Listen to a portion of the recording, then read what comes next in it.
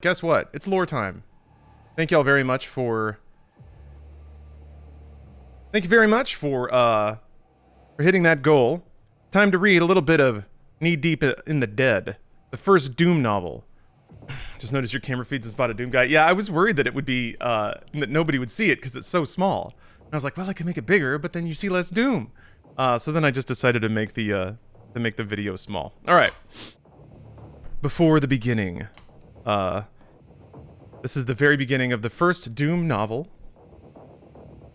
I should look to the side like the old Doom guy. Well, I gotta square up to camera first and then... Kefristan is about as close as you can come to hell on Earth. I say that with authority. I've spent the last 18 months doing a tour here, trying to keep the Kefiri People's Liberation Army, who call themselves the Scythe of Glory, from the throats of the rightist Korastissi, who have the backing of the Azeri transplants from the south who want to keep their enclaves, who are fighting a, quote, dirty war against communist Cuban and Peruvian Mirs. Geez, you get the picture. It's a snarled skein of a million bloody threads up here on the top of the world, in the northern extension of the Karakoram Range between Afghanistan and Samarkand, Uzbekistan. We just punched through the craggy pass, pleasantly known as the, quote, Torn Hymen, holy fuck, in the local tongue, and came across the small Muslim city of Peak Nizganj, Nizganij, perched on a mountain peak of 2,200 meters. I stared in horror. Even 18 months of picking up after the Scythe of Glory and their Shining Path buddies didn't prepare me for what was left of Peak Nizganij. It might trip me up every time. We'll see. Okay. It was a Bosch canvas, severed limbs and hollowed out trunks eaten out by animals. I prayed, planted through the fields like stalks of corn, blood painting over doors and walls like the first Passover, except it was human's blood, not lamb's blood. Corporal Flynn Taggart, Fox Company, 15th Light Drop Infantry Regiment, United States Marine Corps, 888-23-9912. Everyone calls me Fly, except when they're pissed. Fox crept through the town, hell-shocked, trying without much success to count the body parts to make a reasonable KIA guess. Fog or an evil cloud rolled across the mountaintop, shrouding the sprightly red decoration and muffling our footsteps. It was like we walked along a cotton corridor, tripping over gruesome reminders that war, especially the virulent hatred of one tribe for another, throws men back into the pre-bronze, pre-agricultural savagery. I wondered how many victims were killed by the victor's bare hands. Something moved in the mist. A shadow, a shape, nothing more. Gunnery Sergeant Goforth, yeah, that's his name, froze us with a slighted hiss. Fox is damn well trained, even for the light drop. Gates stopped next to me. He touched my arm, silently pointing to left and right.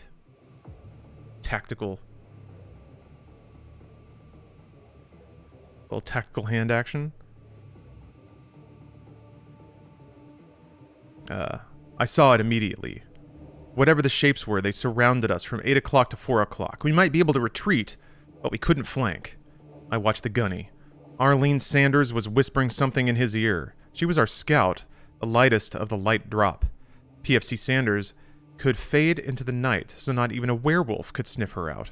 My best buddy. Weird. Okay.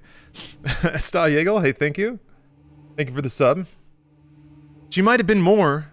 Once, we were buddies. We didn't talk about that night.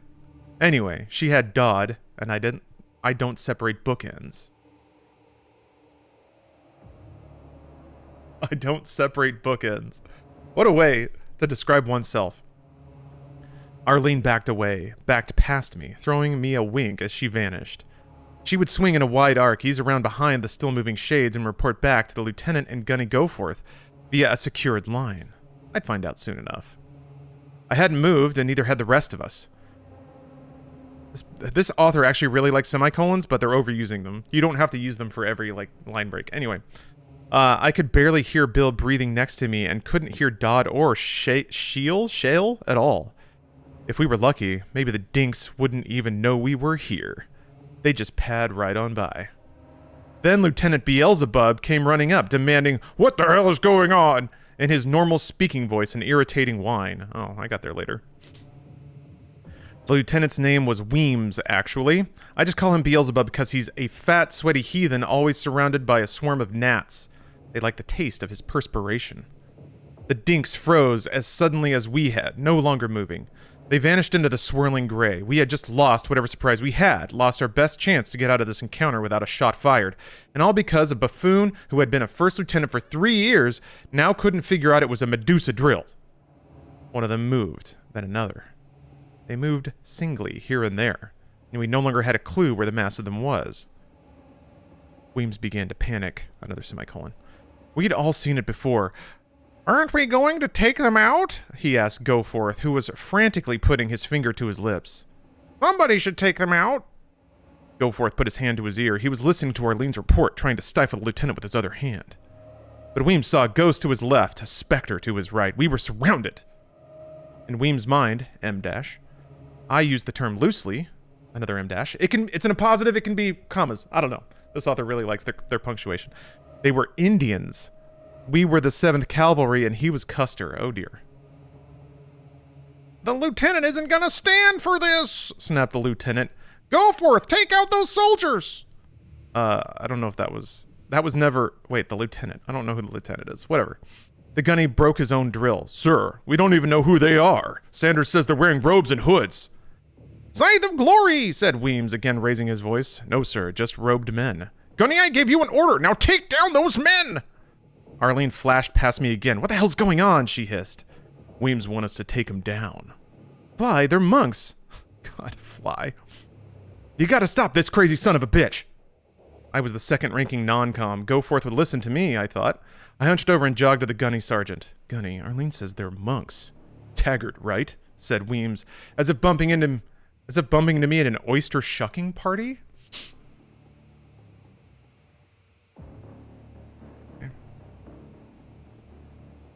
"Sir, they're just monks." "Do you know that for sure? Does anyone know that for sure?" Sanders said. "Ooh, Sanders said. Does Sanders have to deal with Colonel Brinkle every week?" "Sir," began the gunny, "I think we should recon the group before we open fire." Weems looked him in the face, shaking in fury. "As long as I'm giving the orders here, Marine, you'll obey them. Now take out those men!" No way. There's no way that's the line. It's the line! It's so sick. Sausage Worship, thank you for the resub. Monks. Freaking monks. That is the line. Freaking, with an apostrophe. I snapped. Maybe it was the bodies or the body parts, the mountain of air, thin oxygen, a gut full of Weems, Arlene's frightened, incredulous stare, the way that the man who puts his bookends together knows the word incredulous, sure. Excuse me. We're reading the Doom novel. Cool guy, Nick. The way Goforth's jaw set and he turned to give the order, a 20-year man, he wasn't going to throw it away over a bunch of lousy religious dinks. Why does he keep calling them dinks? But suddenly it occurred to me that if Weems were lying face down in the deep muddy, he wouldn't be given no orders. Then we could let the damned monks disappear, and nobody would be the loser. "Excuse me, sir," I said, tapping the Louis on the shoulder. He turned, and I Georged him. Georged him, with a capital G, George, like the name. Full body swing, came out of Orlando, where I grew up, picked up speed over Paris Island, hooked in at Kafiristan, and turned off the lights of Mr. Lieutenant Weems and Pick Nizgandnij. Alas, they only flickered. Power was restored. The dork didn't have a glass jaw. Have to give him that. Semicolon. Weems sprawled messily in the mud, and a couple of the boys were on me like monkeys on a tree. Weems flopped for a bit like a giant spider, and then he found his hands and knees. He glared at me for a moment, an evil smile cracking his face. "Later," he said. Then he turned back to Goforth. "That don't mean crap, Gunnery Sergeant. Now take down those men. Or are you gonna frag me instead?" Goforth looked at me, looked at Weems, looked at the ground. Then he clicked his M92, ready to rock and roll, and just quietly said, "Fox, take down those men." I closed my eyes, listening to powder hiss, bullets crack, and the metal clang of receivers slamming back and home. Slamming back and home, yeah, okay. The screams of the dying, the shouts of the victors. I smelled the smoke from the smokeless powder, the primer, fresh blood. I'm in hell, I remember thinking. I'm in hell. Another semicolon. We mopped up the enemy troops in record time. Strange thing, none of them shot back. Another semicolon. No weapons were found, just 53 men ranging from preteen to 70 or 80, wearing brown robes and hoods, shaved heads, and carrying a couple of prayer sticks. Boys wouldn't get off my back. Weems wouldn't even walk around where I could see him, the murdering bastard, while he formally charged me, and I opted for a formal court-martial instead of a captain's mast. Jesus and Mary, somebody should put a bullet in his brain. I could taste the trigger. I don't even know how I was ever going to be shriven if I couldn't feel remorse. The word, I don't even know that one. All right, that's the prologue. That's a prologue. Welcome to Flynn Taggart, a.k.a. Fly, and the world of Doom, the novel. Well, you want to hear the next story? The next chapter in Doom Eternal, or sorry, Knee Deep in the Dead. I keep forgetting to turn that off. I'm just gonna have to fill up that sub bar again. All right, let's keep going. What did I learn today? Not much. But that's enough of that. Let's get to some lore. Oh, actually, first let me swap out my timers and stuff here.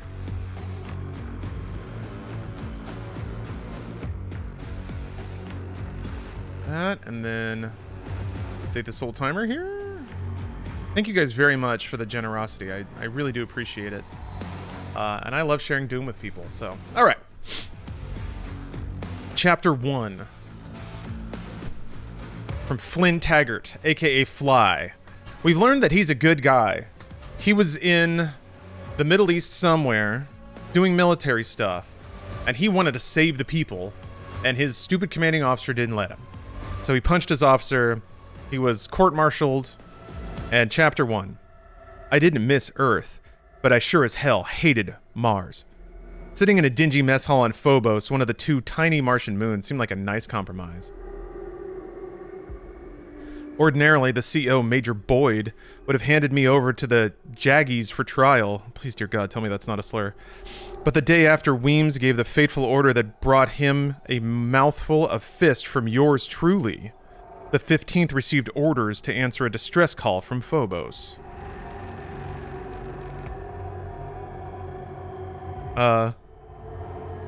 Fox Company was due to rotate back to the world anyway. Boyd decided to mail us to Mars. There's a semicolon there. They poured me onto the transport along with the rest of Fox. Plenty of time to fry my butt after we figured out what the hell the UAC miners were squawking about this time. The Corps, all glory to the Corps. I don't know, or I don't think you know what the Marine Corps truly means to me. It has a bit to do with my father, semicolon. No, he was not a Marine, God no. Maybe something to do with growing up in Orlando, Florida and Los Angeles, seeing first the AirSats Hollywood Boulevard of Universal Studios East, then the even phonier real thing out west. Glitter and tinsel. But what was real? Weapon LTK? Tell you you're pretty? Weapon, you're pretty. Thank you. Thank you for the prime. Oh, it's reference to Jag. Judge Advocate General, alright. Reminds me like Janny's from a forum or something like that. Anyway. Everything in my life rang as hollow as the boulevard until I found my core in the core. Honor wasn't just something you did to credit cards. A lie wasn't called spin control, and spin was something you only put on a cue ball. Yeah, right. You think you know more about it than I? I know it was all BS, even in the core. I know the service was riddled up and down with lying sacks of dung, like everything else. There was no cause so noble it will not attract fug heads. Fug. F-U-G-G. Fug heads. One of those sci-fi writers Arlene is always shoving at me, David Niven or something. But god damn it, at least we say the word honor without laughing. At least we have a code. I will not lie, cheat, or steal, nor tolerate those among us who do. Even if individuals don't always live up to it. At least it's there to reach for, even if our grasp falls far short. At least decency. has a legal definition right there in the Universal Code of Military Justice. At least respect means more than leaving the other guy's graffiti alone. At least we do more crap by 6 a.m. than most of you civilians do all day. Who's he talking to? Is he just muttering all this to himself? He's just sitting on Phobos, like, staring into his coffee? I'm a Marine, I'm a cool guy, god damn it. Also, this book is not very long, so I don't think... Hold on. How many chapters are there? I might need to pace myself a little more. I think I'm reading too much. This book's gonna go by real quick if I'm not careful. Hold on, let me... Oh, wait, no, I think this is just the sample. They're only giving me the sample until the physical books arrive. Okay. Maybe not. Okay. At least the core is the core. Semper Fidelis, damn it. We know who we are and why we are. Do you? This is... Doomguy's kind of a prick. Alright. Arlene never saw it the way I did. Semicolon. Hell, no one did. I was a majority of one. Super sick. But you can't understand me unless you understand this much. Colon. There was a place in the world where decent men walk the streets, where water flows uphill, where miracles happen behind enemy lines without air support, and where a guy, boy or girl, will stand on the wall that divides you people from the barbarians at the gate. Take a bullet and shoot back at the son of a bitch what fired it. This is some, like, I studied the blade shit. This is awesome. Unless you've been there, you'll never know. I want to take you there. He's gonna Jokerize us. Awesome, sick. He's gonna red pill us. The long trip to Mars was dull, and the little voice in the back of my head had plenty of time to ask whether I would do anything different if given the chance. I had to honestly answer no. Funny thing is, I'd always hoped to go to space one day, but not like this. My idea was to be on a deep space exploratory ship, pushing out beyond the bounds of the known solar system. But when I scored only a 60 on the Mills Space App test, the chances of me receiving a deep space assignment ranged somewhere in between infinitesimal and forget it. The big surprise was that one right uppercut to the concrete jaw of Lieutenant Weems opened my pathway to the stars. Not only would I do it over again, I'd still enjoy it. I stared at the two men whose job was to guard me, and I had a strange feeling of unreality. Want some coffee? One of them asked, with something that sounded like actual concern. His thin face reminded me of one of the monks. Yeah, I said. Black, if you don't mind. He smiled. We'd run out of cream back in Kafiristan, and when he hopped up to Phobos, the supply situation was no improvement.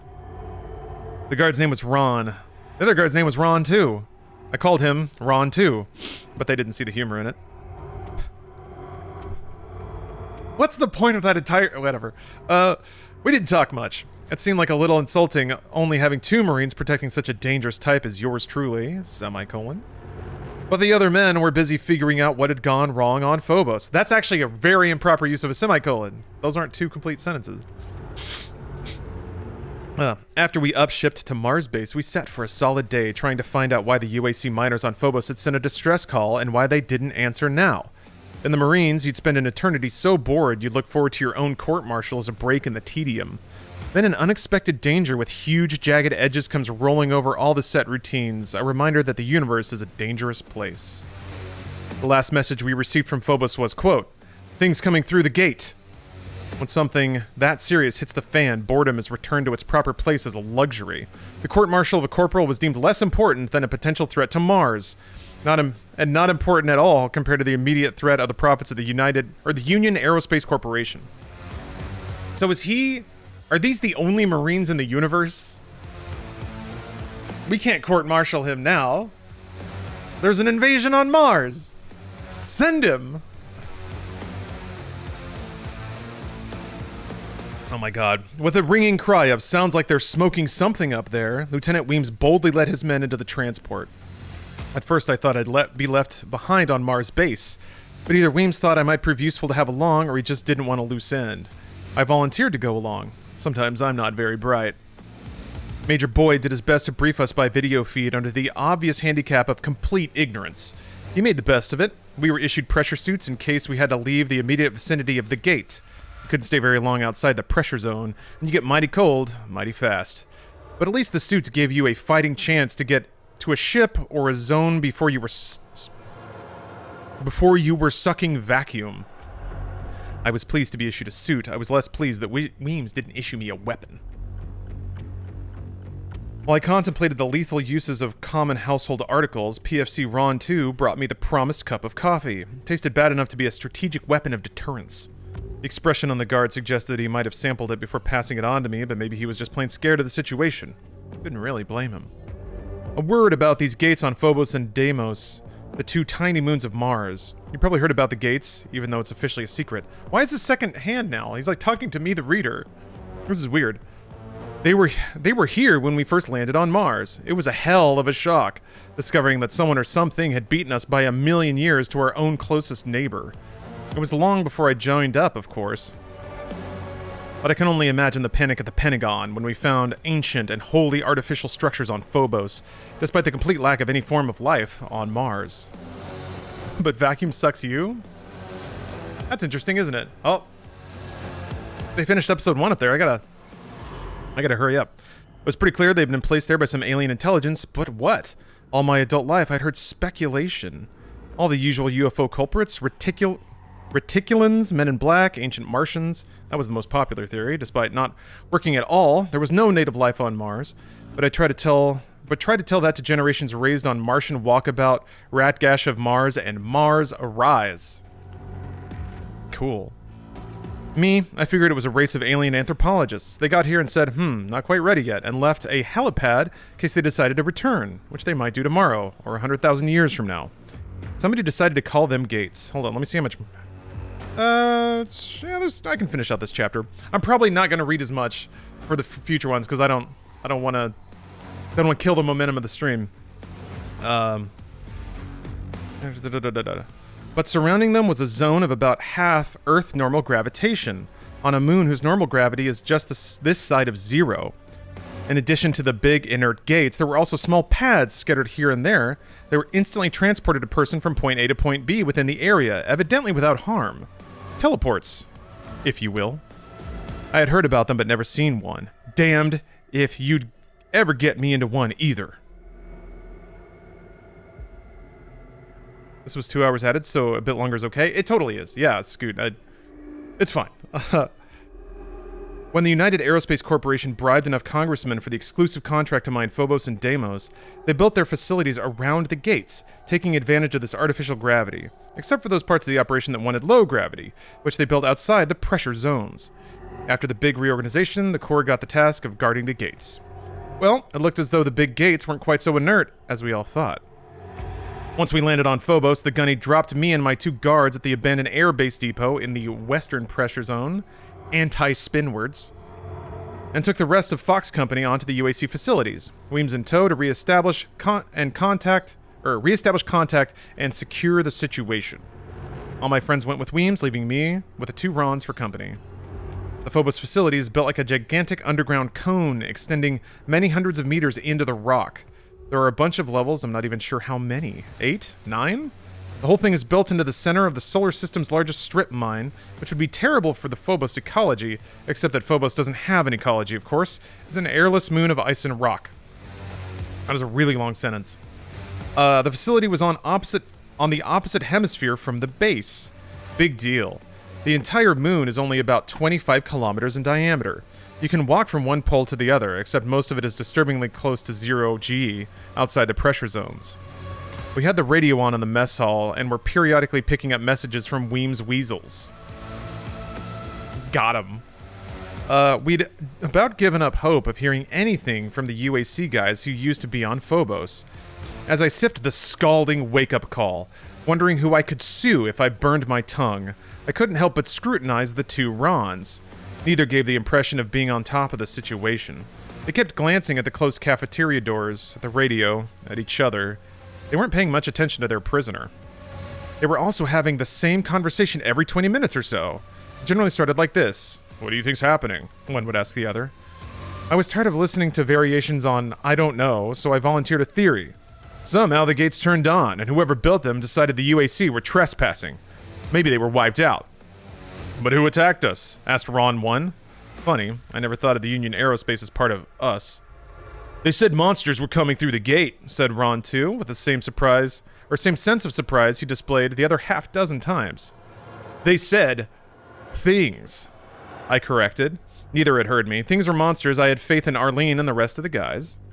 The guards didn't strike me as being overly interested in the subject of high-order physics. They had reached firm conclusions in the realm of the biological sciences, however. They didn't believe in monsters. The truth is, neither did I. In one respect, I was as bad as the PFCs. There were questions that couldn't be answered yet, but they wouldn't stay out of my mind. Who was the enemy? How had they reached Phobos through the gateways? And most troubling of all, why hadn't Fox found any bodies yet? Major Boyd and even Colonel Brinkle back on Earth would want answers to these questions and a lot more. Suddenly, the radio sputtered to life, grabbing our attention, an invisible hand reaching out to choke the breath from us. It was PFC Grayson, out front on recon, reporting to Weems, who was elsewhere in the facility. The young Marine had found a corpse. Weems radioed back the obvious instructions. Oh, SGK, thanks for the sub. After the first act BS, yeah. It's good to front-load it, I think. Once he gets his shotgun, it should pick up a bit.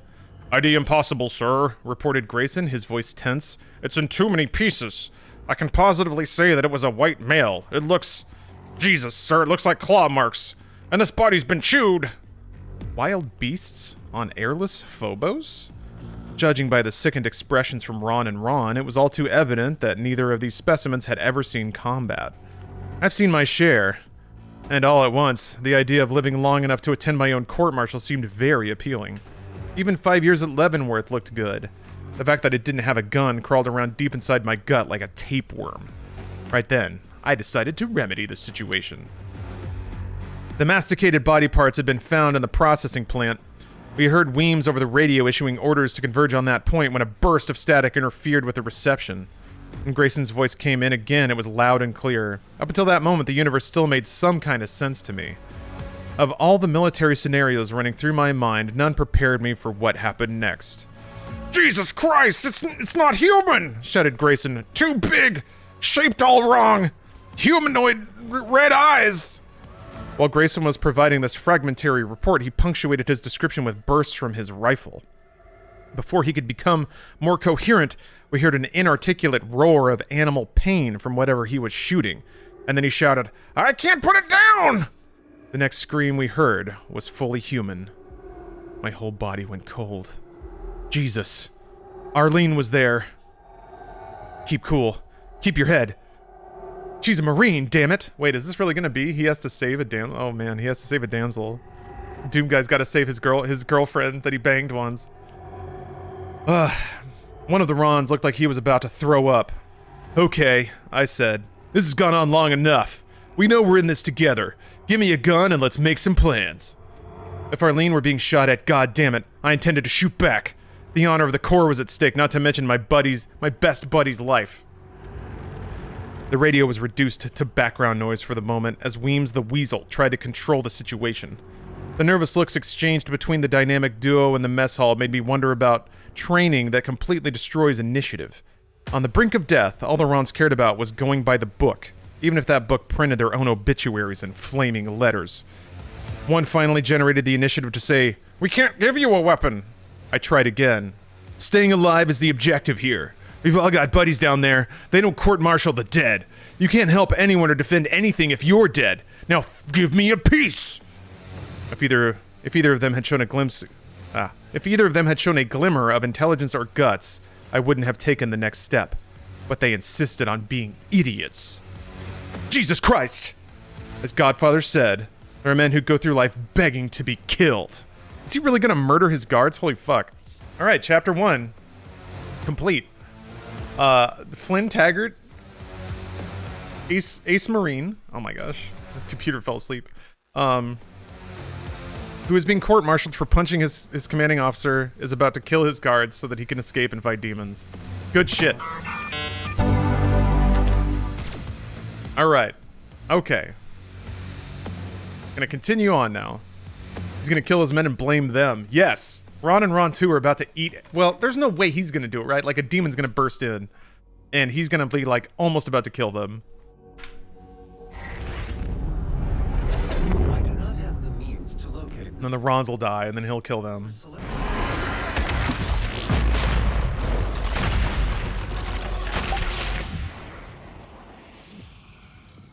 Perfect. All right. Guess what? It's lore time.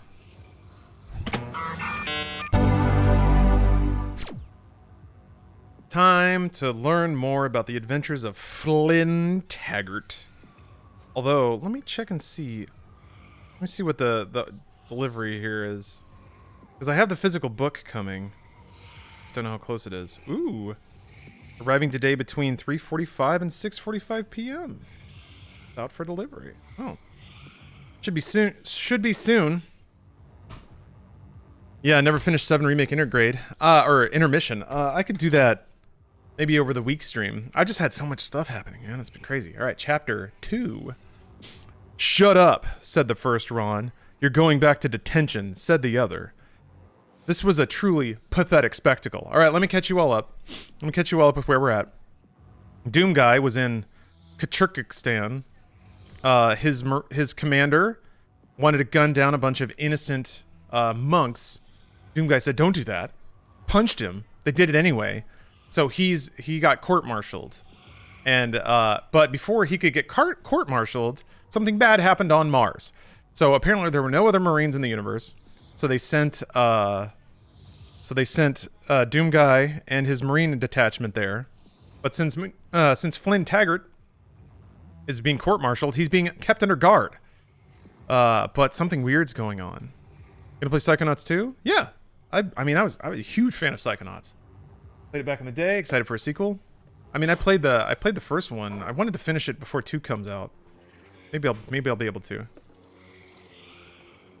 All right. So Doomguy is in a room with 2 guards who are both named Ron. That's not a joke.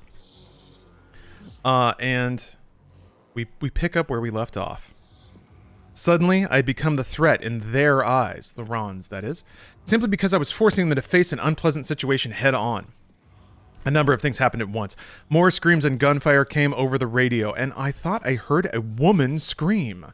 Oh yeah, he's got an ex-girlfriend that he has to go save, too. The nearest Ron unholstered his 10mm pistol and pointed it at me. Then the poor jerk gestured the direction he wanted me to walk. He gestured with a hand holding the pistol. With an invitation like that, what could I do? I caught his arm, moved the gun aside, and rabbit punched him in the kidneys. The gun slid across the floor. The other Ron was still fumbling with his holster, so I turned and jabbed him in the throat. Not hard enough to kill, but with enough impact to keep him busy trying to breathe. Alright. Now this is italicized. Sorry, Rons. Arlene PFC Sanders means more to me than the both of you rolled together.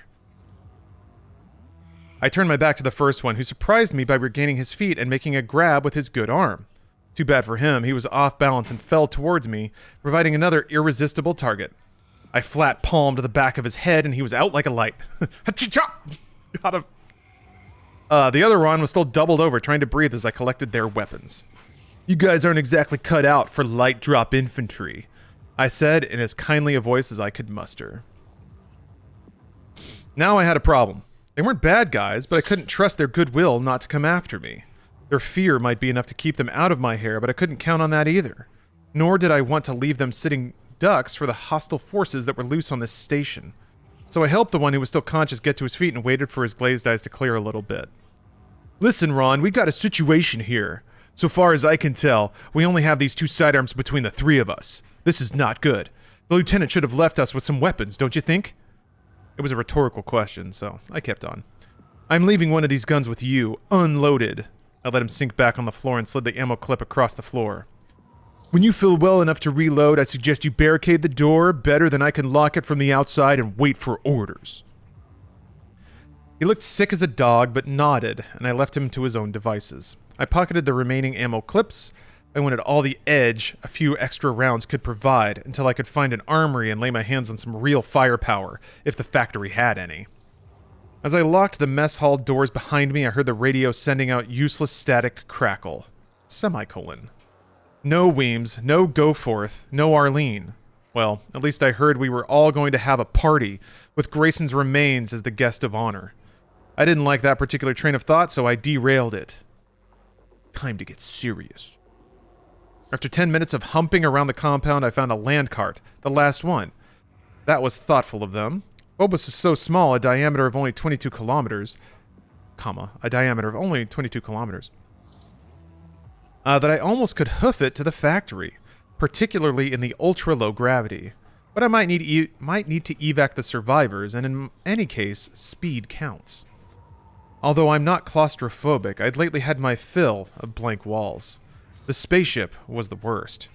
Traveling through 1,000,000 miles of nothing in a little cubicle just so you can reach another cubicle at the end of space is not my idea of the conquest of space. At least for the one day we spent on Mars, we had a view. The domes were made of super thick insulated plastic, but were cleverly designed to give the illusion of being thin as a soap bubble. The only trouble was that the view wasn't very impressive. A blank expanse of empty desert broken by an equally barren, dark purple sky. I was only so thrilled with looking up at the stars. I liked something bigger up there. Although we could see Phobos from Mars base camp, it was so tiny, it almost looked like a bright star trucking across the sky. Not enough moon for a melancholy mood. But now, as I crawled to the land cart out under the black, airless sky of Phobos, I enjoyed my first genuine feeling of freedom since I left Earth. Mars loomed in the sky, 3/4 full, larger than any moon, and burning red as all the blood of the armies ever spilled in uncountable battles across the stupid, drooling face of eternity. The face of a monster. Man, what the fuck is that line? What the fuck? Anyway, by contrast, the gray, dull surface of Phobos looked like a brittle What? Okay, what? Oh, okay. By contrast, the gray, dull surface of Phobos looked like brittle. I guess like the food. Laundry soap or dried oatmeal. The only variation was Stickney, the huge crater that covered 1/4 of the moon's surface and filled the rest with impact striations. At that moment, I thought that Mars might be the last beautiful sight I would ever experience. Ahead lay nothing good. The thought that I might shortly die didn't bother me nearly so much as the dread of letting down my loved ones. ... Again. Oh man, what a complicated character. There weren't that many back on Earth, but there was one here on Phobos that meant everything to me. Oh, here we go. Maybe I did love her. I couldn't say. I mean that literally. I couldn't say it with her hooked up with that Wilhelm Dodd, the dirty bastard. But that didn't mean crap. Semicolon. If Arlene were in trouble, then putting my life on the line was the easiest choice I'd ever made. Doing my duty didn't mean I had a death wish. It meant I would have to stay alive as long as possible to find her and hump her out.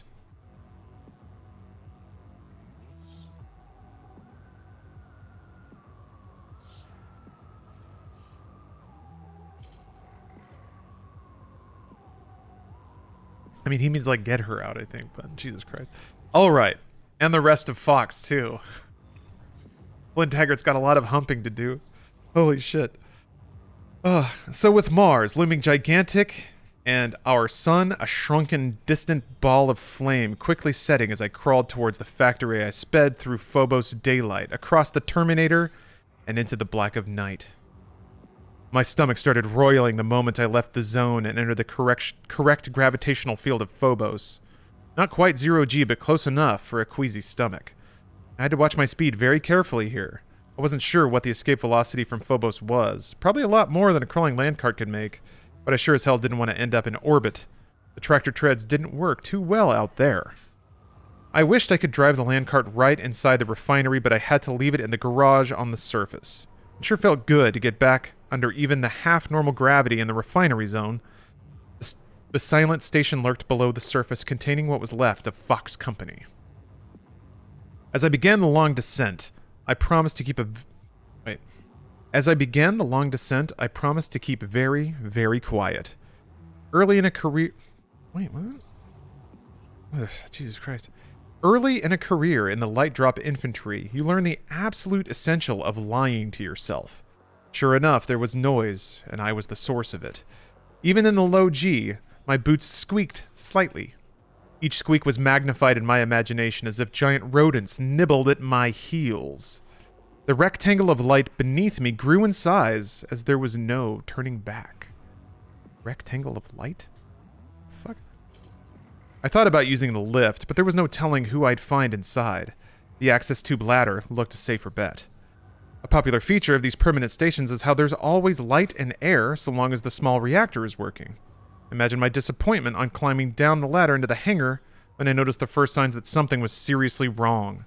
The lights were flickering, and I didn't hear the whine of the air recirculators. The light was adequate to show an empty corridor stretching out in front and behind me. The section didn't seem to show any signs of recent conflict, and no sooner did a small part of me make the mistake of relaxing than I heard a sharp, hissing sound. Before I had time to think, the 10mm was in my hand and I had spun around into a defensive crouch. I'm sure I scared the leaky pipe real bad. At times like this, nothing is more welcome than an anti-climax. I think Flynn Taggart knows a thing or two about anti-climaxes. Given how he talks about the chick he banged one time. Oh boy. As I examined the damaged pipe, mindful to not be scalded by the escaping steam, I realized that I might have found something interesting after all. The pipe had been dented by a blunt metal object of some kind, and there was a rusty stain on the floor underneath it. There was really only one direction to go, so I went. That direction would also take me toward the hangar control room, where I could swear I heard low, growling noises. Somehow I didn't feel like reholstering my gun. I didn't like the way my palm was sweating, either. Taking it nice and easy, I proceeded down the corridor. I had a good long view ahead of me. No room for surprises. I didn't hear the animalistic noises again, but that didn't make me feel any better. Finally, I reached the control room. Right before I pushed the door open, I felt a sudden shiver on the back of my neck and spun around, trying to look down both directions at once, like one of those crazy cartoon drawings of a double take. But there was nothing. At least nothing I could see. No casualties yet, thank God. The control room was empty, but it had a peculiar odor, like sour lemons. After months in a barracks, whether in Kafiristan, on Mars, or in space, you get used to the smell of paint and gallons of disinfectant. But this was nothing like that. I didn't like it, one bit. The entire fucking scene in the book goes on forever. Yeah, it's dragging on. I mean, they think they're building tension, right? It only took a few minutes to establish that all the equipment was in working order, except for the communication system, which was smashed into non-existence. Then I had a brainstorm. There might be a gun locker here. Something left over from when Phobos was an Air Force outpost. Something a bit heavier than a 10mm pistol would greatly improve the adjustment to my new environment. I found the locker and jimmied open the door fairly quietly, semicolon, but there were no weapons. Not how you use a semicolon. Bare cupboard. Not even a slingshot. But so it shouldn't be a total waste, there was a nice selection of last year's flak jackets. Not combat armor, but better than skin and a pressure suit. One looked like it fit me, so I put it on. Oh, Rush, thank you for the prime. There seemed nothing else to do but resume my journey along the corridor that must ultimately take me into the rest of the station. I was reaching that dangerous psychological state when you feel that you're the only living person in what had been a battlefield situation. Another word for it is carelessness. Reconnoiter, you bastard. My little voice was telling me to get back with the program. Not a moment too soon, a human figure came striding purposefully in my direction from just around the curve of the corridor. I almost shot first and asked questions at some undetermined future date. Really how you say that? You could just say later. You could just say later. It's not clever to put in more words when you can use less. Anyway. Reminding myself that Arlene and my buddies were here, as well as UAC civilians, I relaxed the old trigger finger at that crucial moment.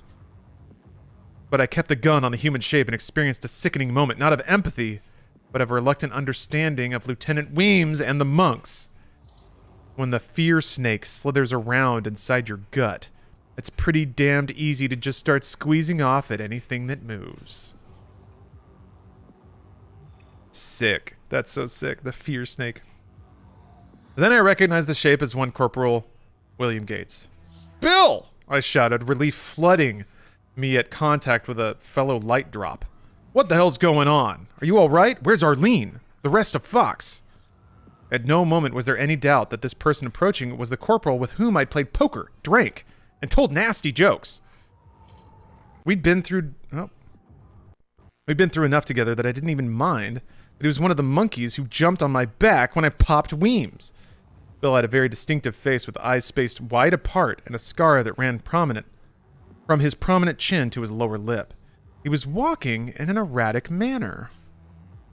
Fatigue, I assumed. Men in combat situations can get very weird, and I'd seen plenty worse than this. Battle fatigue might even have explained the strange words coming out of his mouth, stuff that sounded like an old horror movie.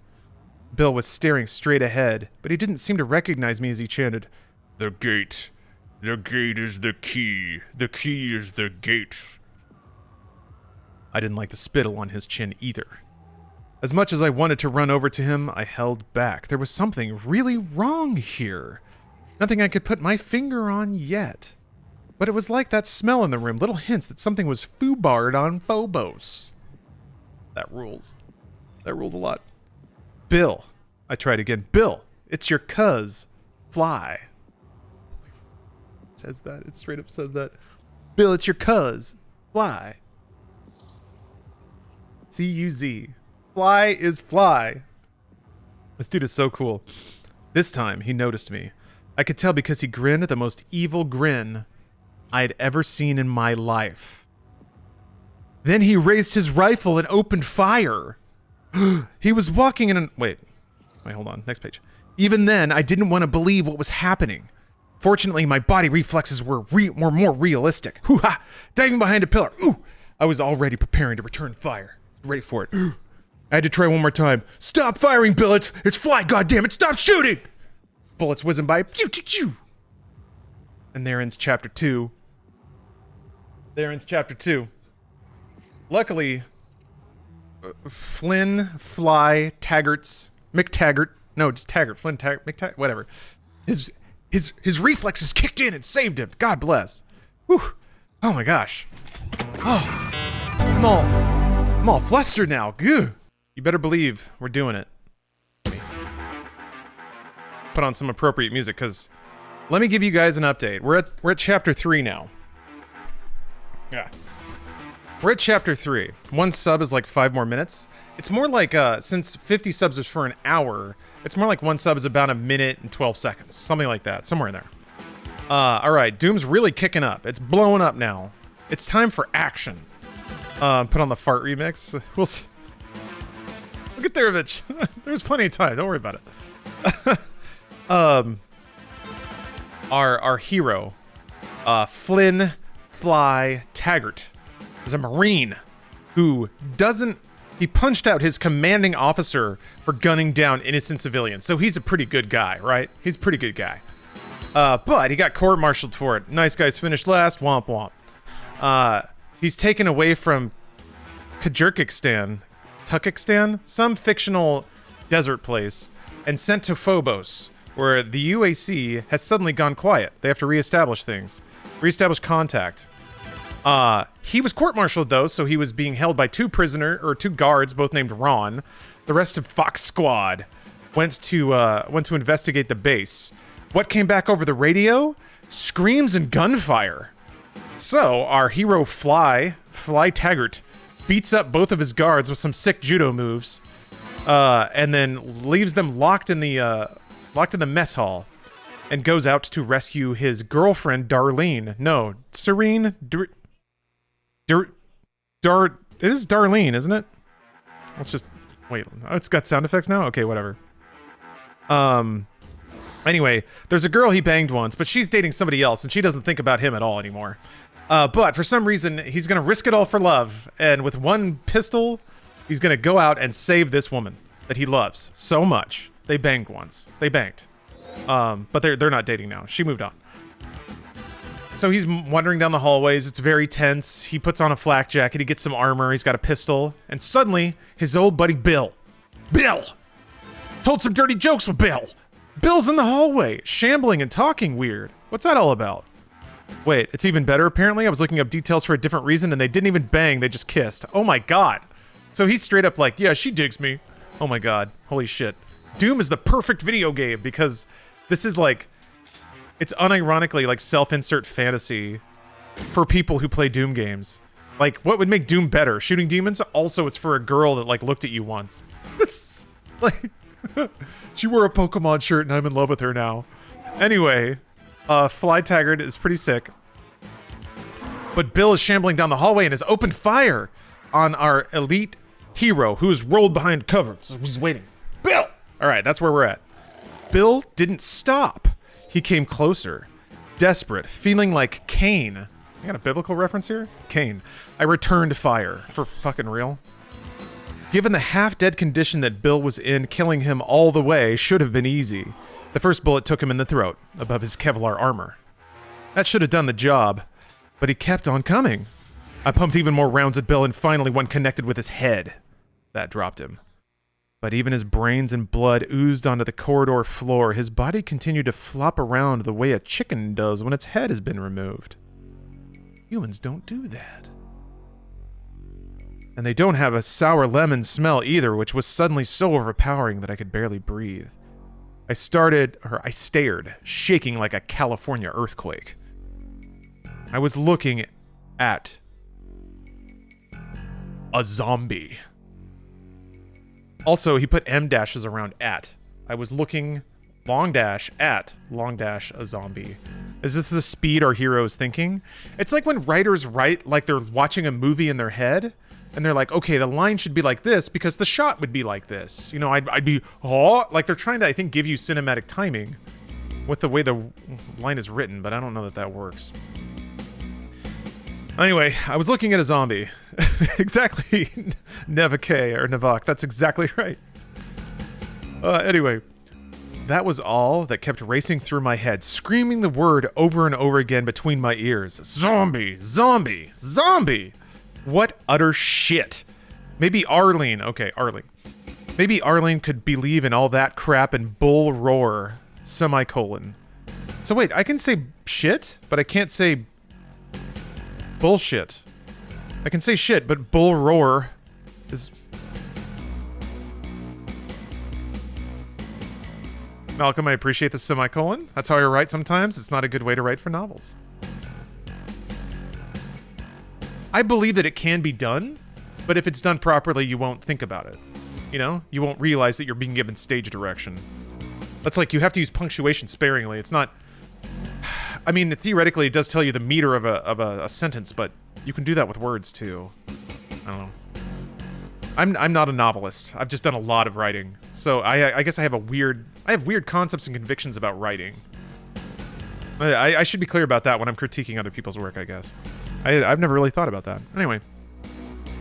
What utter shit. Maybe Arlene could believe in all that crap and bull roar. She watches those damned horror movies all the... I wasn't never going to watch anything like... A freaking zombie? I was crazy. Buggin'. Freaked like some hippie punk snot flying on belladonna.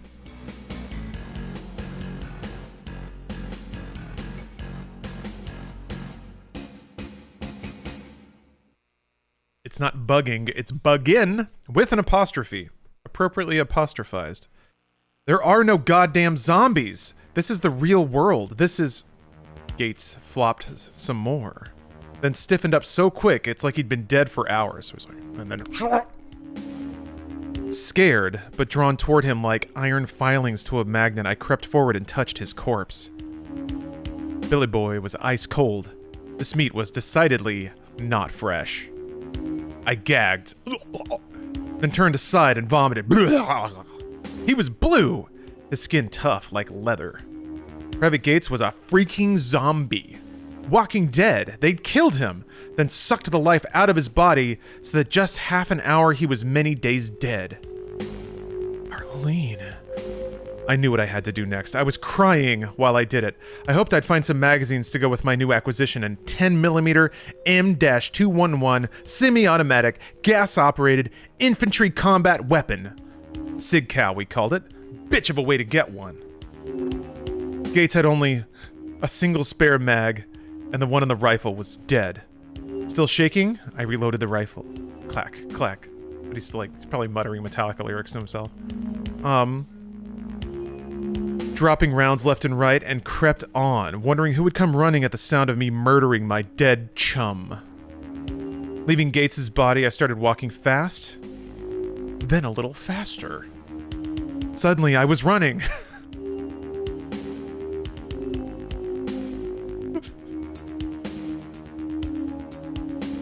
Oh my god.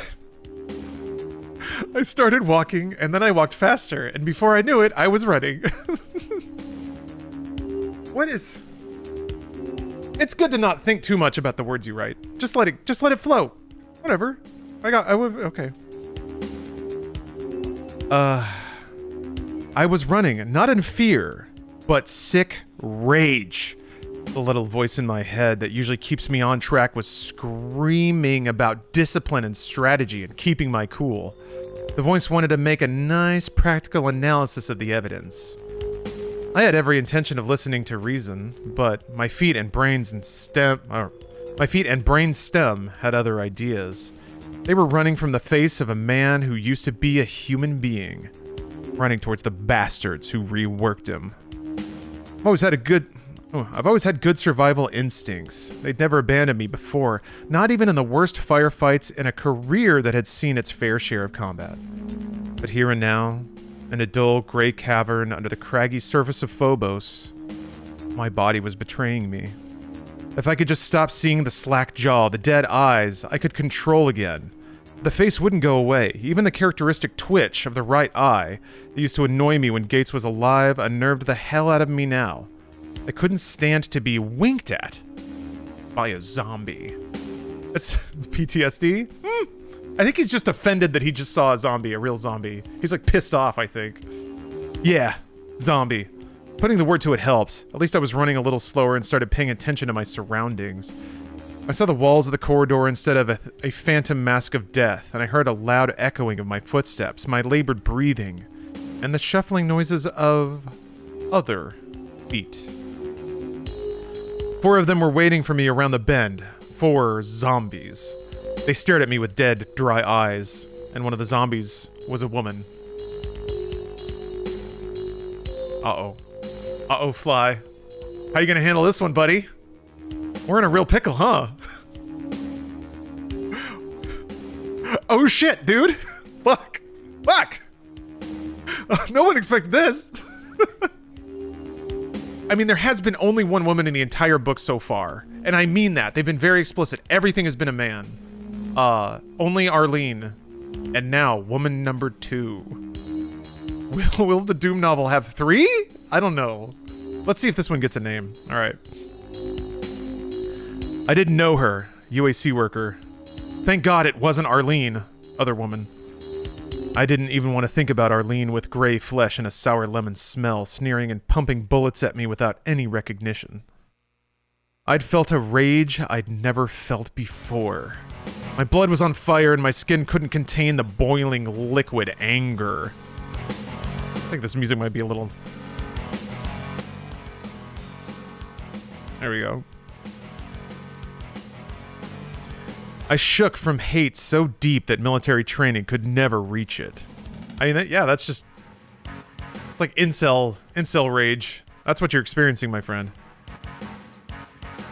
I didn't want to shoot these travesties of human life. I wanted to rip them apart with my bare hands.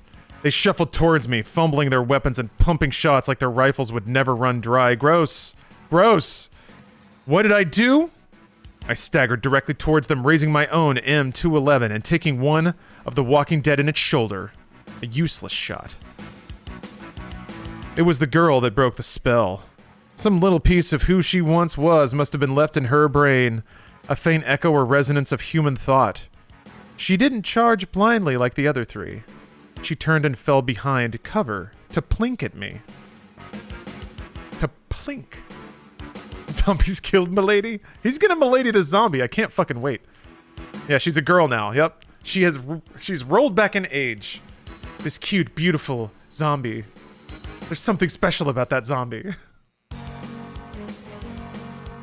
She said, I have a boyfriend? That's written on the bullets, and she's like, fuck.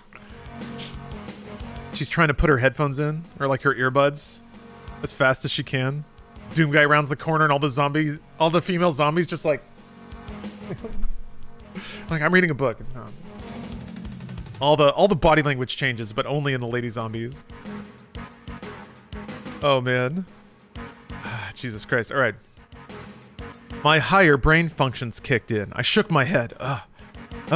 Get yourself together, fly. Then strafed while sidestepping to a pillar. Once behind cover, I aimed a shot into Zombie 1's head. It roared, then danced like a headless chicken and collapsed. I got the message. Only headshots got me any points, just like the movies. That's amazing dialogue. Also the way he describes it. Hold on. I need a prop for this. Oh!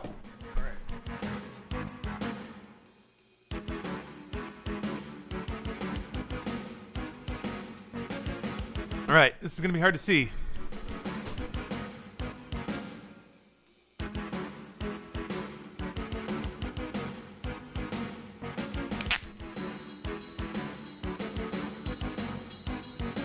You're reading the Doom movie script. No, I'm reading the Doom novel. That came out in like the early 90s. Alright, so let's bring this over to yeah. So, okay, let's read that action again because that was fairly explicit. He's talking about how much he's in love with this zombie. Alright, I shook my head, then strafed while sidestepping to a pillar. Like, that's pretty explicit, but what that looks like? Like, talking about like this. Like, maybe a little hop? That's pretty action. Just staring straight forward. That's pretty tactical.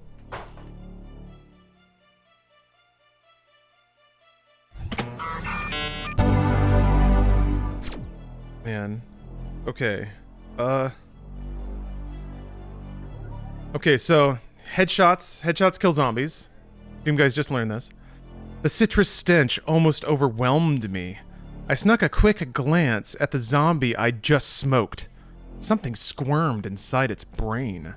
Swallowing nausea, I took a bead on Zombie 2. The zombie girl chittered. Cutely. I added that, but... And the other two headed jerkily towards the console behind which she was crouched. Damn, she was hot. I think I'm in love with her. I caught Zombie 2 before it made it halfway, but the other one took a position. Jesus Christ! But the other one took a position behind cover, and both it and Zombie Girl returned fire. It's capitalized now. Zombie Girl. That's her name. So she does have a name. That's good for that character. A standoff. I was trapped behind the pillar, 2 zombies behind an instrument console marked UAC and covered with sticky pad notes. Why do we need that info now? Anyway. The other 3 of us separated by no more than 20 meters. Swiveling my head, I stared wildly around, trying to spot something useful. 5 minutes deep into the Phobos facility, and I was pinned down inside a mortuary in hell. A dozen bodies sprawled on the floor from the open control room in which I stood, all the way to a curve. What the hell? This sentence doesn't make any sense. Okay. I was pinned down inside a mortuary in hell, period. A dozen bodies sprawled on the floor from the open control room in which I stood, all the way to a curve in the corridor beyond which I could see no farther. Period.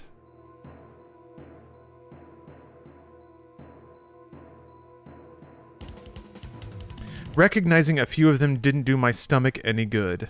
The others were probably UAC workers. And unfortunately, that's the end of my book sample. But I can buy the full thing. I have the physical book arriving.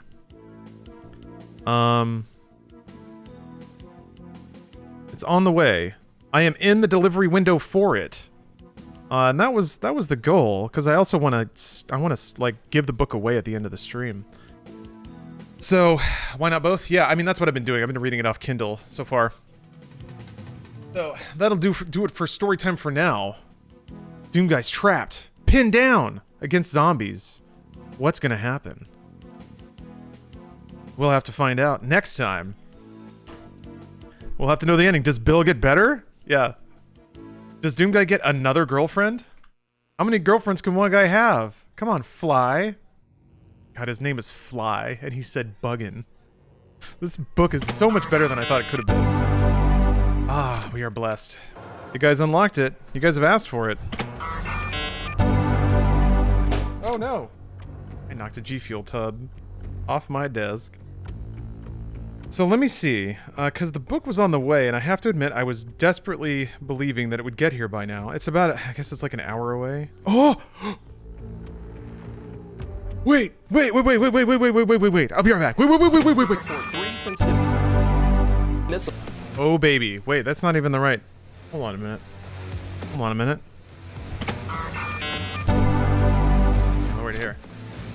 Fine literature has arrived. A Doom novel, in the flesh, knee-deep in the dead. Beyond the classic game, the first book in a terrifying epic. This is not, unfortunately, the first pressing of that, because that would not arrive in time. But luckily, this arrived just in the nick of time. Looks like copyright 1995. It's software, so... Now we can read as God intended on a physical book. Those real-time reflections, yeah, you can the book is ray-traced. You can see Doom Eternal there. Pretty cool, huh? Alright, now I have to triangulate where I was. You tried to get a first edition? I mean, it was listed. Yeah, that would have taken way longer to,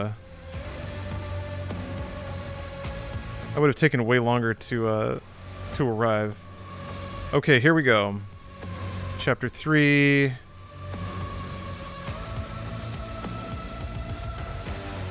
Okay. Let's get back into lore. Get back into lore time. This is Doom 1 the book, not Doom Eternal. That's correct. This is the book for Doom 1. The Doom video game. I think Doom 2 might have been out at this point, but... Okay, let's see. Higher brain functions kicked in. Zombie girl chittered to stand off. Okay, 5 minutes deep into the Phobos facility. Okay, got my point. Let's have a brief recap, though. Our soldier man, whose name is Flynn Fly Taggart, is a Marine, but he's a good Marine. His commanding officer wanted to kill civilians, and he said no, punched him. But they killed the civilians anyway. Flynn is court-martialed, so he was being held by guards when they were sent to Mars to investigate why they lost contact with the Phobos colony. And then things started happening. Sounds of screaming, gunfire over the radio. What's going on with Fox Unit? Flynn's being held captive by two Rons who he beats up with some expert kung fu moves. He gets out. He's got a gun. He finds his buddy, Bill, in the hallway, walking kind of funny. Bill's a zombie. He shoots Bill. Takes his shit. He's kind of torn up about it, but not really. And then he walks down another hallway, and then there's another room with 4 zombies, and one of them's a chick. Doomguy is freaking. He's bugging, in fact. Literally bugging. He dove behind cover again, which he likes doing. He side-strafed, and then whoo! He's pointed up. He popped one of their heads with a gun. Shot him, and then the zombie girl, who is named now as Zombie Girl, apparently can control the other zombies. So, here we are, 5 minutes deep into the Phobos facility, and I was pinned down inside a mortuary in hell. A dozen bodies sprawled on the floor from the open control room. Oh yeah, the broken sentence, we're just gonna skip that one. I thought I'd seen Warren Kefiristan. I'm gonna say it wrong every time on purpose. The undead and I played a game of tag around the pillar. I popped out to fire a shot, and they sprayed my position a moment after I abandoned it. There wasn't much time to appreciate the fine details. The third time I popped around for a shot, I slipped on fresh blood. Even as a kid, I was good at turning mishaps into advantages. Special training merely augmented my natural instinct for survival. I hit the floor on my knees, then dropped to my belly to aim a shot while braced against the floor. So he just went off saying how his animal instincts kicked in, but he just tripped and went, fuck! And then, flopped on his stomach and shot. That's it. Hold on.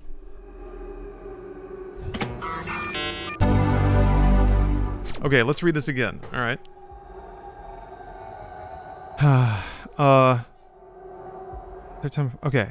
There wasn't much time to appreciate the fine details. The third time I popped around for a shot, I slipped on fresh blood. So I'm behind cover. I step out. I'm like, shit! Slipped on fresh blood, but then my animalistic instincts, my combat instincts kick in. Let's see here. Even as a kid, I was good at turning mishaps into advantages. Special training merely augmented my natural instinct for survival. I hit the floor on my knees, then dropped to my belly to aim a shot while braced against the floor. He's laying on the floor. He's not braced against it. Yeah, hold on. I can't drop to my knees like that, but okay. I don't want to like crack my kneecaps open, but he's here and he's like, okay, here we go. I'm gonna go shoot at the zombies. And he's like, he steps out, right? And he's, hold on, gotta get some foot action here. He steps out. And he's like, oh, oh shit. Ah!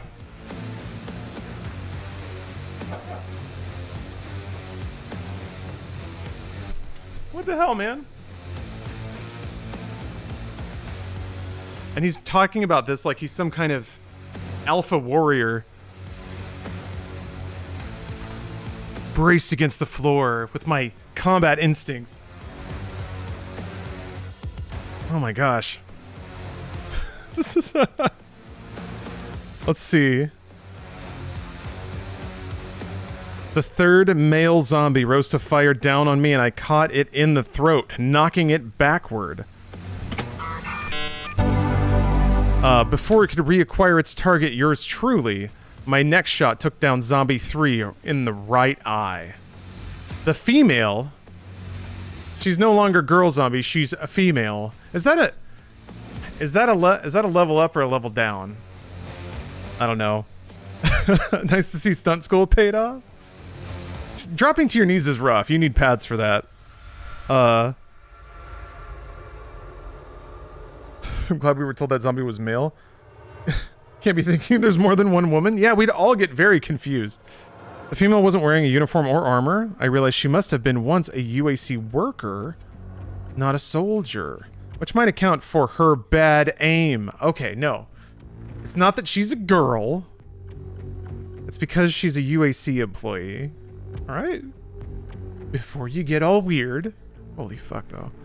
She fired off a couple rounds that missed by a wide margin. This is italics. I can fight this war forever, I thought, rage starting to creep back. Then it struck me. I could fight this war forever, at least until I was finally blown away, and never come close to figuring out what happened here at Phobos Base. I had to take one of the bastards alive, if that was the right word. He's gonna capture the girl zombie. The plan flickered through my head between one shot and the next. Now that I finally had a plan, I was light drop infantry again. Quickly, before she could adjust and acquire me. I bolted around the pillar, head faked to the left, then cut right and hopped over the console. Zombie girl swiveled the wrong direction, and before she could turn back, I swung the butt of my sig cow into her temple. So he really just like, hoo-ha! That's the extent of his, like... She's like, I'm kind of a Napoleon of combat tactics, so I do this. They think I'm gonna go that way, and then I go this way. Blows their minds every time. Jesus. So he cracks her on the face. She dropped like bricks on Jupiter. The rifle sailed from her hands across the floor. I slung my own M211 across my back, flipped her over, and shoved my pistol in her mouth. What the hell's going on? I demanded. She said. I pulled the gun out of her mouth, but she kept talking as if she had not even noticed it. Is the key! Gate is the key! Key is the gate! Coming! Kill you all! Zombie girl's eyes shifted left and right. She was preternaturally strong, but not as strong as Big Fly Taggart.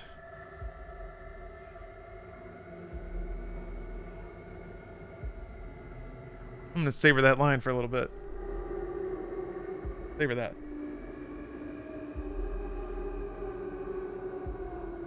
It's not even like air quotes. He just calls himself Big Fly Taggart. I drag knuckle on ground, stronger, more grip strength. Okay, god damn it. My hand drooped as I stared at her, and she snapped at it like a rabid dog, trying to bite me. The other woman in this book has had one line of dialogue, and now this woman's being described as rabid dog. Specifically woman. There's no reason for her to be woman yet. That's interesting. Abruptly, I realized why the zombies' eyes were so dry and their vision so bad. They never blinked. I pushed the pistol against her forehead. If there's any piece alive inside of you, you know what this thing will do to your shriveled little brains. What the hell is coming through the gate? Great ones. Gate ones. She focused her eyes on me, seeming to see me for the first time. She didn't answer, but for a moment her face was filled with such torment that I could no longer stand the interrogation. I cocked the hammer, her eyes rolled up, looking over my head. Do you want this? I asked. Ugh. Oh. Zombie girl closed her eyes. It was the only kind of prayer left to her by the reworking that made her what she was. This is going weird places, yeah. I closed my own eyes when I squeezed the trigger. The gunshot snapped me awake again. That's the same thing, though. Whatever. I jumped up, slid the sig cow into ready position, and backed away from the undead dead. That's very edgy. What the hell was going on? I started to think I had an answer. Part of an answer. Who built the gates? The question endlessly on everyone's lips might be about to be answered. That is the sentence. Maybe. But were the great ones coming through the gates... Shit. But were the great ones coming through the gates the ones who had built them? Or had the builders already been overrun by some even more powerful, horrific critter who was now joyfully following gate after gate, finding and overpowering all the colonies of the builders' empire? Neither thought was pleasant. Humans were either trespassers who were about to be run off the property or desert after a main course of gate builders. I got the shakes. Real bad. I backed into a dark corner. M211 pointed toward the corridor. The unknown, the way I hadn't been yet. That was weird. I had not seen a particular body I'd half dreaded, half hoped to find. Christ. Arlene was still somewhere out there, one way or the other. I might soon be the only living human on Phobos, I realized. I had little faith left in the guards I'd let back in the mess hall. First contact with zombies and they'd roll over and, to coin a phrase, play dead. I could imagine a rotting corpse that used to be Lieutenant Weems telling them to get with the zombie program. The Rons would salute and, yes sir, themselves straight to hell. Jesus Christ. This character is insufferable. He's just a shit talker. Like about everything. Fuck, man. Anyway. The old survival mechanism was definitely starting to kick in for yours truly. I'd never been completely comfortable as a team player. I could see myself doing the job of zombie exterminator until I was the only biped left standing on Phobos. These living dead characters weren't very good soldiers. Yeah, I could dust them all. Except for one little detail. I couldn't bear coming up against what used to be Arlene Sanders. Arlene! No, that wasn't very appealing at all. That's not like she was my girl. She had her Dodd, and it seemed to satisfy her. Dodd and I didn't really like each other, but we tolerated for Arlene's sake. Not love, I swear. It's just that Arlene lived in the same world I did, and I mean a lot more than just wearing the same uniform. Oh, wait. Okay, never mind. I read that weird. Not love, I swear. It's just that Arlene lived in the same world I did, and I mean a lot more than just wearing the same uniform. She wasn't like any other girl any other girl I'd known. Arlene remembered being awakened by a DI heaving a trash can down the hall, same as me. She remembered the jarhead getting all over her. On your face... Whoa, okay, hold on. She remembered the jarhead getting all over her. On your face. Down, up, down, up, down, up. You keep pumping him out until I get tired. She knew about Reveal at 0500 PT, or a dainty 8-mile run at 0505. Arlene knew the smell of disinfectant. She knew all about scraping 2 years of accumulated crud off a wall with a chisel, so the next guy could slap on a quarter-inch thick splash of anti-corrosion paint. She'd spent just as many months as I wrestling a goddamn floor buffer up and down a corridor, while already dog-sacked from hours of PT, obstacle course, combat training, small arms, endless, mindless instruction on how to break down and reassemble a sig cow while blindfolded, and lectures on the exotic venereal diseases of Kafiristan, Mars, Phobos Base, and Ohio. What the fuck? Hours that always seem to add up to 26 or 28 per day.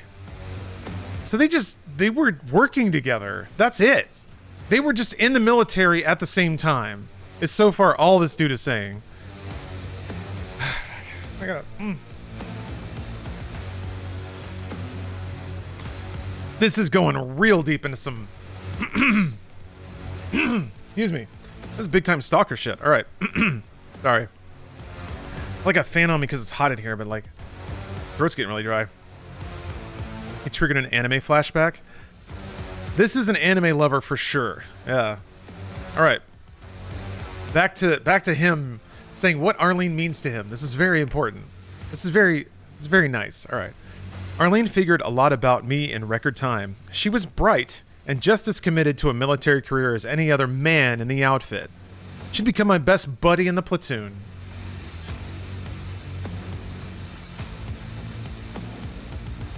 Like, are women just expected to not be committed? That's... God damn it. Sounds crazy, but you could see me, man. Oh, he's friend-zoned? I think so. That's what it seems like.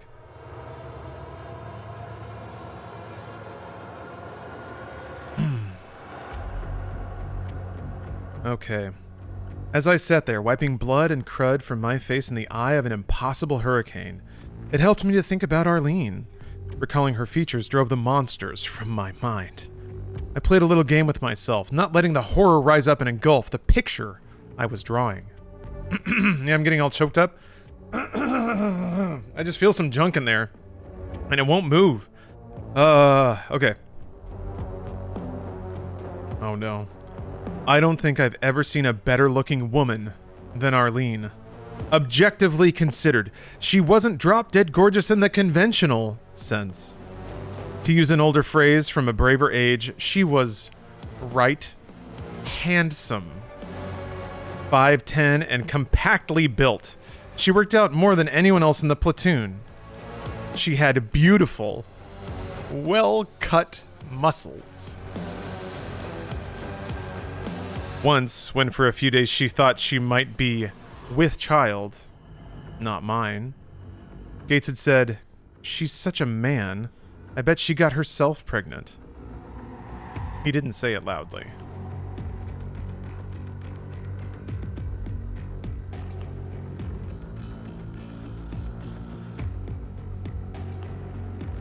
Eve, thanks for the sub. She's Vasquez? Yeah. Uh-huh. She's Vasquez, and also the author had a crush on Vasquez when he was younger. And never was ever in the military. But, like, projected this whole, like, weird fantasy. I think that's pretty much it, yeah. Oh, it keeps going. I liked how she looked at everyone through slitted eyes, giving her a hooded serpent look. She was not to be trifled with, as one skank found out when he thought it was funny to sneak up behind her and pull down her pants. The rest of us were certainly interested in seeing all we could of her well-shaped posterior. But we weren't idiots. Without turning around, she backhanded him perfectly and broke his nose. At the time, all I could think of was how much I enjoyed seeing her move. We're talking about ballet here. Of course, there was a lot more to Arlene. She had a brain.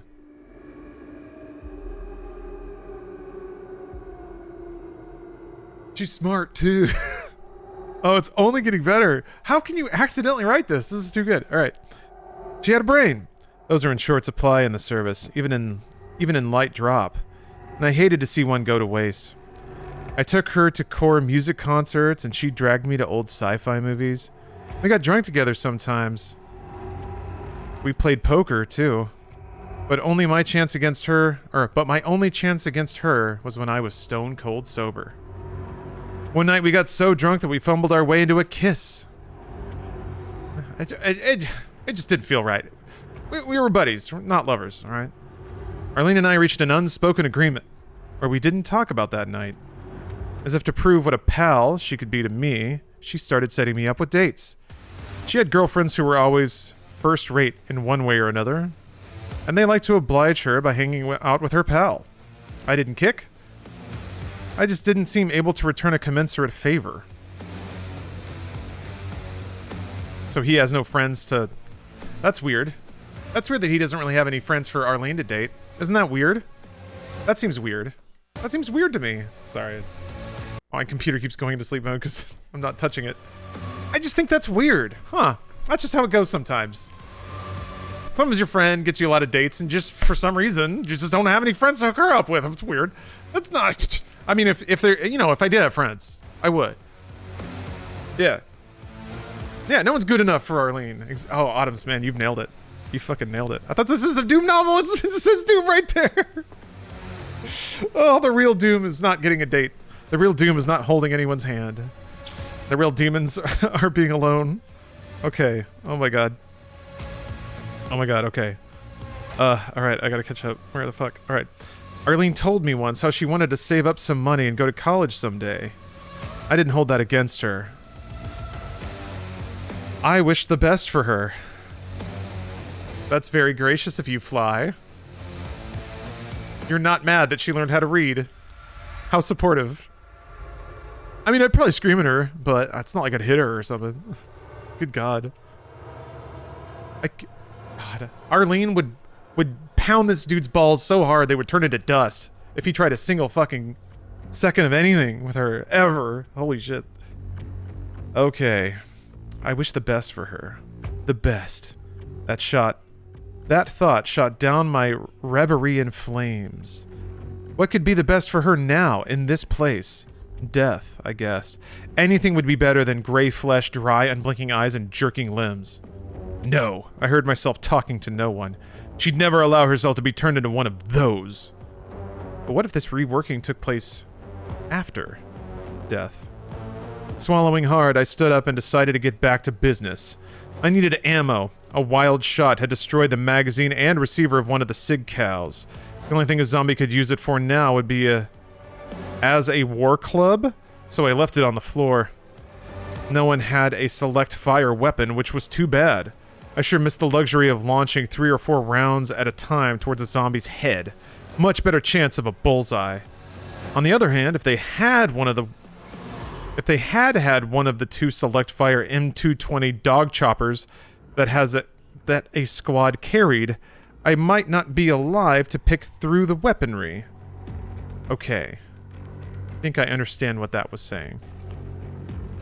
I shoved some magazines into my ammo pockets and loaded up both weapons. No sense carrying around another SIG cow.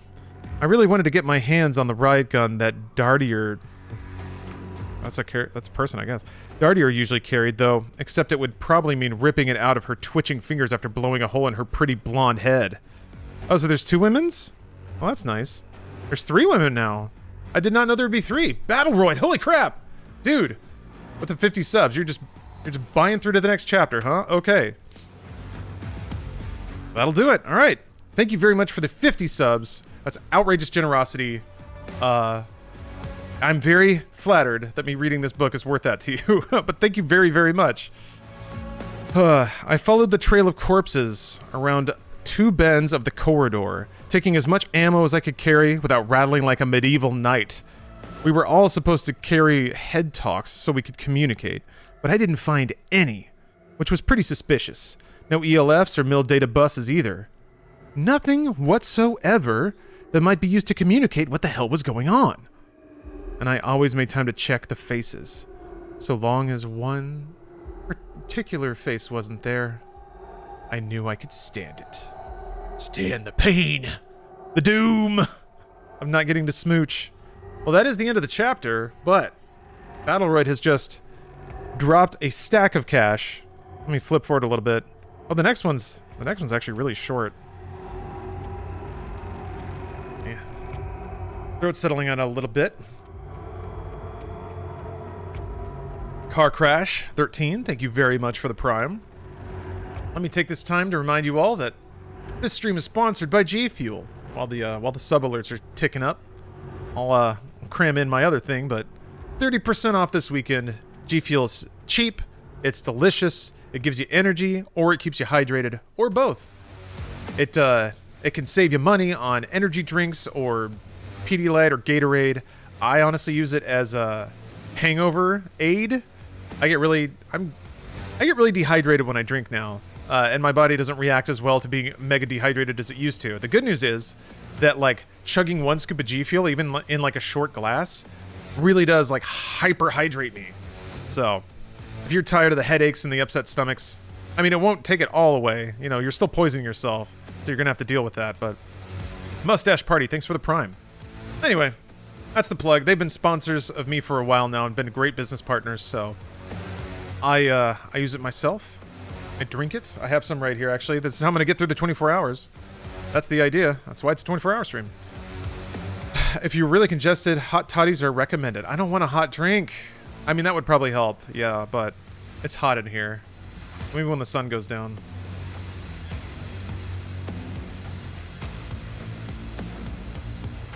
As someone who's a few beers in, I feel a lot less great now. Oh? Maybe it's time for a hydration break in between beers. Maybe it is. Oh, longtime fan of you and Bruce. Well, thank you, Car Crash. Oh, I'm very, very happy to hear that. I don't know. I felt like kind of invisible for a long time. I guess this is nice because people can specifically talk to me this way. Feels nice. Oh, the poisoning myself? Yeah. Well, whatever. That's life. That's life. We're not robots. We're not living 100% ideal. Alright, Chapter 4. Moving on. I almost felt relief when I ran into 2 more zombies. Now that I knew what to do, it was just some sickening sort of exercise. I only killed one of them. The other I just popped its rifle, then shot out its knees and hips. I wanted it alive, maybe to answer some questions before I smashed in the curling mouth with the yellow teeth. I didn't recognize this one. It was a former UAC worker, used to be a man. Didn't have even as much mind left as had Zombie Girl. He remembers Zombie Girl. Of course he does. But this time, I let it babble for some time. Big. Coming through. Big. Gate is the key. Killing. Killing. All the killing. Coming through. Coming to kill you all. The gate is the key.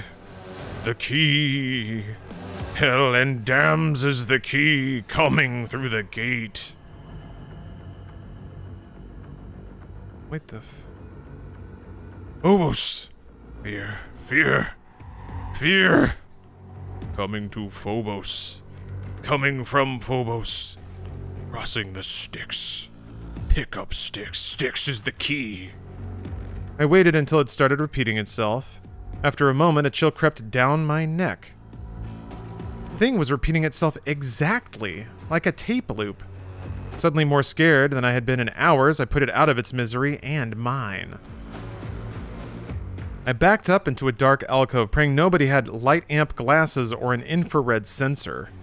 I needed to think this through. A single strip of hellishly bright luminescence flickered off and on, high in the center of the ceiling. A bare sun bulb was all that was left of the lighting system. The strobe effect made shadows look like monsters creeping towards me. But I didn't smell any rotten citrus and heard none of the characteristic zombie gibbering. Just a strange clicking sound ahead. Like a dolphin with laryngitis. I figured I was safe for the moment. Jaegerdeen, thank you for gifting 5 subs. And Reapkilla, thank you very much for the sub. Also, yo. think we might be running into some imps. If I don't miss my guess. Let's see here.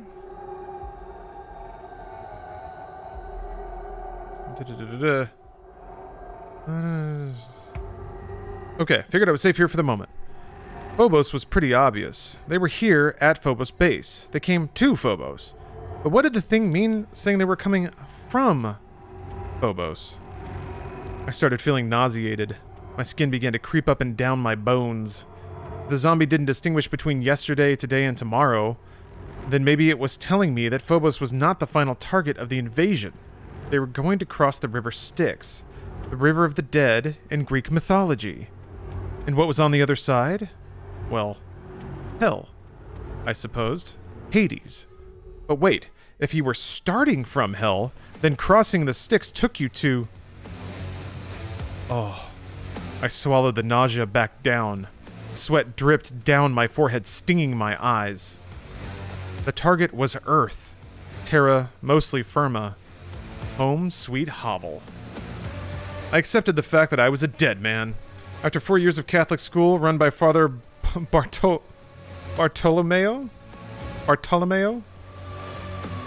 It's like Bartholomew? There we go, whatever. Society of Jesus. What? Society of Jesus? Okay. I'd always thought I was pretty much prayed out. Certainly after 4 years in the Corps, the last 3 in light drop infantry, I hadn't had a word to say to the big guy, if he were even listening. But now, for the first time, after a cumulative 17 weeks of actual combat, intercut into 4 years of military life, I finally understood that stupid line about there being no atheists in foxholes. I didn't use the words that Jesus taught me, but I knew who I was talking to, begging for the guts and skill to not hose up.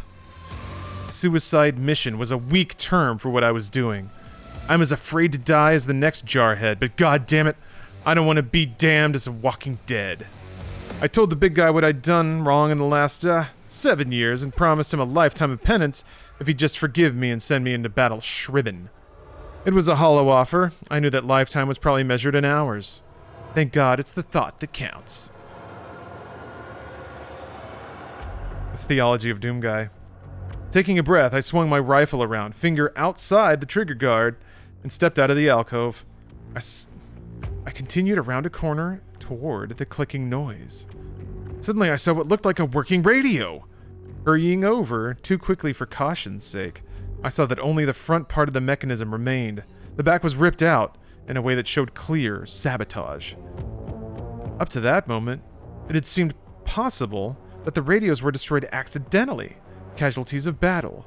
But this was clear evidence of at least human-level tactics, far beyond what I'd imagined the zombies could do. There was somebody else wandering around here. If I hunted long enough, I figured I'd find it. Or if they didn't find me first.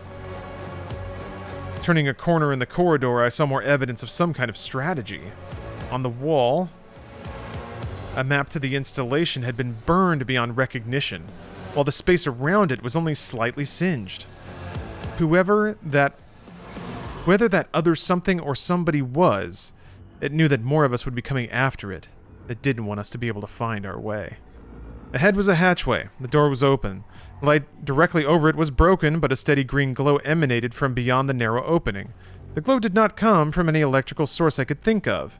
Even as I moved towards the entrance, I knew I wanted to be anywhere else but here. A new odor assailed me, far worse than the sour lemons. This was the loving sweet aroma of something that should have been buried, or better yet, flushed. It literally burned my nostrils.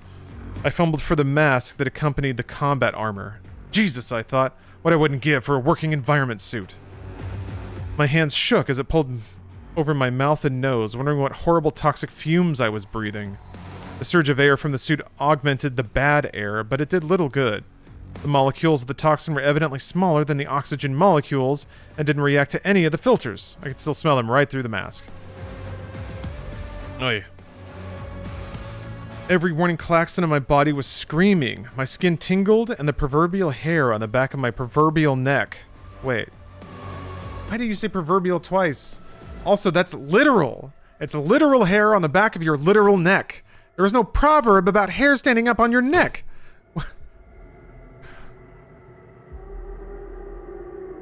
I don't understand it. Why say that out loud? That's the opposite of what the word means. It's literally the opposite. Proverbial proverb? Yeah, what if... Jeez. The proverbial hair on the back of my proverbial neck jumped up, and I did some PT. Oy. I took a few tentative steps farther in, then I came up short. I'd found the light source. Pools of thick green liquid bubbled on both sides of me. The stuff was luminescent, probably radioactive. It looked like boiling lava on St. Patrick's Day. I wasn't going to stop and run any experiments, but I had no doubt the gunk would eat right through my combat suit given enough time. The prudent decision was to stay as far away from the green slime as humanly possible. No sooner had this thought crossed my mind than a ton of bricks slammed into me from the right, knocking the 10mm pistol out of my holster and into the green toxin. Something had decided to run the experiment after all. The 10mm made a hissing sound as it disappeared from view. I didn't care. I had problems of my own. Flipping over... I struggled to get to my feet and bring my big sig cow into play. If I could figure out what the hell hit me. The impact had blurred my vision. I stood up dizzy, shaking my head. The figure that had hit me so hard stood just out of sight in the shadows. I assumed it was another zombie, but a stronger one than I had encountered before. Then it cut loose with a hiss, and more of that clicking sound I'd been hearing. Well, one little mystery solved. The strength in this zombie inspired greater caution. Excuse me. I rolled my M211 around and skated to the side, waiting for the creature to come at me. He did. As the large body moved into sight, I saw brown leathery skin, rough like alligator hide, with ivory white horns sticking out from chest, arms, and legs. The head was inhumanly huge with maddened slits of red for eyes. It was a monster! It was a demon. Oh my gosh. Oh my gosh. And that's the end of the chapter. Oh my gosh. Time to learn more. I am looking forward to / dreading this. Fly. Our Doom Marine Fly is a real piece of work. A real piece of work. He's got some real incel energy. That's pretty present, isn't it? Our guy's an incel. He's been friend-zoned. He got separated from his unit via a little casual mutiny. Beat up his guards, escaped. Just so it turns out, now there's demons on Mars. But I want to say a third of the book so far has been dedicated to his very weird internal musings about, God, Arlene. He loves no? Best buds with Arlene. Definitely not in love with her. No, not even a little bit. They kissed once, but it was weird. They very mutually agreed it wasn't a thing. But, you know, it's just weird. She's gone on to date other people, and he really hasn't, so that's weird. That's weird. Anyway, he's gonna save Arlene. He's gonna save her. There's a lot of zombies. He shot a lot of them. And now that's where we're at. Flynn Fly Taggart is starting to embrace his role of being he just got his head around being a zombie killer, and now he's in a room with an imp, a demon. The first demon Flynn Fly Taggart has ever seen, staring him directly in the face. After popping all sorts of weird boners thinking about his non-girlfriend. But he perceives a demon. Chapter 5. My first reaction was to laugh. This was a childhood nightmare, a boogeyman. The part of me that had worked so hard to grow up just couldn't believe in something that looked like this. The only trouble was the damn thing didn't appreciate its own absurdity. It took a few steps toward me where the light was better. Movement made the figure less ridiculous. Shadows played across its rough hide, and I saw that wrinkled flesh under the eyes, I saw that the wrinkled flesh under the eyes were wet. I hated to admit that it really was flesh. The eyes flickered with an angry red light. The worst features were the lips curling back to reveal ugly, yellow canines. This was no Halloween mask, and with a this was no Halloween mask with a rigid grimace. Inhuman as this monster was, I couldn't confuse it with an animal. Just an alien bastard, I told myself over and over. I was a lot more comfortable with the idea of an alien, even an alien soldier. A cosmic grunt. Not a demon. Did I write my own fan fiction? It basically sounds like it. These tracks are different volumes. Hold on. Just there for the ambiance. Appreciate your own absurdity, you bastard. The extraterrestrial stopped advancing. It turned its head at an angle no human could copy, but kept its eyes fixed on me. Mexican standoff. Despite it having attacked me first, I couldn't shake the thought that it was my responsibility to try to make contact. No communication seemed possible with the hollow shells who used to be my buddies or UAC workers. The most I could drag out of them was a simple parroting of what they had heard before or after death. But this one was different. This one was... How could I fire up a conversation with an alien demon whose interests in humans seemed purely nutritional? Who are you? I asked. Figured it wouldn't know English, but might at least guess from the tone I had asked. But it threw me a curve by smiling wide and silently mouthing the same question, seeming to mock me. I tried again. Human being, I said, tapping my armored chest. Understand? Do you talk? Nothing. Nada. I took a calculated risk. I wasn't about to put down my weapon, but I slowly extended one hand, palm forward, in what I had hoped was a universal symbol of non-aggression. There was a response, but I didn't quite know what to make of it. The grotesque humanoid slowly lifted its right hand up to its shoulder and stroked the white protrusion of bone, allowing its thumb to linger on the sharp point. The sight was very strange, and it did not suggest peaceful intentions. Definitely a Mexican standoff.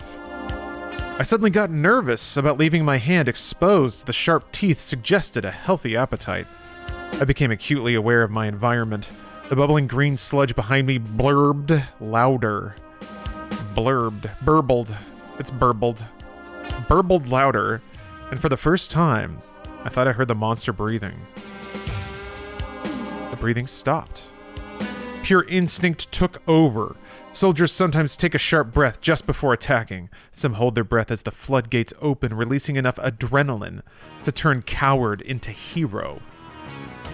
The monster attacked so quickly, I couldn't have even gotten a shot off it, even if my sig cow hadn't jammed. Whatever the thing was, it was not stupid. It charged for me, clawing for my throat with one set of nails, while another hand fended off my bayonet. That was the good news. If it was afraid of my blade, then surely the alien would bleed if I stuck it. If. The real question of our guy. I stopped pushing and suddenly pulled with the monster instead of against it. I fell backwards, and 400 pounds of leathery skin and iron muscle dropped on top of me. And right onto my bayonet. With an inhuman scream that nearly ruptured my eardrums, the demon died, convulsing a few last times before instantly stiffening into what felt like a stone statue.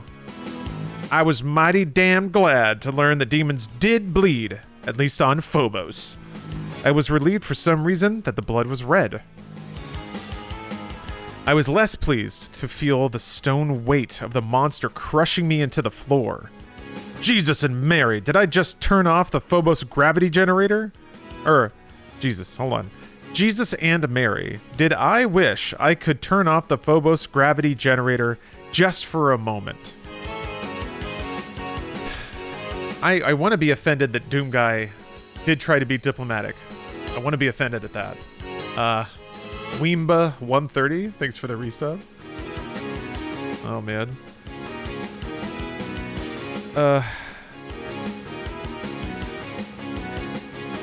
Okay. Years spent in Catholic school. God, we're doing this again. All right.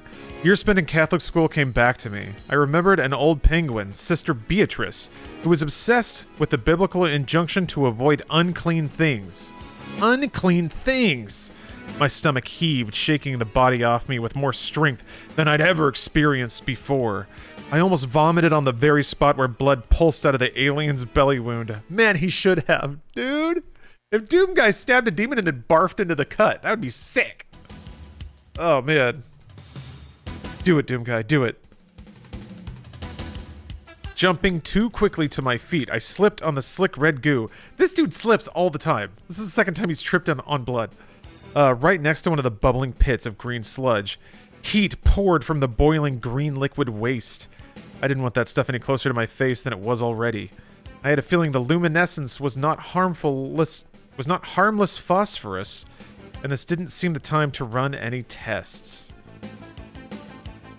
I took a moment to catch my breath. It had been difficult enough to accept the fact that people, buddies, were being turned into zombies, but this thing at my feet meant anything could happen next. I didn't want to let my imagination run wild. Reality was bad enough at the moment. Not since childhood had I really felt a desire to pray. The first monsters of my life had been stern nuns refusing to answer the questions of an inquisitive mind. Oh, he was that kid, wasn't he? Wasn't he? Oh my gosh. He was asking the hard questions. Everyone's too afraid to ask the real questions. Holy shit. All right. But now I felt a need for God, if only to have power big enough to swear an oath on. I'll stop you. I promised. Whoever you are, however many you are. It helped me to say the words out loud, even if one of the bastards heard me. Or even if one of the bastards heard me. All right. Hell, they could hear my footsteps anyway. If there is a God, please let me live just long enough to stop these monsters from dropping ship to Earth. The small voice of reason was growing smaller all the time. Scientific knowledge, physical law. Like the song says, biggest lie you ever saw. I don't know what song he's referencing. I'm glad I don't, because that's an old man thing, I'm sure. That's some old shit. Hopefully, maybe somebody in chat knows. It actually sounds like a pretty cool line. Survival came first, killing lots of monsters. Learning something useful about the enemy was just fine, so long as it came third. And there was the problem of how I would communicate any useful discovery, and to whom.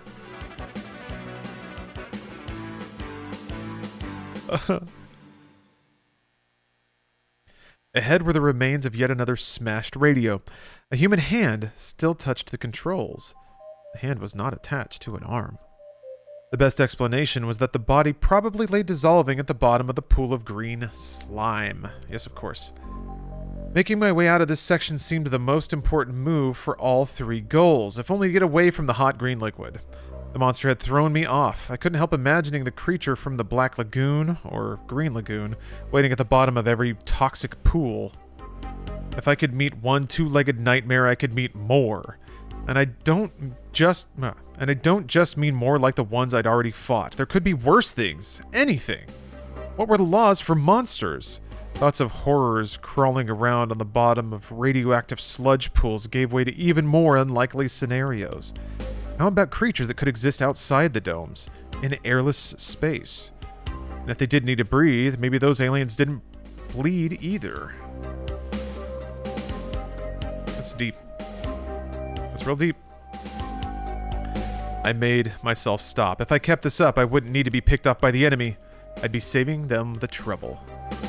I heaved a sigh of relief to leave the toxic spill room, clearing the jammed brass from my Sig Cow receiver. It made little difference. I only had 2 or 3 rounds left and nowhere to stock up. As if being rewarded for a bad attitude, there was another collection of inanimate dead just through the doorway, awaiting inspection. For the first time since this nightmare began, I actually felt relief at the sight of human corpses. At least they were human. Not zombies, not monsters. If I'd been more careful or paying more attention to my imagination, it might have occurred to me that one of the zombies could be pretending to be a corpse. Somewhere in the back of my brain, I'd already figured out that the zombies were no-brainers. They weren't about to pull tricks. Fly has the most cunning battle intuition, doesn't he? And Zach Bickey, thank you for the prime. Shout in the Aussie gang. I'm just going to say I've loved every moment I've been in Australia, and every Australian I've ever known has been a phenomenal human being. That's true. Those are both true statements. Let's see here. So there was something very reassuring about thinking about things that weren't possible, or at least not very probable. Sure, beat the hell out of imagining super monsters that could do anything. You know? As I surveyed the dead men, the damaged weapons, the lack of ammo, and for dessert, a smashed radio, I finally understood what must have been going through the minds of these soldiers as their lives were ripped out of them. I understood why they hadn't done the intelligent thing and withdrawn, regrouped, reported. They'd been so overcome with revulsion, just like yours truly, that they'd simply charged into the mob of zombies, monsters, and a berserker fury, killing anything that got in the way. They stopped thinking and started reacting, and were cut down, one by one. A heavy rumble from behind grabbed my attention, setting a new record for spinning around. I realized I had to go back into the blasted toxic spill room to check it out. He set a new record for spinning around. How does one do that? Anyway, so I did. The latest surprise. When I killed the monster, it evidently fell across a lift lever I hadn't noticed. I arrived at this conclusion because of the large metal platform, which finished lowering itself right in front of my nose. Beyond the lift was a brand new corridor I hadn't seen before. To enter, or not to enter? That was as good a question as any I'd had all day. What am I reading? This is the Doom novel. I am reading Knee Deep in the Dead, the 1995 novelization of the video game Doom. There's not a whole lot to catch you up on, actually. Hasn't been a whole lot of meaningful plot. Well, there's been some stuff, but you'll get in the flow of it. Let's see here. So, a demon fell on a switch and opened a door. This is Flynn Taggart, yeah. Flynn Fly Taggart. His nickname is Fly. They don't tell you that in the games. So, you know, he's a cool dude. He's a cool guy. Let's see here. Staying behind meant facing inconceivable danger and unimaginable odds, whereas going forward meant facing unimaginable danger and inconceivable odds. Or something. The corridor ahead had two appealing figures. There were no slime pits, and the light was brighter. The latter decided me. There had to be some good reason to make the choice I made. He's narrating about narrating now. Goddamn. I backed up and took a flying leap. Fear lent my feet wings, but not jet engines, unfortunately. I landed short and teetered on the edge of the biggest pool of green crud in creation. I windmilled my arms. Whoa! If I hadn't stepped back, I would have fallen back. So he splorped into the green goo because he couldn't jump that far. Sklort. For a second, all my foot felt was icy, icy cold, as if I'd stepped into liquid nitrogen. Then the pain struck. I tried to yank my foot free, but my muscles wouldn't respond. My leg was on fire from toe to thigh. As I lurched forward, falling on my face, my foot was free of the toxin. I shouted through clenched teeth, fighting a suicidal impulse to grab my still wet foot. I wrapped my arms around my gut instead. If a zombie or monster demon had stumbled across me then, it could have snuffed me with my blessing. It was minutes before the throbbing pain in my leg subsided. I scraped my foot against the floor, rubbing off as much of the toxin as I could, but my leg swelled tight and angry red inside my ruined boot. But at least, thank God, the pool was behind me. The corridor seemed antiseptic and clean after what I just stepped in. There were unpleasant odors. If there were unpleasant odors, they didn't penetrate my visor. Yeah, it is. There's some deep writing flaws here. Borg Ninja, are you an English teacher? Oh man. All right, we're almost done with this chapter. I followed the corridor until I came to a room on the right. Something made me hesitate about going in. It wasn't a sense of danger or anything like that. Maybe it was because the door was closed. Mostly they'd been open. I don't normally credit sixth sense stuff or mysticism, but I've learned in combat that you ignore your instincts at your peril. There are human predator senses that normal civilized life pretty much breeds out of us. Told you. He has supernatural battle instincts. He knows. I had my weapon at the ready, even though 2 shots from the Sig Cow would be nothing but a fancy... Jesus Christ. I had my weapon at the ready, even though 2 shots from now, the Sig Cow would be nothing but a fancy spear. Kicking the door was easy. Looking into the room was hard. There was one lone body on the floor. Female. Her back to me. It's the end of chapter 5. About 29 more subs. We'll have to see who that is. Could this be a mysterious 4th female? In a Doom book? Yeah. Oh, whoa. How does he know? How does he know? If she's clothed and facing away, like, does he just see a banging zombie ass? Or something? Maybe it's Darlene. It's Arlene taking a nap, I bet. This might be a new female rooster in space. How can there be, like, multiple? The last one was basically torture porn. He shoved a gun in her mouth and shit. God, it's fucked up. Well, whatever. Hey, it's Doom. It's Doom, baby. It's all fun. Okay, I'm gonna go. I put some coffee on the brew. Ooh, White Shadow. Thanks for gifting a sub. And I'll be right back. In like 5 minutes. This is not gonna be a long break. Nothing like last time. I will be right back. Let's catch up on our hero Flynn Fly Taggart. Okay. What? Let me do this from memory. I'm gonna skip the prologue. That's becoming more and more meaningless. But he's a dude who doesn't respect the rules. He got separated from his Fox unit, who were all been immediately devoured or killed by demons or zombies. He's now running around Phobos base, trying to find his one true love. Nope, best friend. Darnielle? Arlene. There we go. It's like an old Southern name, but with the first word chopped off. And I was like, Danielle? Anielle? Arlene. Best bud. Because they went to training together and she had the misfortune of being a woman. I'm not kidding. That's essentially what we're up to.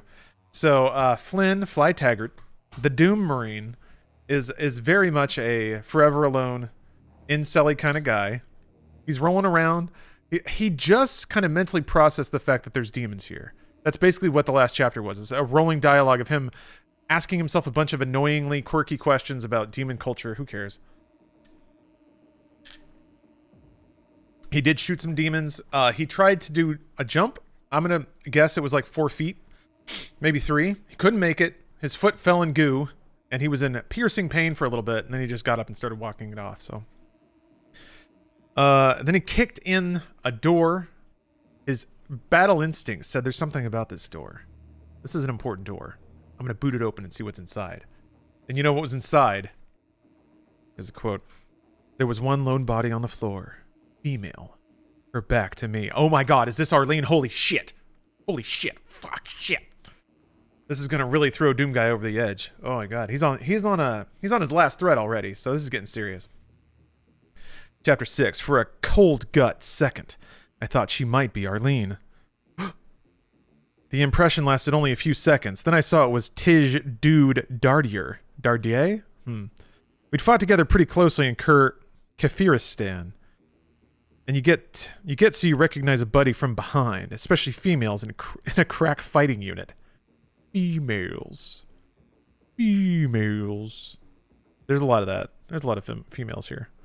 Her face was unmarked, still cute. Still a little girl with red hair who had a big surprise for any man who thought she was easy pickings. I wondered if a monster or zombie had gotten her. The ugly wound was in her stomach. There was something funny about her posture. She lay as if she had a secret. Oh, milady has a secret. I stared for a moment, coaxing her dead body to talk to me. Then I figured it out.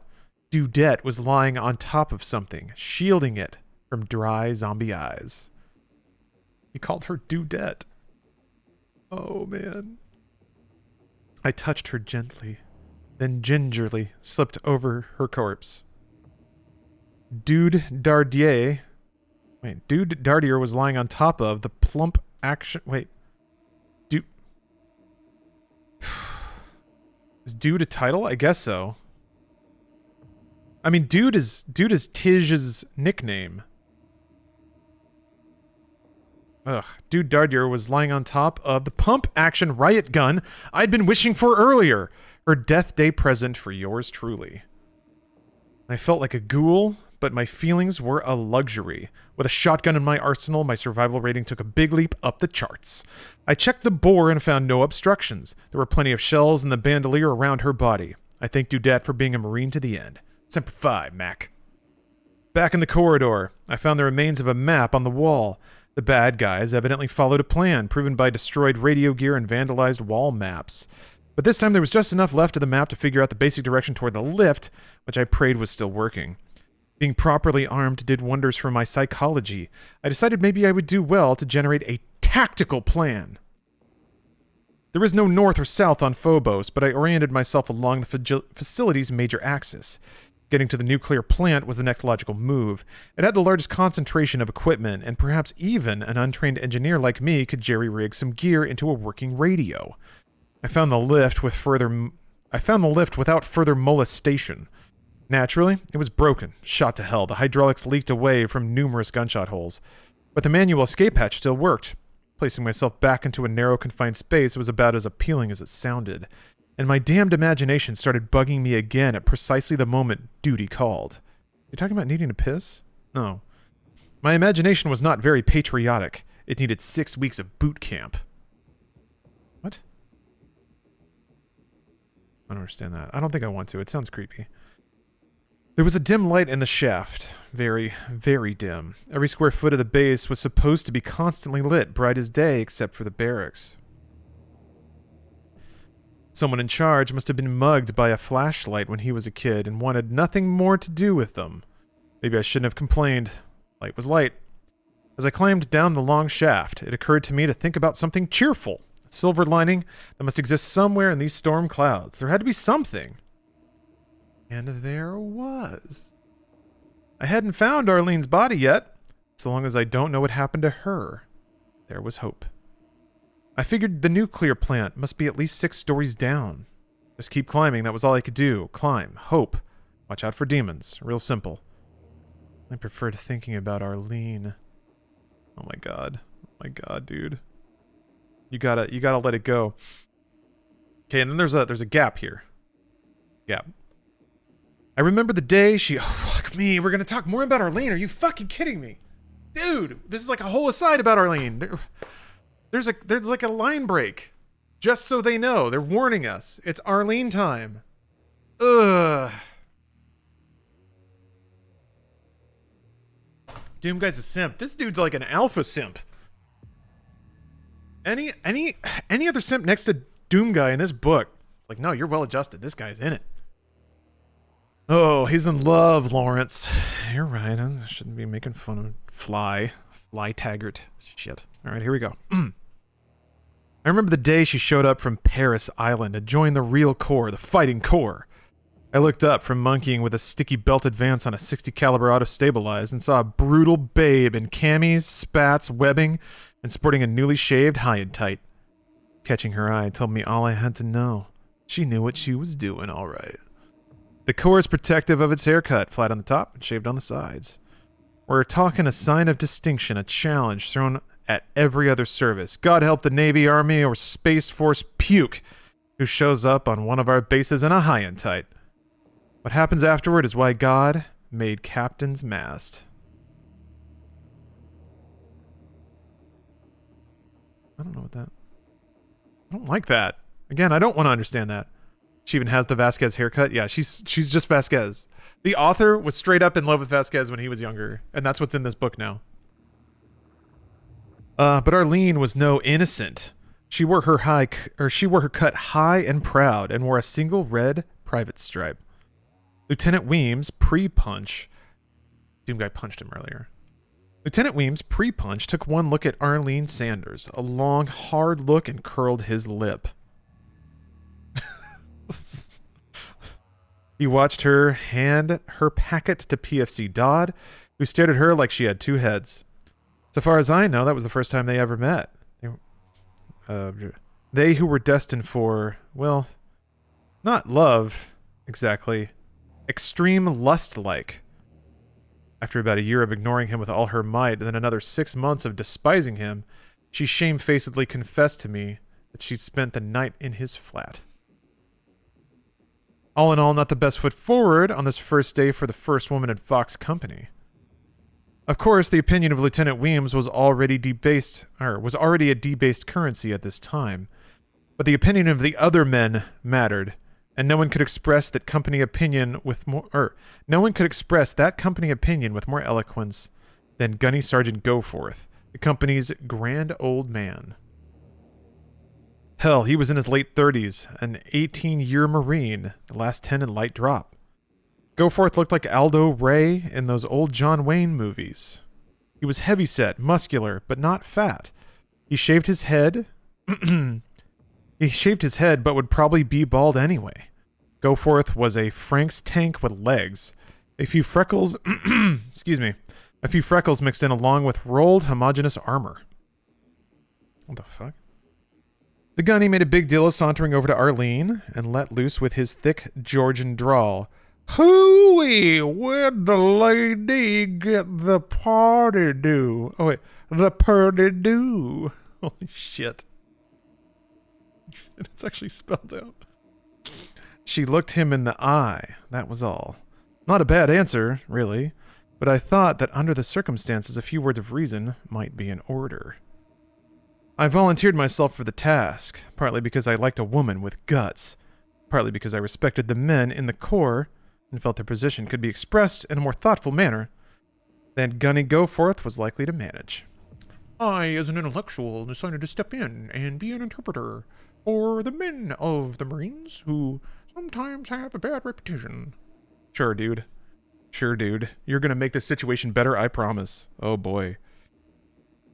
Okay. But I mainly spoke up because at some deep level, I hate all rules, symbols, rituals, fighting words, gang colors, routines, decorations, medals, trophies, badges, and anything else that suggests one human being is to be taken more seriously than another in a given situation simply on the basis of plumage. Besides, this author has been mocked for like wearing slippers to a wedding. And this is him like writing back, so fucking stupid, nobody pays attention to me just because I wore my favorite shorts. Bro. Oh my god, bro. Okay. Well, besides, I was making no headway with the damn 60 cal. I was sitting on the mess hall table and felt very much above it all as I said, Private, a high and tight is not a fashion statement. You gotta earn it. That seemed a nice icebreaker. She must have agreed because she spoke to me, not Goforth. I'm as much a Marine as the next man, she said, glancing at me before returning her steady attention back to the gunny. I'm using that voice on purpose, because this is... I mean, come on. The dude's writing his description of Arlene was basically she's like a dude, but she's a chick. So that's our Arlene. They all clapped, yeah. Let's see. The first retort that crossed my mind was to take a big bite of the red apple that happened to be in my hand.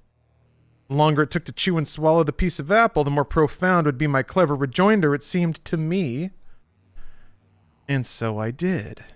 And Goforth took a step closer to Arlene, deliberately breaking her space. Arlene stood her ground, not budging an inch.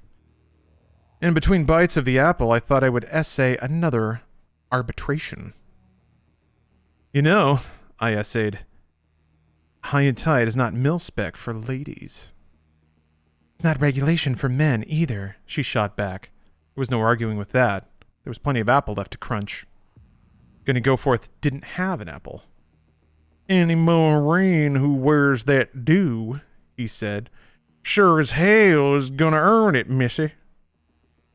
I thought the missy was a bit much. Missy? Come on now. Come on, fella. Missy, please. She's an elegant, intelligent lady. Six Path Skamooey, thank you for the resub. We are real deep into some cringe here. This man's gonna save the day, though. Arlene Sanders leaned forward into his space, close enough to either kiss him or bite off his round knob of a nose. Instead, she just said two words. You're on. Goforth was just as stubborn. He was native to Georgia, but might as well have been from Missouri when it came to matters of proof. Every Marine is a rifleman first, he said. If you want to spot the thing, mister, then you best pick up your cute little buns and follow me to the rifle range. She gave him a curt nod. Challenge accepted. They started to leave, then Goforth noticed my juicy red apple, which had tasted much better than the discussion, as far as I was concerned. Hey, Fly, he said. How's about grabbing that sack of apples? As I hoisted the apples and made tracks, I could honestly say I didn't have a clue what old Goforth was up to. He's just standing next to a sack of apples? Oh, another day in the Marines, huh? The range was a short walk. Every man who had been present for the exchange of words followed along.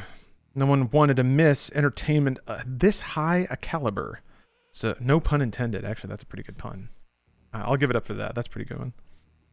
Goforth walked over to Arlene and said, Private, you need a whole heaping of guts to wear that do. Takes more than just a steady rifle hand, that do. And at least you didn't call her Missy this time. Is his jaw wired shut? He's got chaw, so he's trying to like hold it in place. Is his jaw wired shut?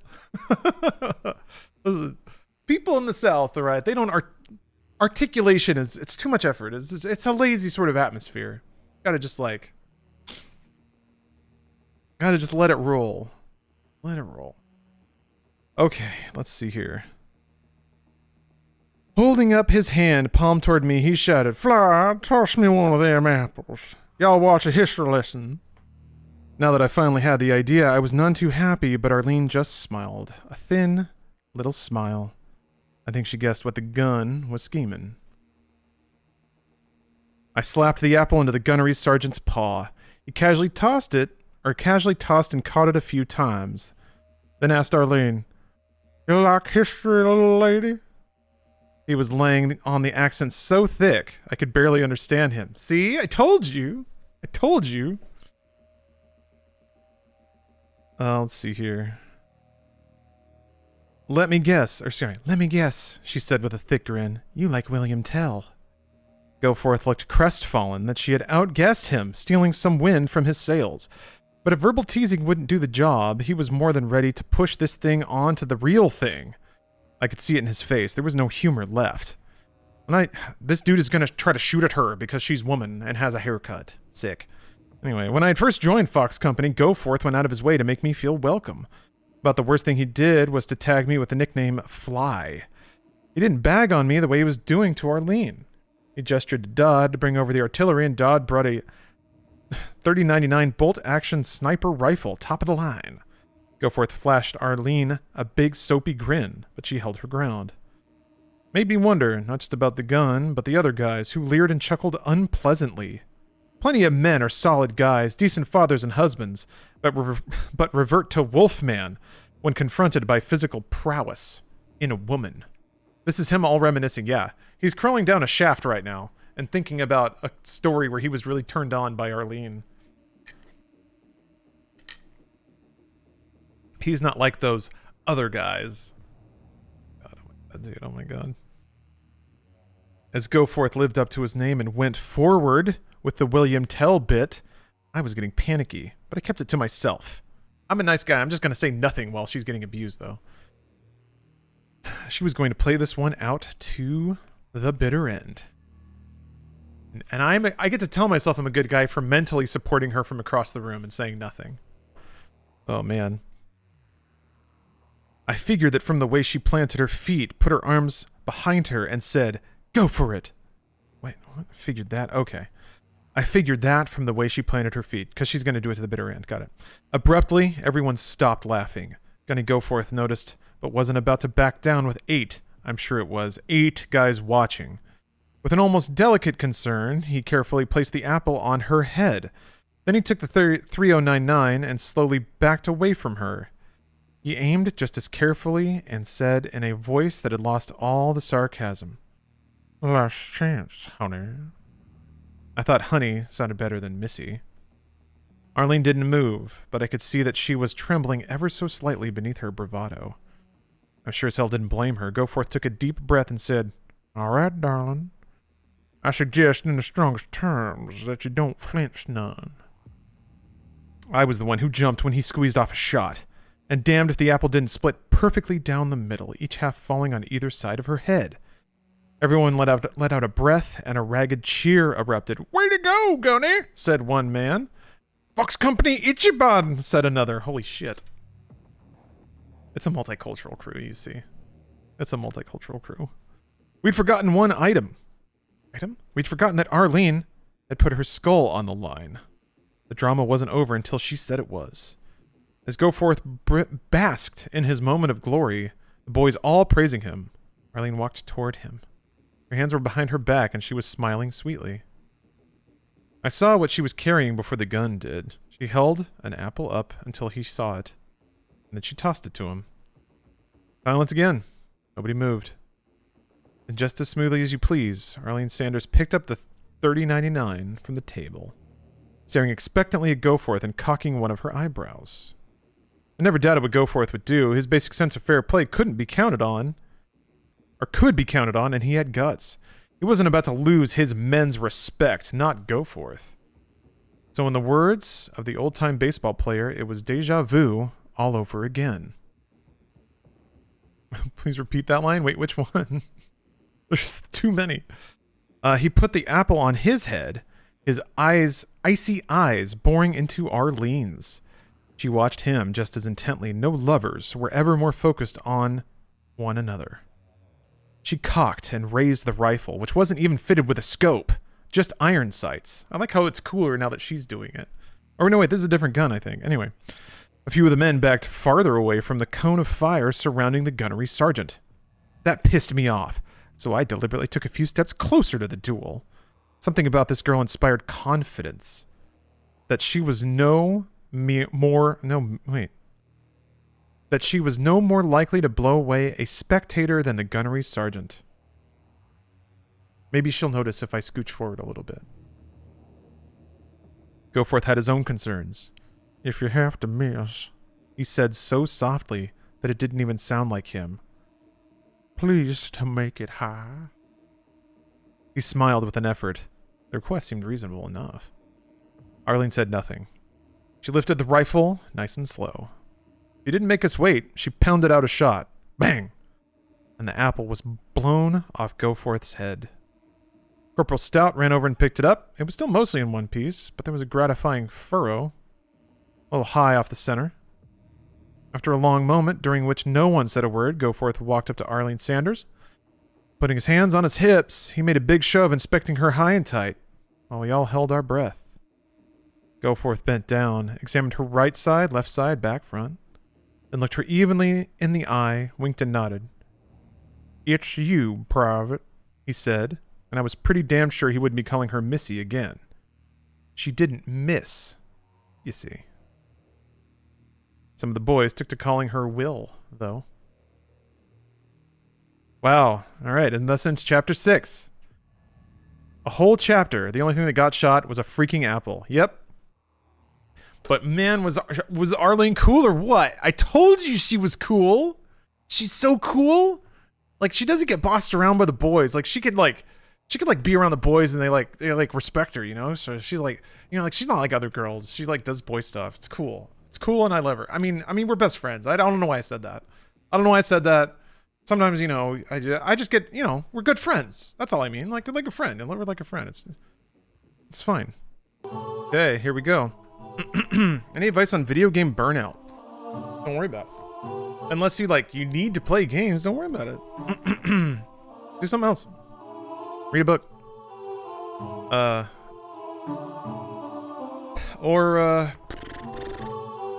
don't know. Shouldn't never be anything you force. I get enjoying the hobby so much and being a little bummed that it doesn't hit it exactly the right way, but I don't know. I have to be honest, I don't really burn out on games. I've always loved them and will always love them. Chapter 7. All right. Let's quick refresh of where we're at. Doomguy is bashing around the Mars base, trying to like figure out what's going on, trying to find somebody to communicate with anyone, and he's deathly afraid that a girl he really respects a female that he just is best buds with. One of the guys might be among the dead. Arlene is the only living human that Fly Taggart gives a shit about. It seems. So we now join our Doomguy, who has a shotgun. That was part of the last exchange, and is crawling through a tube. However, last chapter was Doomguy in reverie, remembering a scene in which Arlene was just the coolest and did cool girl shit. So we've been more convinced that Arlene is awesome, and now we're going to continue. The odds against Arlene's survival in this hellish maelstrom were astronomical, but so they were against mine. Hope that she might have made it kept me going. Fury at the thought of her death spurred me to action. Maybe just when I was running out of steam, the need for revenge would inspire yours truly. He keeps referring to himself as yours truly a lot. That's a weird thing to keep doing.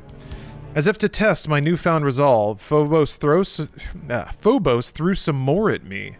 Glancing down, I saw that the access shaft did not descend the full 6 stories required to reach the nuclear plant. The ladder ended in a few ragged shreds of metal. An explosion had cut off the rest of that route. Of course, I could always get to the nuclear plant level really fast, so long as I didn't mind the sudden stop at the end. Damn, I knew this was too good to be true, I said out loud. Just before running out of ladder, I saw a thick metal hatchway leading to the next level down. It looked solid, heavy. A pressure lock held it shut. I would have to spin the wheel to open the door, a happy trick when the ladder ended a couple of rungs above the hatch. For a moment, I was stymied. I could just barely reach the wheel by hanging one-handed from the last rung, but I had no leverage. Couldn't turn it to save my life. I took a deep breath, closed my eyes, and thought for several seconds. Jesus, what am I, stupid all of a sudden? I rotated around the ladder, lowered myself until my lower legs poked through the last hole, then slowly let my body down until I dangled upside down from my knees. Now I had the leverage. All it took was muscle. I cranked the wheel clockwise, loosening it until it spun freely. I wrestled open the door, and now for the hard part. Holding tight to the wheel of the now open door, I straightened my legs, dropping heavily as the wheel spun. I clung to it grimly, swinging back and forth until I finally stopped swinging. I edged around the door, caught the corresponding wheel on the inside, and swung myself up and into the shaft. I lost nothing but any desire I might have had to take my name to heart and become a human fly as a career path. I think this is supposed to be like some... I think there's a little John McClane mixed in here too. I think there's some Die Hard in here. Because these like little stupid witticisms, like this guy's snarking on everything as he's going to nobody. It feels like John McClane muttering to himself, but like way less cool. The access shaft led me into a tunnel where the light was crappy again, flickering on and off like some sicko nightclub. It was tall enough to stand, and I did. After 5 meters, I decided this was the weirdest stretch of architecture yet. The light was lousy, but it was good enough to make out the walls, plain and gray with an oddly rough-hewn surface, as if hacked out of the rock with a magic axe. This song. Large rectangular designs everywhere gave the feeling of a colossal cemetery. More than anything else, the strong impression of something truly ancient and evil permeated the narrow corridor. Alien and yet familiar somehow. It was as if I'd been cast inside the oldest labyrinth in the universe and would spend the rest of my life trying to find my way through the maze. Damn imagination acting up again. Memory was better. At least it gave me something to hold on to. A link to the past. A better past. With Arlene and my #1 pal. Then I saw old Gunnery Sergeant Goforth walking down the corridor in my direction. The failing light made it difficult to make out skin tones, but the smooth, purposeful way he walked made me think he couldn't be a zombie. It was Gunny Goforth, and he was alive! Gunny! I shouted, ecstatic to have finally found another live one in this nightmare. He didn't answer. My God, that should have told me something. He raised his old 30-99 and aimed it right at my chest. I threw myself to the floor just as the bullet seared over my head. Damn you all to hell! I shouted, outraged that the universe had decided to foist a new, improved zombie on me. Too late. I'm sure he already was, and me with him. Wait, what? I'm sure he already was, and me with him. Outraged? Fuck you, universe. Exactly, Comfy. This dude does a lot of fucking, like, yelling at the universe. Cursing his fate. He's a warrior poet, I'm telling you. Damned to hell. Okay, yeah, I guess that's what it was. You're right. This new horror seemed even more unfair than that crazy brown monster with the spikes. I'd settled down into a nice predictable pattern about what to do with zombies. No fair! Changing the rules now! Hey, Gunny, you're still a pal. What? He marched straight for me. No deviations, no ducking, no turning sideways to make a more difficult target. An obliging guy in his way. Of course, he was working the bolt on a sniper rifle, trying to blow my head off, or trying to blow my head from Phobos back to Earth. I didn't just lie on the floor waiting for that unacceptable outcome. I had plans of my own. Here we go. Here we go. Here we go. In life, Gunny Goforth could shoot. Hell, he could shoot the apple off a young Marine's head. In death, he shot better than all the other zombies. And he blinked. I rolled back and forth, waiting until he was 10 meters away.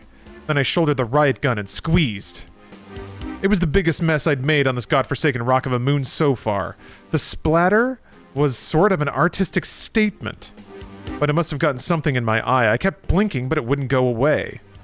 Somebody was laughing, a crazy whacked-out cackle. Shut up! I screamed at the jokester, wiping my cheeks. The laughter stopped, and only then did I realize the mirth was courtesy of a poor jarhead named Fly. This was so good I had to get a handle on the situation. So wait, he was like Joker laughing at himself? The jokester, baby! I shoot the zombie! I'm a joker, baby! Oh my God. He probably does think a lot about society. He sure does.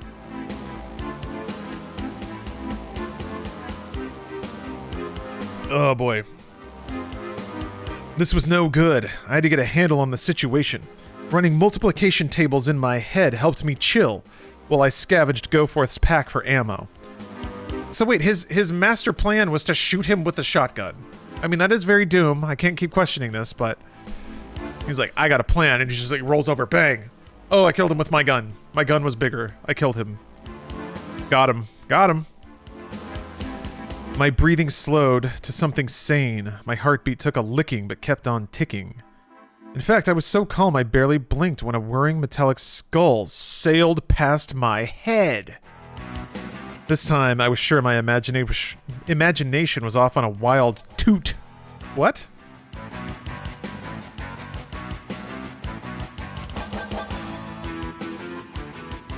It says toot. His imagination is off on a wild toot. I'd never done hallucinogens as a kid, and it just wasn't fair for my imagination to suggest a giant white skull had just gone flying past on its way to the demonic head shop, no doubt. Zing! Nom, nom, nom. Maybe it's on the way to the demonic head shop. Where would a demonic head go? To a demonic head shop for demonic heads. They meant loop? No, it's definitely a T-O-O-T. Except the T is kind of like not completely printed. There's no way. I'm hearing a lot of this in Duke Nukem's voice. Maybe I should say... Should he have Duke Nukem voice? But my shitty Duke Nukem? I'm Doomguy. It's kind of like my Val Kilmer's Batman, isn't it? Alright, here we go. Where the frick am I?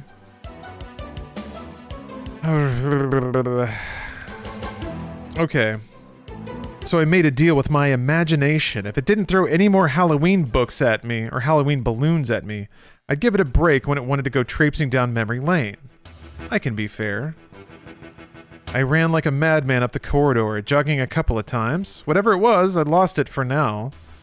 Emerging into a big open room made me feel more claustrophobic. That might sound fairly nutty, but you'd have to see this place for yourself. I wasn't bothered by the incredibly high, arched ceilings supported by grotesque pillars that would be more at home in some ancient place in India. No. What bothered me was that this huge room was full of barrels of that noxious green liquid that I thought I'd left behind. And good riddance. The empty, cavernous room was a perfect place for a congregation of Halloween goblins and all species of zombie, fast and slow, dull and cognitive elite. The dull and the cognitive elite, excuse me.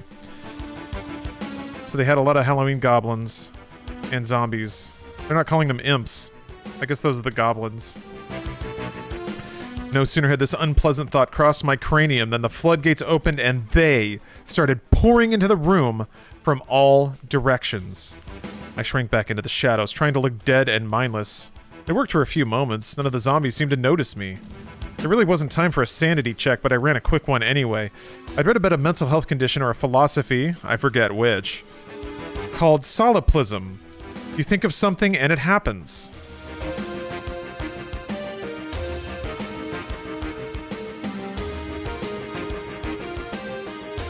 I don't think I've ever heard something more wrong. More 100% completely not what it is. Holy crap. That's... Listen, Doomguy's a special guy, alright? He's not impressing the ladies with his philosophical knowledge, let's say that. There's a reason he's not wowing the chicks. Okay. The ultimate case is when you think you're all that exists, and the universe is your dream. Man, I was ready to buy into that. If only I could dream away these monsters as quickly as I seem to be filling up this room with them. Wish that I could dream away these monsters as quickly as I seem to be filling up this room with them. That's not even good enough for Duke Nukem, though.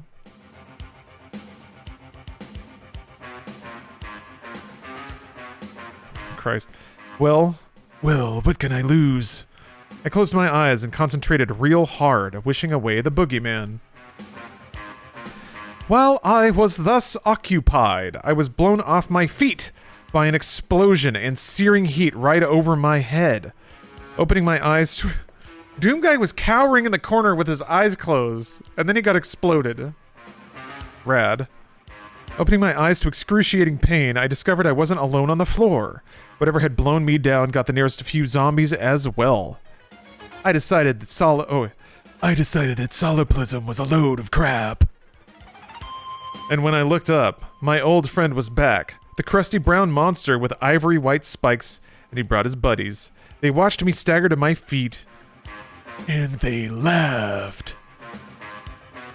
Then one of them wound up and threw something, some sort of mucus ball that burst into blood-red flames as it left the creature's hand.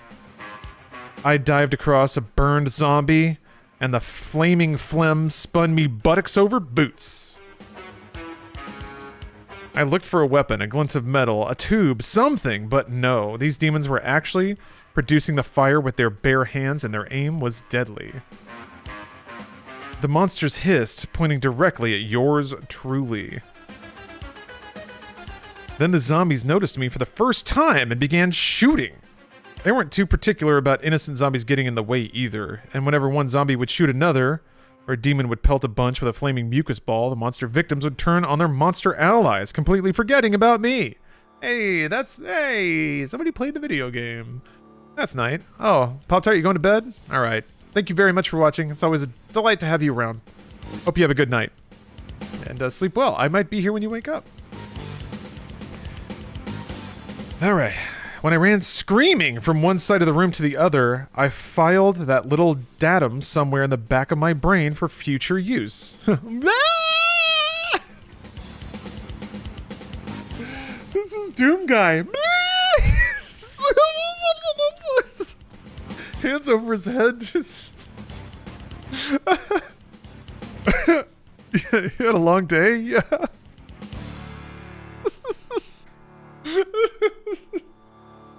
good.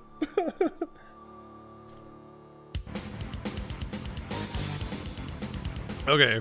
Yeah, he's reading. Oh my god. Oh.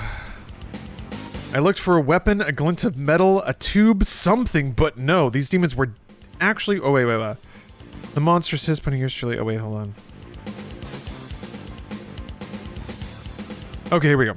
Now the room was really filling up with at least a dozen zombies and 3 leathery demons, and again, I dived to the side as a whirring, screaming hunk of steel buzzed my helmet.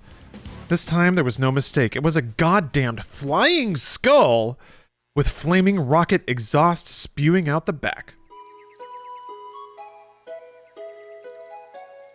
This is interesting music. I guess this is the end of Doom 2? Or Doom 1. It turned and banked, trying to mow me down and chew me up with razor-sharp steel teeth, like one of those wind-up chattering skulls gone mad. But the fireballs were the main problem. The brown demons were a lot tougher than the zombies. Suddenly I was grateful for the pillars. They provided cover, at least. Making a mad dash for the nearest, I fired off the shotgun at the remaining zombies.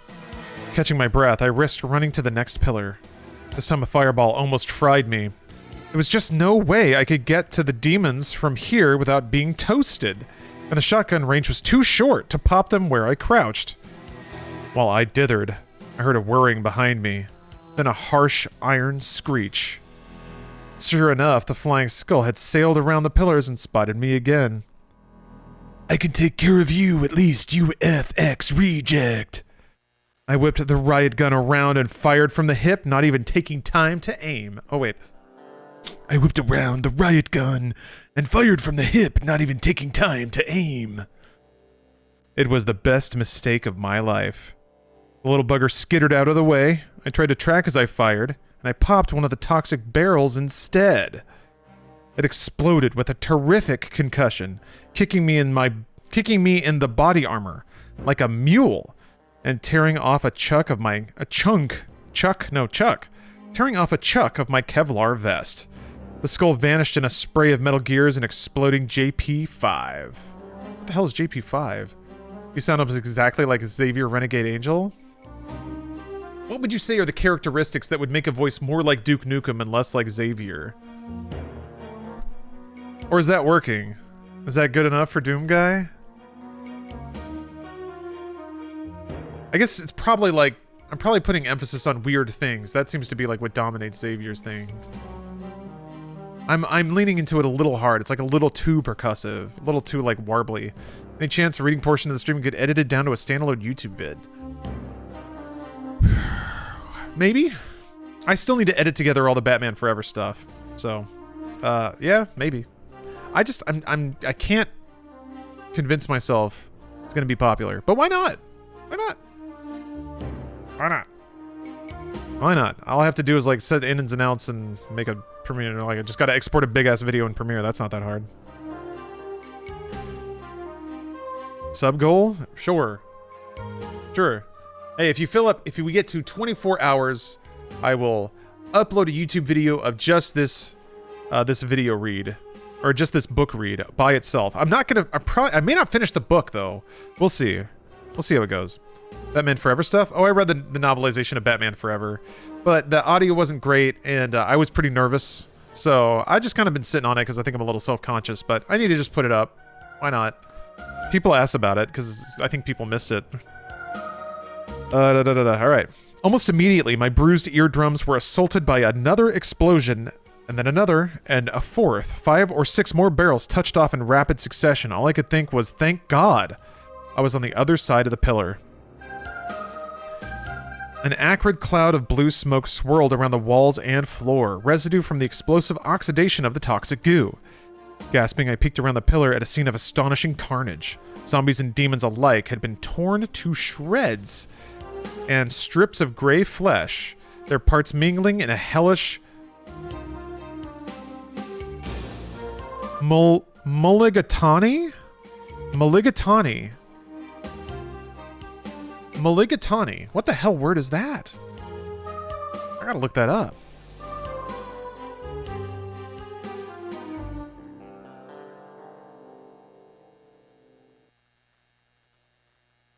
A spicy meat or chicken soup originally made in India. It's a soup. Okay. Like minestrone, but not? Okay, alright. I got it. The stench of 1,000 sour lemons permeated the room, even driving out the horrible burning smell of the toxic fumes. Jesus, I thought, I hope the camera's got the shot. Jesus, I thought, I hope the camera's got the shot. There has to be more, like, less gravel, I think, a little more tone. I think I'm getting a little too airy and raspy. But I think that's just my lack of ability to produce that voice naturally. I'm forcing it. I'll experiment. I'll try to push it a little less. I climbed shakily to my feet, and I padded towards the door, chastened by the awesome destructive power in these 40-gallon drums.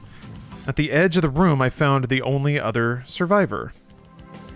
The demon crawled along the ground with its hands, one leg blown entirely off, and the other twisted into a crazy angle.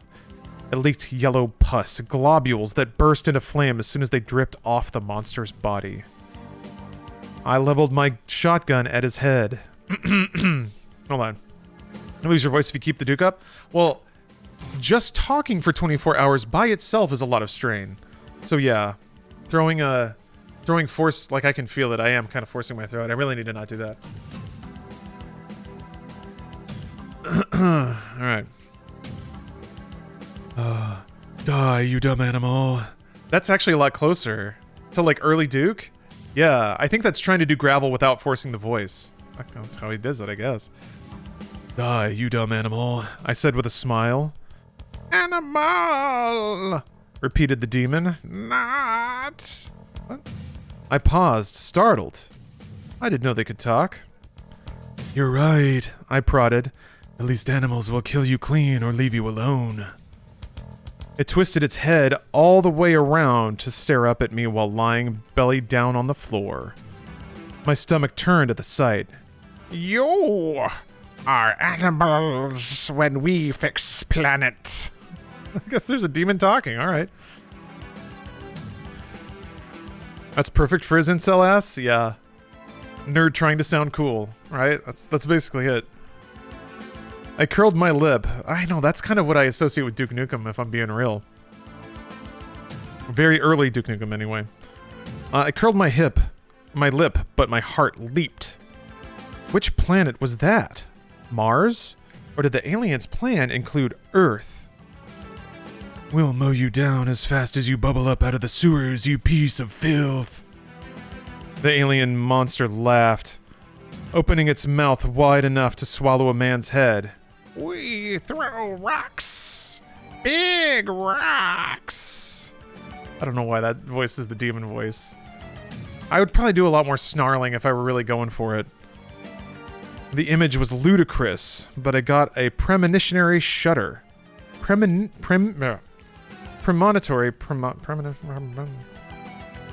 shudder? There we go. Somehow I guess the emphasis was on the word big. And that's chapter 7, but you guys have unlocked 2 chapters. So we're moving on to chapter 8. Nope. Ooh, I like that. I like that beat. Just flipping ahead a little bit. All right. Oh, I see what you mean. Yeah. Spaghetti's like kind of tipping that can help, I think, like open up the chest. I think it's more like speaking from the back of the throat, speaking from the chest, like getting that resonance in there. Can you do the demon snarl? I mean, that actually might be destructive to my throat. I apologize, but maybe. Let's hear. I'd have to like snort it out a little bit and like really start puffing air. There'd be a lot of gross sounds that would lead to figuring that out. How's your throat growl? I never really developed like a growl unless I force it. Yeah, I'd have to work up the phlegm. It's a little dry there right now. But I'd have to do some I'd have to warm up my face, I think, to really get into it and like be spitting. And I would not expect to talk for another 12 hours after that, so I apologize. For the sake of my voice, I think I have to decline. But thank you for the cheer. Thank you very much. Maybe at the end of the night, hit me again. I'll be fine to burn out my vocal cords. Gotta practice that gravel. I don't know how. I don't know how to make it without forcing it.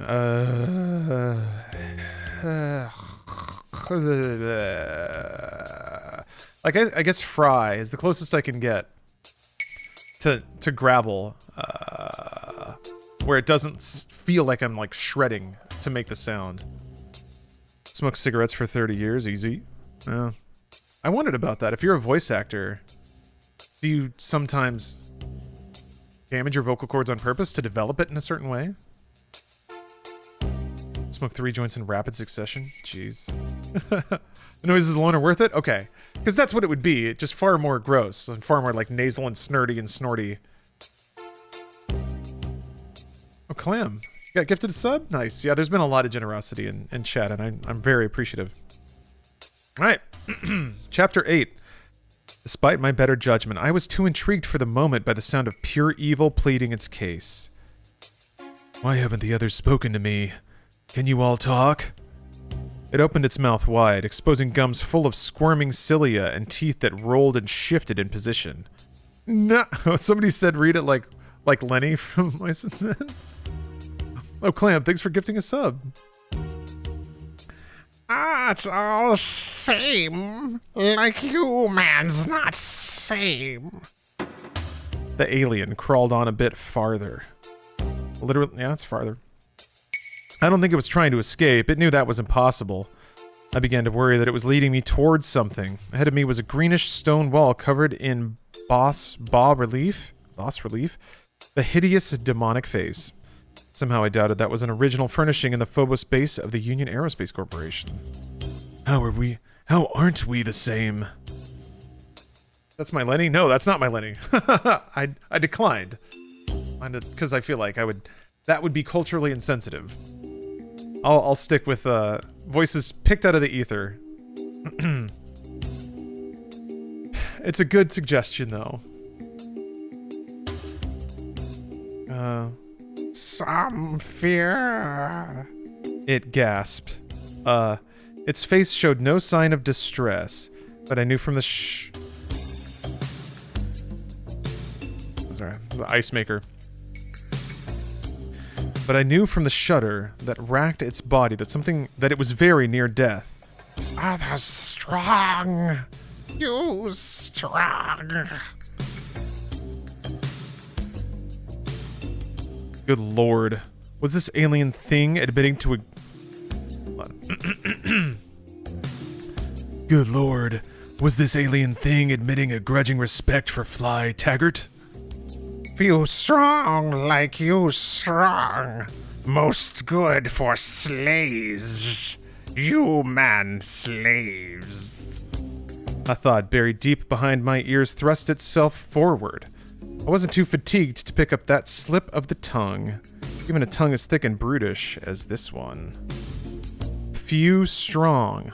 Others strong. There must be other humans who were still themselves and still breathing. When hell came to Phobos, I had to keep hope locked up in a small space without a zip code.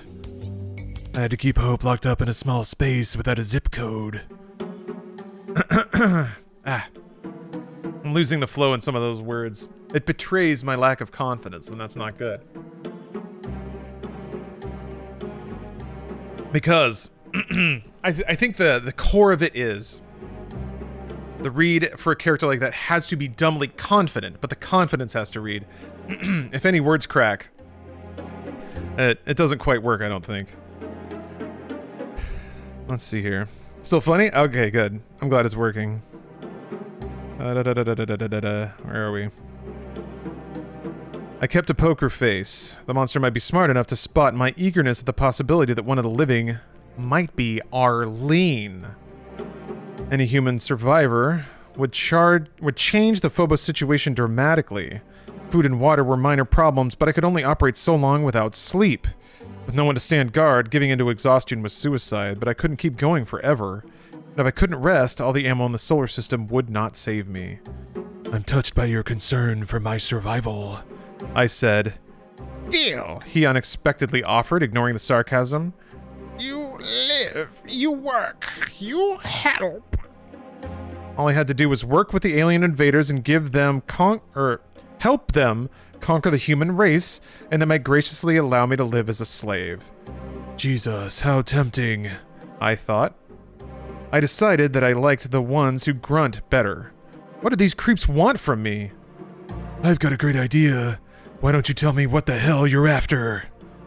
The thing laughed. The sound grated on my nerves like a ripped bagpipe. Hell, we after, it declared. Surrender. Help you live, human. As a zombie? You live, not dead walk. You see others. Jesus. This is dialogue with a zombie, are you kidding me? What others? Who else survived? Did a girl survive? Great. Oh, wait, no. He said it. He let it slip. His one bargaining chip. And he couldn't let it... God. He's grilling a demon about the whereabouts of his non-girlfriend. Great fly. Nice and subtle. Does it even know what a girl is? Does it care? You help. You see others. I stared down at the loathsome thing. I knew I had gotten all the intel from it that I could. Let me answer, I said at last. Louder than mere words can do. Tell me if this is tough enough. Without another thought, I pointed the shotgun at the monster's upper chest and pumped around at point-blank range. The alien jerked. Then amazingly stared up at me, still alive, by a thread. Top Dusty, thanks for the raid. Welcome everyone, I'm in the middle of reading Doom, Knee Deep in the Dead, the first Doom novel from 1995, based on the hit game. And I'm doing it as part of a 24-hour subathon to commemorate QuakeCon and to play a little Doom Eternal. Oh, Eric, hey, good to see you.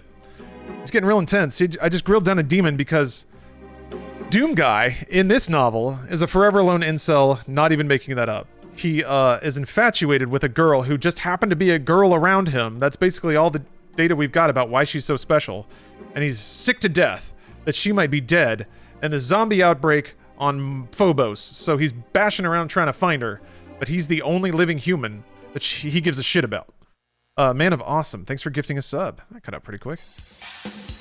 Just hanging out till I'm more sleepy, playing 14. Right on!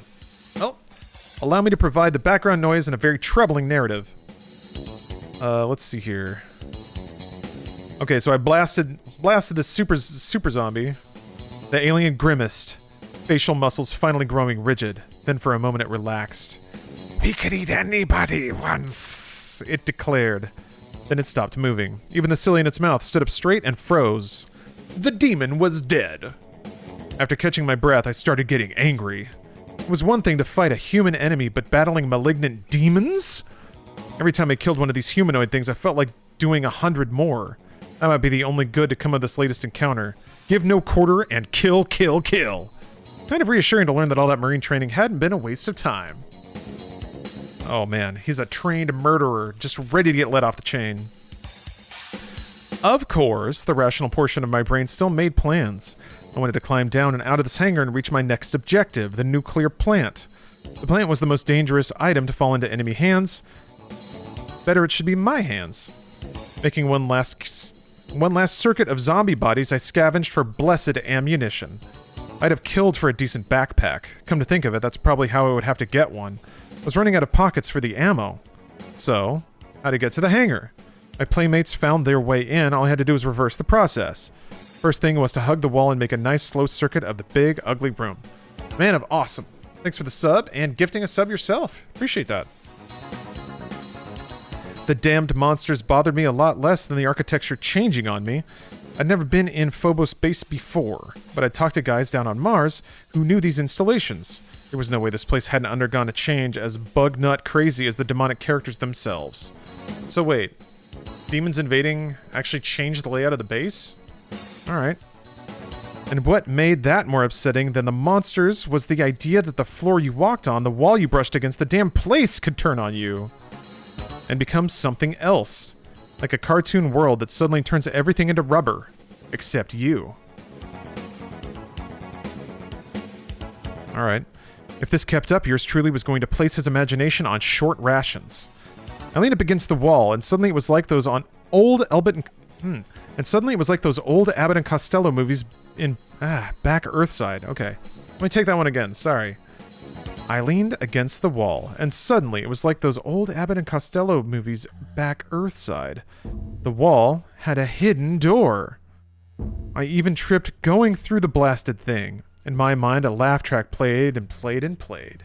People laughing at me again just because I trip on everything. It's so weird. Man of awesome. Thanks for gifting 5 subs. You're filling up that meter. Filling up that meter. It's going to unlock another chapter and get us close to all sorts of crazy things. Man, I'm going to put in a lot of work here. I'm obligating myself, huh? I fell into a new corridor, which I followed to a rising wall at the south end of the hall. There was another one of those crazy platforms near at hand. Instinct told me to give it a wide berth, and who am I to argue with my most cherished faculty? When I reached the wall, I found another switch, which I flipped. The wall shooshed up, revealing a down staircase. It was an encouraging sign. The nuke plant was down another level or 2, I vaguely remembered. Cautiously, I started down the stairs, grateful for steady light. My reward was the biggest slime pool yet, waiting at the bottom. If only I'd remembered to bring swimming trunks, I could have gone in for a dip. Oh, wait, hold on. If only I'd remembered to bring swimming trunks, I could have gone in for a dip. Best toxic sludge in the whole solar system right here. Oh. Best toxic sludge in the whole solar system right here. Come one, come all. I'm starting to force it a little bit. I'm zeroing in on it though, I think. I'm playing around with it. He's so clever. That's what I like about Flynn Taggart.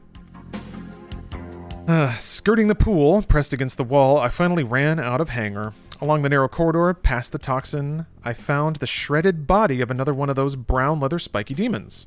If it were a talker, somebody had already silenced it forever with 7 or 8 rounds from a sig cow. Score another one for the core! The bug lay against a sliding door that belonged to a dumbwaiter. I yanked it open, happy to take out my frustrations on something that didn't shoot claw or flame me back. Sure enough, it was a lift, barely big enough for a big guy to squeeze into. Alright. I spotted a funny mark on the wall as if somebody had started to draw a map using a bright red paint stick. We use them to blaze trails in forests or urban environments. Whoever it was had been interrupted mid-map. I studied it for a bit, then shrugged. Whatever he was trying to tell me got lost in the translation. Meh. Not important. I won't think about it. I scrunched inside the tiny lift, wondering which of the 2 buttons would take me down to the plant. Staring at the labels, I decided to push the one marked Nuclear Plant. And they say you don't get an education in the service. With a jerk, the tiny lift sank, swerving and rattling all the way, as much as screaming, "Here I come," to the whole world. Well, to the whole Phobos pressure zone, I guess. I didn't have to guess whether this important part of the base had fallen into enemy hands. The minute I stepped off the platform, I was in the soup up to my neck. This particular recipe called for more zombies than I thought could be crammed into such a small space. Come to think of it, the space wasn't all that small. I guess when it's wall-to-wall corpse sickles, it's easy to lose track of the finer points of design. Awesome. For the first time in my life, I felt what it was like to be claustrophobic from being surrounded by walls of human flesh. Well, formerly human flesh. I couldn't understand why I wasn't dead meat. 2 things worked in my favor. First, so many zombies were sardine canned in the room they could hardly move, and most of them didn't even know I was there. Second, it had become clear to me by now that the only use for brains in a zombie was for gray and white color contrast when you blasted their heads like rotten fruit. Even Gunny used to be Goforth had been operating on motor reflexes, and he was the most dangerous one yet. This is awesome. There was plenty of time to think about such things because there was really nowhere for me to go. I was waiting for one of them to notice me. Then one of those wonderful moments of dumb luck added the final spice to the soup. We got a stew going. Another contingent of zombies trooped into storage, and one of the shambling creeps elbowed aside another, simply trying to find somewhere to stand. In the tiny new space created, I noticed an undamaged map on the wall. By this time, I'd arrived at the conclusion that zombies were not responsible for the destroyed radio equipment, the vandalized map, deliberately wasted weapons. There's no and there. Weird. The advantage of attending my first zombie convention was that there apparently wasn't room for the demon monsters to get in here and do their damage. The space was being used for zombie storage.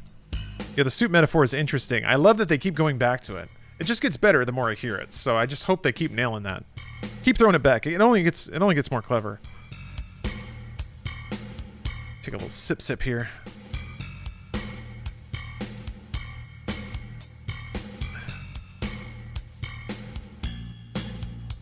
Oh boy. Trying to look dead on my feet, not difficult. I shambled a few meters to where I could get a better view of the map. It was a full schematic of the entire station seen from the side. Unfortunately, it didn't include overhead views for each level, but at least I could see how far down the station went. My god, it even had a "You Are Here" arrow. I was indeed at the nuclear plant level. Above me was the hangar, while still below was the toxin refinery. That didn't sound appealing. Command and control, the labs, central processing, and MIS. Jesus. Only 6 more levels to clear. I was afraid it would be 30. Funny how what I was seeing triggered memories of malls and shoppers. Best not to dwell on that. Somewhere in the back of my head, I heard a shrill voice screamed for me to get out of that room. I figured the situation was too lucky to last. Without false modesty, I can say I was proven a prophet. And that sea of pale, dead faces, too dry as dust eyes came to rest on yours truly. Hoping the unfocused eyes would continue their survey of the room, I didn't move a muscle, which was normally what the zombies did when they had no orders and had not spotted a human. They stood and did nothing. Except, that is, for the one who wouldn't stop staring at me. I wasn't about to make the first move. I'd been through a lot lately, but I could still count. It seemed like this could go on forever, but then, out of nowhere, a zombie child separated itself from the rest of the throng and stumbled towards me. Jesus! For a second, I didn't recognize that she was as dead as the rest. Seeing plenty of zombies recruited from soldiers made it easy to forget that UAC civilians had been on this base. But somehow I'd never dreamed there would be children here. The kid headed straight for me, mouth opening and closing, but no sounds coming out. Then those soft, wet, cold hands were rubbing on my arm. And I couldn't stifle my reflexes. I put my arm around her to comfort her. Li's a good guy. All hell broke loose. Staring boy opened his mouth too, but instead of words, he belched an inarticulate roar. He was so hemmed in by his fellows, he couldn't raise the pistol in his right hand. Impatient guy that I am, I acted. I tilted my shotgun and squeezed the trigger. Is he still hugging the zombie girl? Maybe. The dead center blast helped a lot. I pumped the slide, then pounded home another shot to clear a path. Then I was running as fast and hard as I could to the left. In close quarters like this, there was no opportunity to use the rifle. My best bet was to find elbow room, where I could at least make a stand that wouldn't put me in a cul-de-sac. Okay, weird. The sounds pounding in my ears told me that they were following me, but I wasn't about to turn around and take a head count. So he hugged a zombie girl, and then started shooting at the other zombies, and then just ran away. It feels like he was doing that because he thought, Arlene might read this later and be like, "Oh, you hugged a zombie." He, had to nice guy it. We are comforting the zombie girl. Yes. Where are we? God. I ducked into an open doorway, then turned like Custer at bay. 3 of the creatures shambled past, not even noticing me. The 4th was not so obligingly stupid. I pushed through the doorway and I raised the shotgun. Just before I turned that face into an explosion of red, something about it reminded me of my grandfather.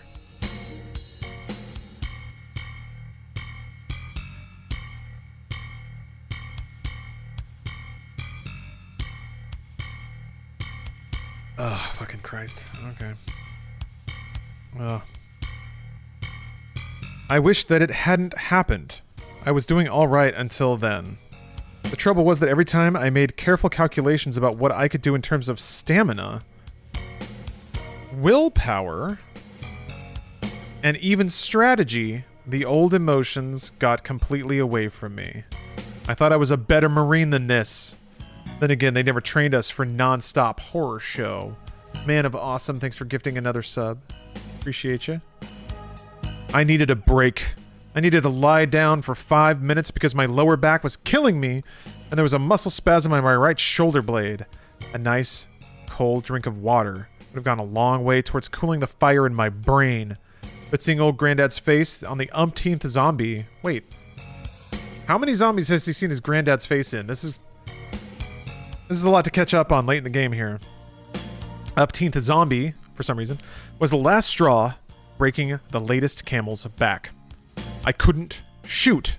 I just couldn't. I grabbed it by its coveralls and shoved it backward with superhuman adrenaline strength. It bowled over some of its buddies. Then one in the back rank raised a lever-action rifle and tried to blow my fool head off. I slapped the deck face first and the bullet scorched the air, blowing apart one of the zombies that had missed the turnoff a few seconds back. Splattering the other two with what passes for zombie brains. The creatures went mad. The shot must have kicked their IFF offline because they opened up on their zombie brethren who cheerfully returned fire. In seconds, every zombie was shooting wildly at anything that moved. I stayed very, very still, frozen on the ground, trying as hard as I could to look like a dead zombie. That's the end of the chapter, but hold the fuck on. This dude was calling out the two Rons not long ago for playing dead. He was like, what would these idiots do? They'd probably just lay down and play dead. And here he is, master tactician. Reads The Art of War every day. In between, like, tipping his hat to Milady as she walks by. And what does he do? Hits the deck, cries, covers up his head. It's pretty sick to think about Doomguy blasting a zombie to bits while he's hugging a zombie girl, though. That's pretty sick. Wow. Wow, my dude. Double standard much? Double standard much, dude? Dude? Guess what? We're back. We're back with Flynn Fly Taggart. A Marine. A real man's man. He cries a lot and was just playing dead in a huge firefight. He hit the deck, praying to survive. Chapter 9. Turns out he did. When the ammo finally ran dry, the jerking bodies above me started tearing each other limb from limb, as if auditioning for modern ballet. I seized the opportunity to roll out from under the forest of legs. The rifle was strapped to my back, but in the chaos of the moment, I left the shotgun behind. I ran, and this time I wasn't followed. After 30 heart-pounding seconds, I was alone with me, myself, and I. And somewhere along the route, I had stooped to grab a pack, one of Fox Company's, but I had no memory of doing so. So wait, he just got stuff? Okay. Maybe that's like referencing the fact that you run in Doom and things just appear into your inventory. Like, you just grab it while you're running. I wonder how literal they're getting with writing into game mechanics. They have exploding barrels and shit, so... I was utterly lost. I silently cursed at being reduced to the sig cow... Wait. Oh, the shotgun, yeah. Reduced to the sig cow and wandered more or less aimlessly, terrified of shadows, where half an hour ago I stalked with confidence. With just a pistol and a semi-auto rifle, I avoided confrontation wherever I could. I'm Burrito Man, thanks for the resub. With no map, I wasn't sure what part of the planet... Excuse me. Yeah, switches and sliding doors, yeah, for sure. Very literal, it turns out. So far as I could tell, I was alone here, at least in this section. I wasn't happy about the way the corridor went up a little ways and disappeared around a bend. Oh wait, I missed a whole paragraph, sorry. With no map, I wasn't sure what part of the plant I reached. Then I pushed through another one of those trick doors. I would have missed it if I'd not been sliding along the wall like a mouse, and found the computer room. The lights were blinking on and off. Just what I needed for a headache after everything else. When the light was on, it had a sickly blue-green color that didn't do my empty stomach any good. So far as I could tell, I was alone here, at least in this section. I wasn't happy about the way the corridor went up a little ways and disappeared around the bend. I decided then and there that if I ever tried to be an architect, Oh god, he's gonna start complaining. Complains about everything, this guy. I mean, it is a zombie outbreak, so okay. All my buildings would borrow from my old high school gymnasium. A big empty space where you can't possibly hide anything. May not be much in the way of privacy, but there are advantages, all right.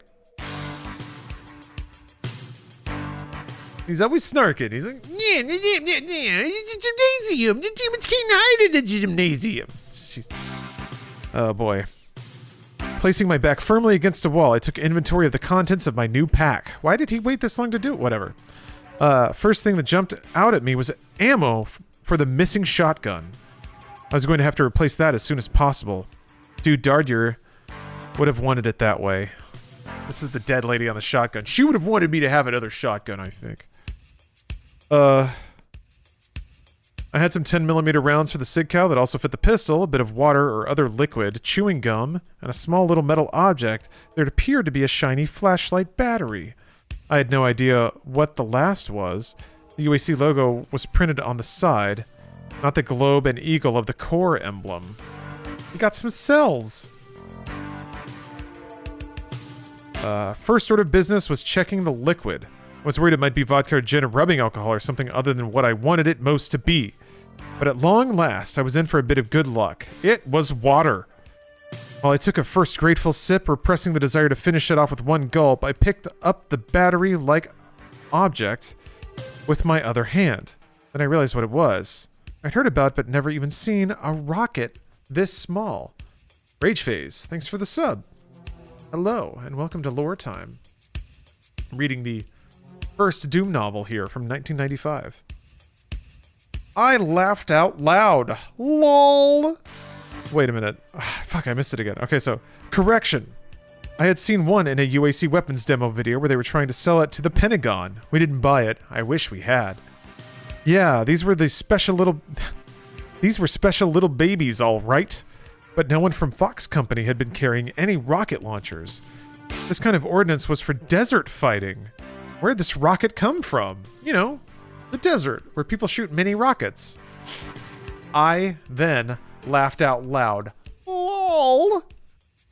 Not smart in this situation, but it was becoming a bad habit.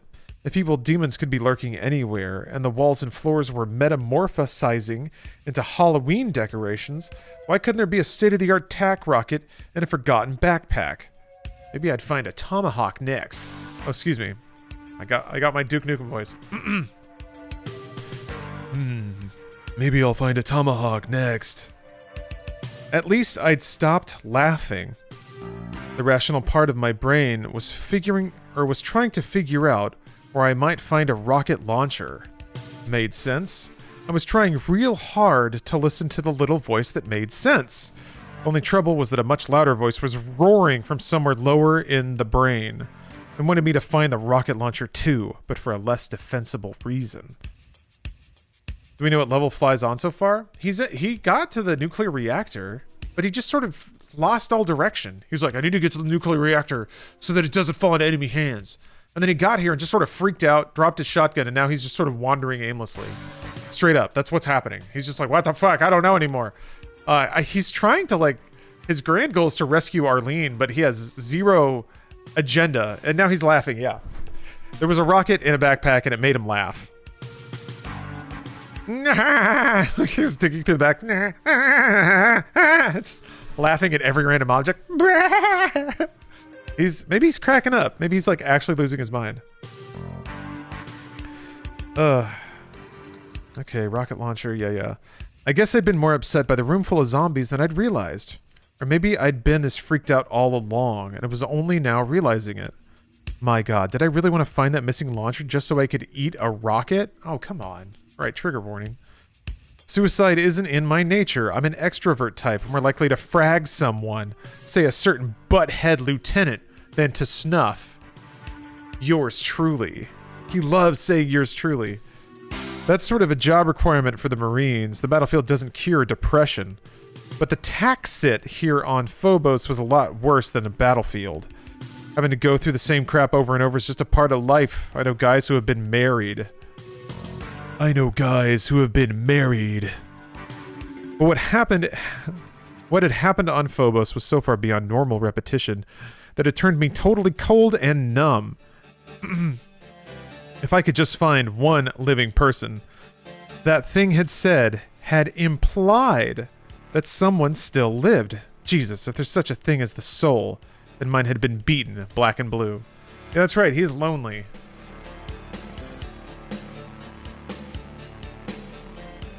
And he did interrogate a demon, which was a pretty cool scene. Wife bad, technology bad, book good. Hannah, as you have summarized this work eloquently. Maybe I wasn't being completely honest with myself. I could have killed myself with a rifle. Jesus fucking Christ. Okay. There are other ways too. God bless our training. Waiting for the launcher could have been just a good excuse for postponing the inevitable. Maybe. Or maybe if I found the launcher, I would really put the tube in my mouth and, as they say, fire and forget. Fuck me. Fortunately, I had never had to make that decision. I found something else instead. This guy really is dark and twisted. He's super damaged, man. Oh my god. It's so good. It's starting to sound like a suicide kink. I think this book's just trying to be edgy. It's like, it's because it did that with like the girl zombie girl. What's her name? He like shoved the gun in her mouth and like. There's weird moments of just like, come on, bro, don't make it weird. It gets weird sometimes. I stood in a long steel corridor that curved off to the right. The only light came from a bluish fluorescent tube that curved along the left wall and a sporadic white overhead spot. I crept as near as possible to one of those white light areas. Somehow I felt better surrounded by more natural colors, even though it made me more a target. Then I glanced to my left and saw it. I didn't trust my eyes at first. They hadn't been doing much to encourage trust lately. But if what I was seeing was real, then I wouldn't be fooling around with any more self-destructive fantasies. Directly in front of my nose, scrawled with the same red paint stick that had started drawing a map and the dumbwaiter, were two capital letters. A-S. An arrow was drawn by the same dye marker, pointing to the right at a downward angle. I stared at the mark, memory working furiously. 2 years back, I had gone to see the old James Mason movie, Journey to the Center of the Earth. I didn't know who Jules Verne was, but Arlene had insisted she loved sci-fi of any type. We made a big event out of it. We had just come off a 3-month stint in Peru, torching coca leaf fields so they'd never be processed into cocaine, and we were ready for an old movie orgy. We didn't usually eat junk, but for this special occasion we gorged on the unhealthiest popcorn we could buy, even including the black market liquid grease butter. I can honestly say that I have never enjoyed a trip to the movies so much. In the movie, we're going into the... Okay, tell me about the movie, author. Arne Saknussemm, world's greatest adventurer, was the first to explore the secrets of Earth's inner levels so anyone coming afterward can follow his route. The arrows point out the path he took when the caverns branched off. I stared at the mark. A.S. Arne Saknussemm. Arlene Sanders. I got dropped to my boots. Arlene! Arlene was alive? Doom Eternal looks way different. This is still Doom, baby. This is Doom novel. Knee deep in the dead. Straight from 95. This is just deep lore, that's it. This is a brief stop away from playing Doom Eternal to talk about Doom Eternal's lore. Alright? Alright? Alright. Arlene! It had to be. What other explanation was there? She was alive. And she was doing just what I was doing, going deeper into the station, hoping to find a radio or another living human. Or maybe her old pal. Fly. She was drilling deeper into this hell, hoping to find a way out. There was no doubt in my mind. A.S. meant my bud was still alive, or at least she'd been alive up to that point. Alive and still herself. She must have survived the firefight that killed her platoon. All thoughts of self-destruction were wiped away in an instant. I felt supercharged. That rules. Okay, that's awesome. The supercharge? Love is Doomguy's supercharge. Or really, his like creepy and silly infatuation with a coworker. That's okay. Thinking about the nice movie they watched. She's like, yeah, we just hung out and ate popcorn. He's like, it was the most meaningful experience of my entire life. Like, bro. We just watched an old dumb movie and ate popcorn. I will remember this forever. Oh, come on, guy. Boy, I hope I don't have to rely on you saving me in an underground zombie-infested factory someday. You goddamn dweeb. Oh, Fly. Oh, Fly. We're in this together. We're in this together, Fly. Stop making fun of him. Their love is pure. I don't know about that. You're gonna regret those words? Yeah, maybe. I shouldn't be so cynical. You're right. I'm sure she's into it. She's already dating someone else, by the way. She's already dating somebody else. Okay, alright. I felt supercharged. For the first time since stepping foot on this damned space rock, I was happy. I moved forward, military discipline reasserting itself, putting some brakes on the warrior who would still be needed for the killing time. That is a sick fucking phrase, bro. Oh my god. I moved forward, military discipline reasserting itself, putting some brakes on the warrior who would still be needed for the killing time. Oh shit. That's sick. That's sick as hell. Following the arrow led directly to an egg.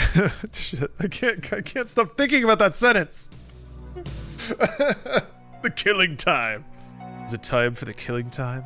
Not yet? Very well. I will store my warrior rage away. For now.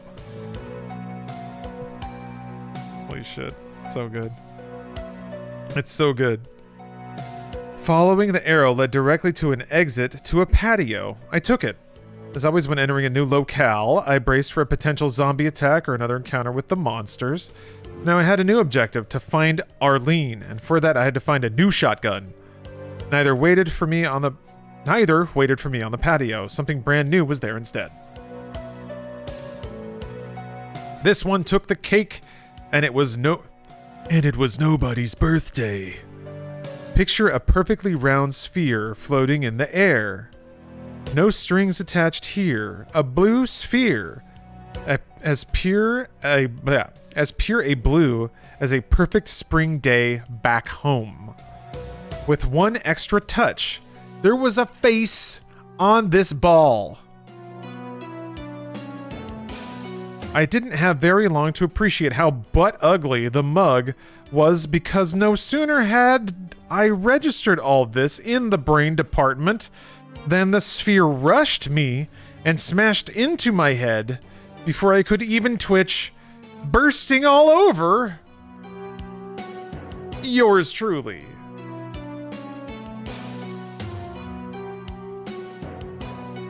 I figured I'd had it. For a moment, I couldn't breathe with all that weird glop all over me, running down the length of my body, reaching the floor, so I could He just wrote a Ghostbusters scene into this book. He got slimed, right? Anyway.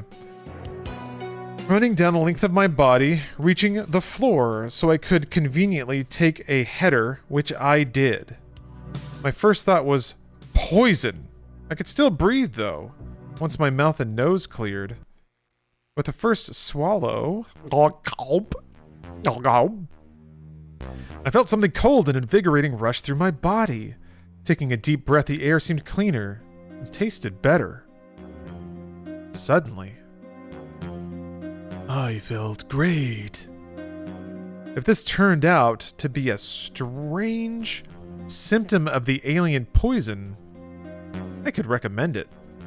Special endorsements available from Flynn Taggart's coffin. Oh shit, hold on. He's snarking again. Special endorsements available from Flynn Taggart's coffin. Reasonable rates. Sitting up, I expected an attack of dizziness, but it never came. Liquid had mostly evaporated by now, or maybe absorbed into my body. With another deep breath, which felt better than ever, I stood up. I hadn't been poisoned. Just the opposite, in fact. This crazy floating sphere had been good for me. It was perfectly reasonable to assume that any weird creature coming through one of the gates would be bad, and worse, deadly to all things human. Discovering that lovely AS had been the most pleasant surprise of the day. Yeah, I know day and night are pretty tricky concepts when you're stranded on a space rock the size of an average-sized garbage dump. Not a large or a small garbage dump. Wait, hold on. Author of a soon-to-be acclaimed novel Doom, I have a question. About this line here, page 70, yeah, about halfway down the page. You reference a garbage dump, and I gotta be honest, first of all, I love it. First of all, I love it. I can see it. I love it. I did have a question, though. What? I mean, I've seen a lot of garbage dumps, and when I read that, I think, like, what are we dealing with here? Big garbage dump? Because that's different, man. That's different than a small dump. I grew up next to a dump, all right?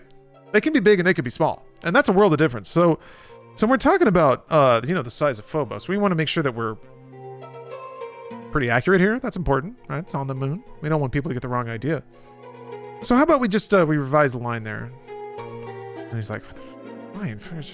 Size of an average-sized garbage dump. Fuck you. There, you happy? Oh, yeah, normal. Oh, yeah, okay, I got it now. That's why you're the writer, you know? I just do the editing thing. I'm just here to check it. Just here to gut check, that's all. That's me. Anyway. I've lived in many dumps, yeah.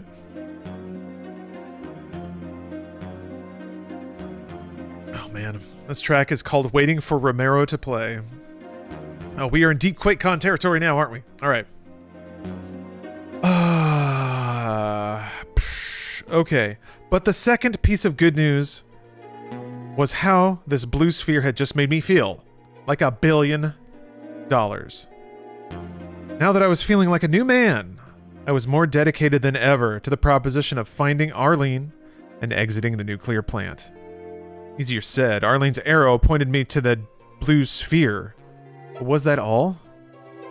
Maybe I should follow the arrow down to the computer room corridor, I thought, and forget the door leading to the patio.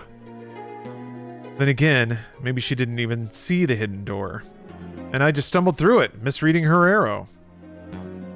I returned to the computer room and headed in the direction of Arlene's arrow.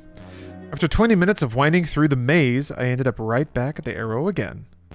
Well, that was a real brainstorm, I grumbled. I decided to leave a small mark of my own, a simple F, next to her initials, whenever I found them. This would prevent my mistaking one mark for the next, and anyone else, Arlene or maybe Ron, the Ron twins, who came this way again, would know he was not alone. I followed her mark again, this time picking a different route, and at last I made eye contact with some company, however unwelcome. One of the familiar brown monsters with the painful white spikes was eating something. It's back to me. Hey, Scoot. Good morning. Back in time for more lore? Yeah, the book's picking up. I'll say that much. Our Doom Marine just got plastered with a mega health, and he feels great. That is literally the last page. Okay.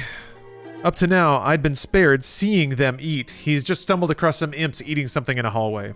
I don't think he's calling them imps, though. They have yet to be called that. Just demons. It sat on a table, hunched over, making hard, crunching noises. I caught a glimpse of something red in its jaws as it turned its head to the side. Fortunately, didn't check its 6. If I'd found another shotgun by now, it would have been blasted.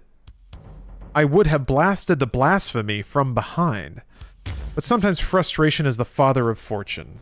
Suddenly I heard a whole bunch of the bastards walking right past me, on the other side of the thin computer maze wall.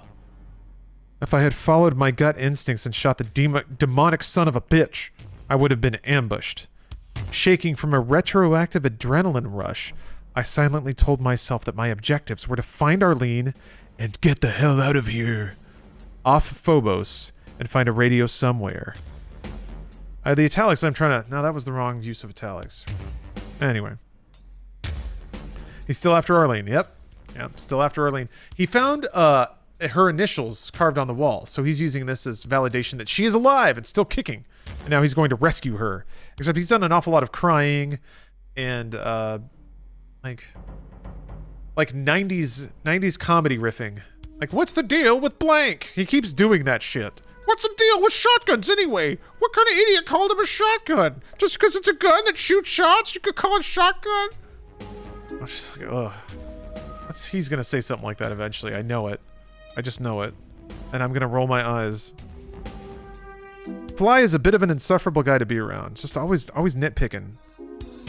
He's always nitpicking. Always observing things. Always making quirky observations. He needs to cut that out. Zeno. Oh, thank you for the sub, and thank you for a year's worth of subs. Thank you very much. Oh, Jesus, where was I? Okay.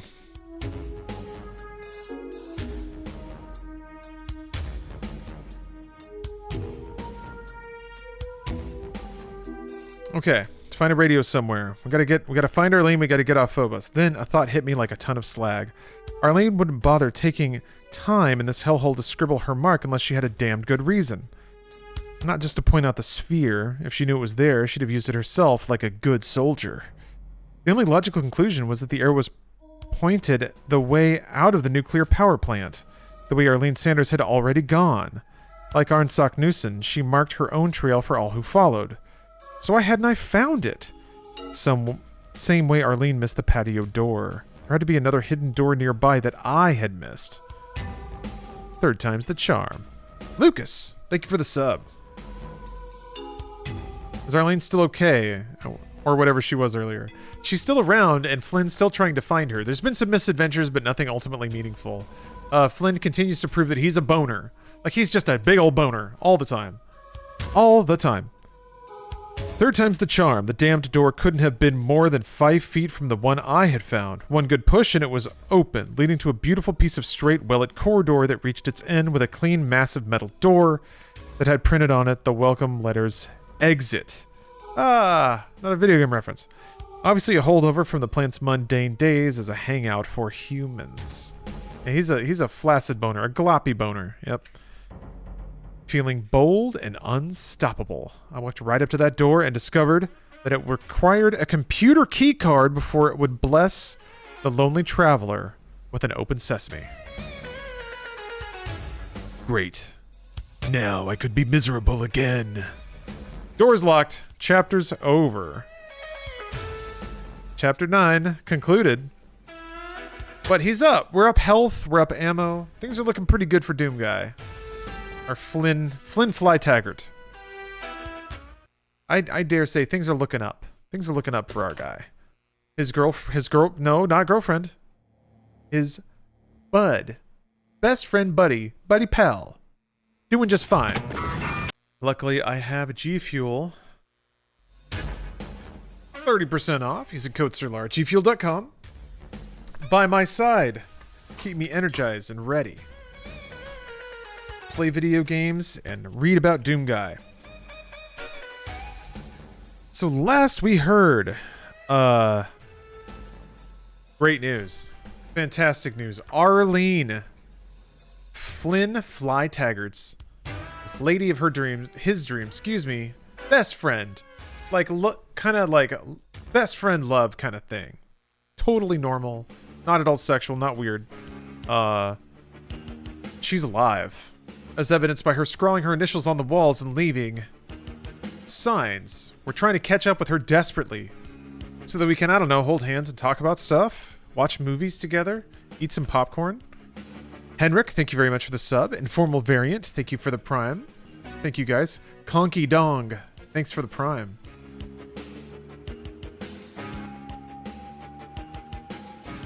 Ooh. Good licks, alright. So we're coming back in with our gentleman. He got hot on the trail of his best bud, she's just like the guys. She could shoot apples off dudes' heads, and she doesn't get pushed around. She's just cool, you know? She's cool. At the end of a long hallway, behind which might be our female. The door was locked, requiring a key card. Sounds like Doom to me. Informal Variant, thanks for gifting a sub. Arlene is Vasquez from Aliens, and our Doom guy is Flynn Flytaggart, a White Knight incel. Very well summarized. Yeah. I'll leave it up to you for now, Action Hack. Chapter 10. Something I learned at age 14. When your mind is working, don't give it a reason to stop. I reasoned it out this far, fitting pieces into place. Why should I be stopped by one minor impediment? When you welcome thoughts, they come. There had been something wrong about the sound of the crunching from the monster that was eating. At first I was certain it was chowing down on the remains of one of my comrades, but now I realize the sound was all wrong. Too high, too sharp. Wait, there's a monster chewing on something? They didn't establish that. We were just in a hotel with a locked... we were in a hallway with a locked door. Please hydrate? Good call, Trash Daddy.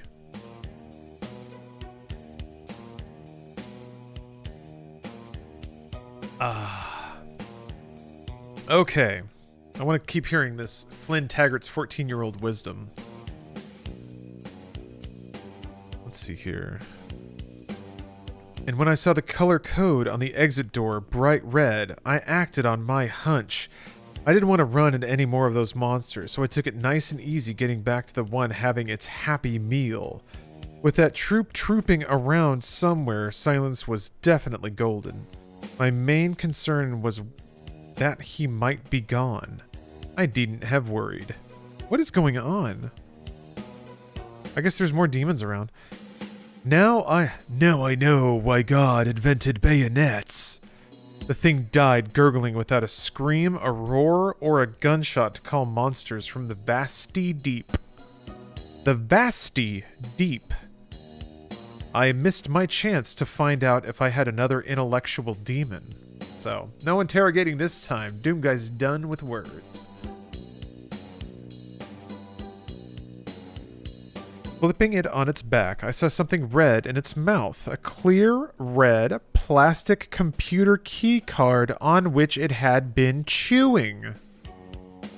And now it all comes together. He needed a key card, so he just was like, what's that? And it was a demon chewing on the key card. He's like, And he went and got it. Great. Oh, Tesser? Yeah. Well, thank you very much for watching. Hope you enjoyed yourself. I might still be around when you wake up. We'll see. What's the action? I killed it, and that's it. Pretty much. He snuck up on it and stabbed it with a bayonet, but didn't say how. Just stabbed it, and it died quietly. Oh, boy. Okay. Next to it was a pile of plastic cards, mangled beyond repair. Small red and blue globs suggesting the remains of more key cards. Fortunately, the one I carefully fished out of its mouth was still in one piece.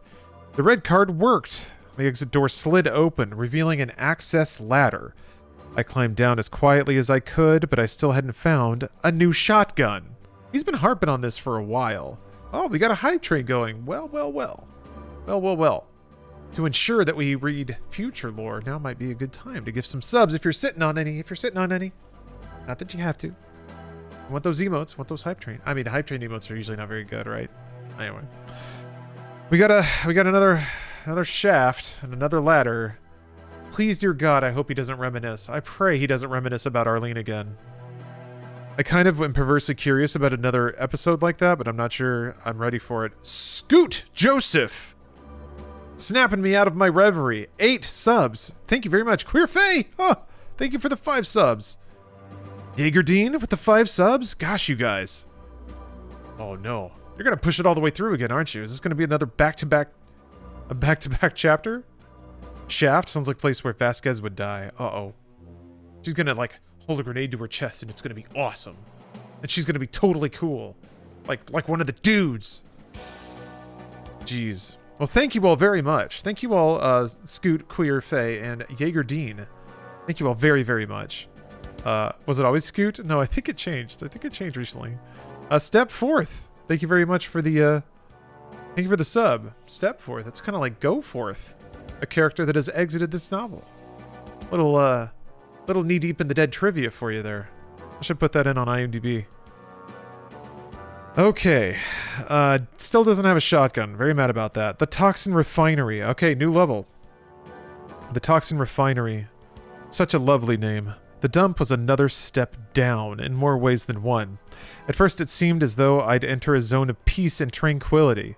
Greeting me was a wide open space lit by a sun lamp so bright that for a moment I thought I was back on Earth in the middle of a pleasant afternoon. The abundance of weird-looking machinery raised my suspicions, however. I could easily imagine monsters and zombies lurking behind equipment of that size. As I began to explore the area, I was grateful for the first sight of a barrel full of the toxic sludge. I'd certainly changed my mind about the green slime. Now that I knew the stuff was as explosive as nitro, finding it was like coming across another weapon. I searched frantically for another mark by Arlene. I remembered another afternoon we spent at the Rec Hall Flicks. Here we go! I mean, I guess I shouldn't be sad that there's more memories coming out. It somewhat more justifies this weird relationship, I guess. Jeez, okay. Ugh. Christ. Shit. We watched one of those mad scientist movies. We couldn't really... Wait, we were name-dropping stuff before. That's not fashionable anymore? Alright. A mad scientist movie. And the laboratory was stuffed with more switches and levers than humanly possible. The more I checked out the toxin refinery, the more it seemed like that make-believe lab. Not all the switches had to be activated by hand, either. I made that discovery when I walked past a green section of wall and the color of... green section of wall, the color of a ripe avocado. Wait, ripe avocados are black. Maybe the inside. Let's see. The immediate whirring sound had me spinning around and ready for action. I guess he didn't set any records this time. Oh, they're green? Okay. Wait. They're 100% black? Yeah. Has to be taking place in the 50s or 60s. I think the author maybe grew up then. Let's see. But nothing was coming to get me this time. Oh, Jaegerdine, thank you for gifting 5 more subs. Aw. Very much. The motion detector I had just activated stimulated my memory.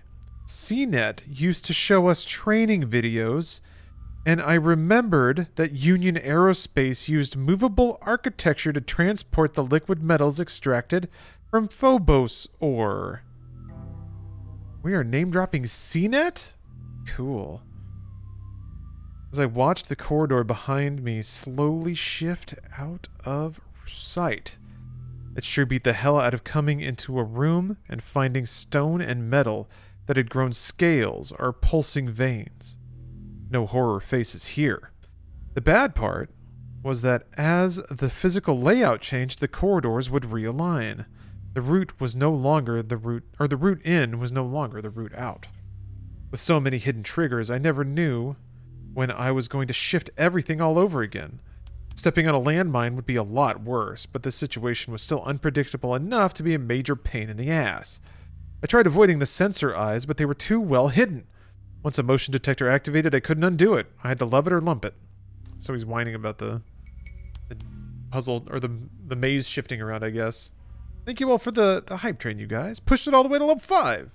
Jaegerdine, thank you for all the gifts. Appreciate that.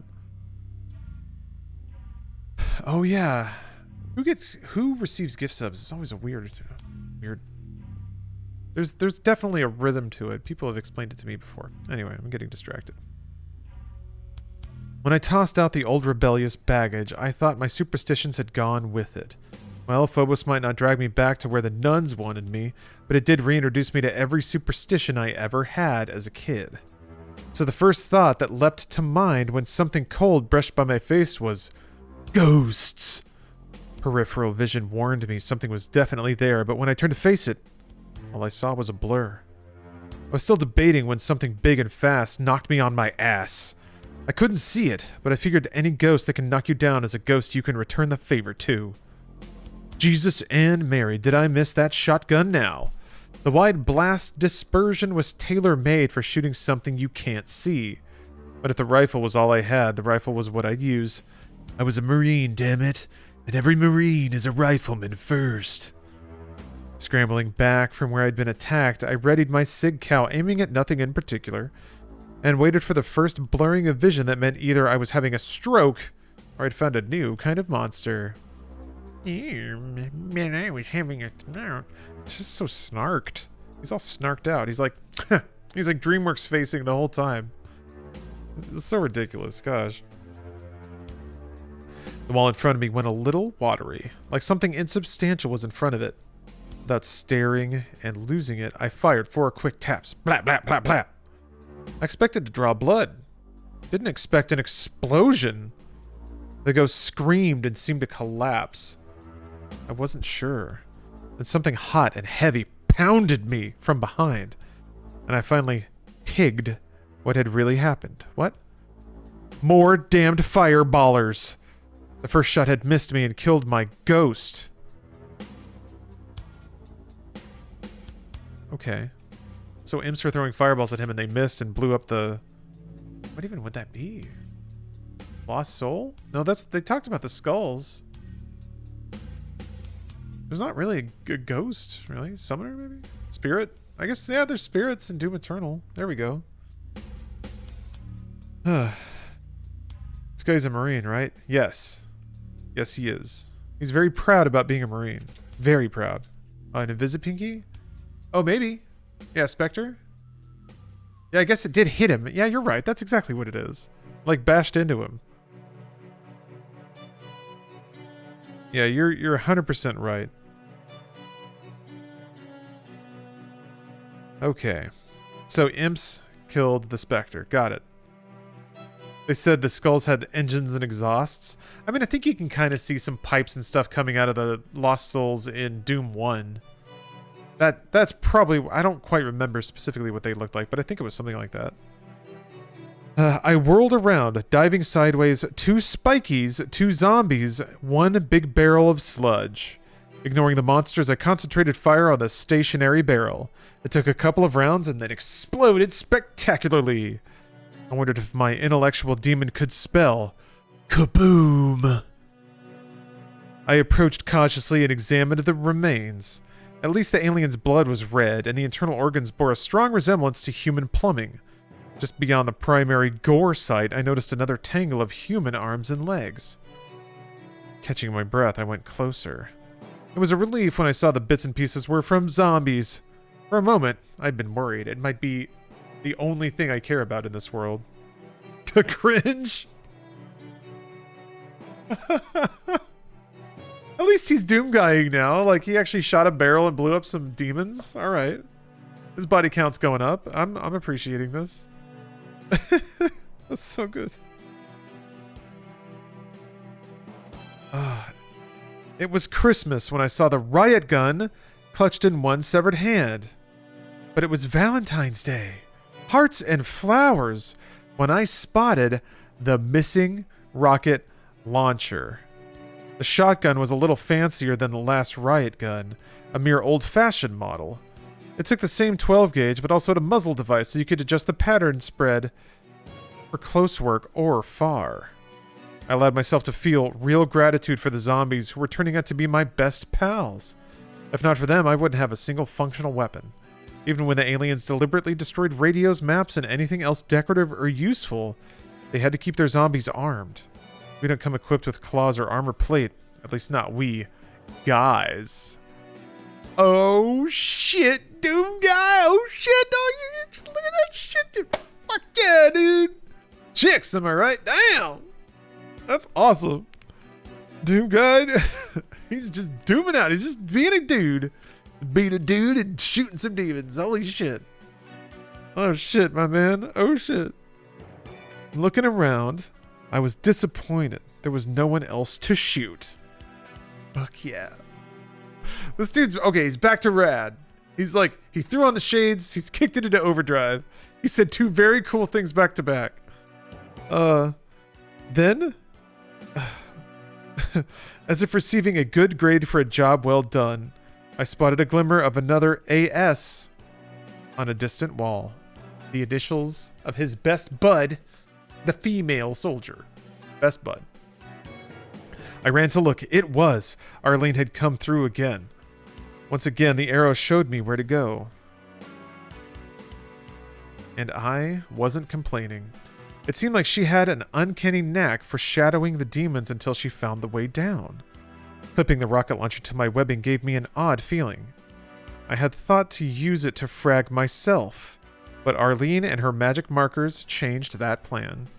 She is the wind beneath my wings. She's just so special. I just can't stop thinking about her.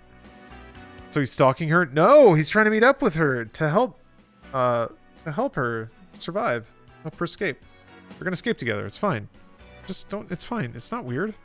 It's not weird, dude. It's not weird. This is what people do for their friends. Okay? I'm sorry you don't have friends. Jesus.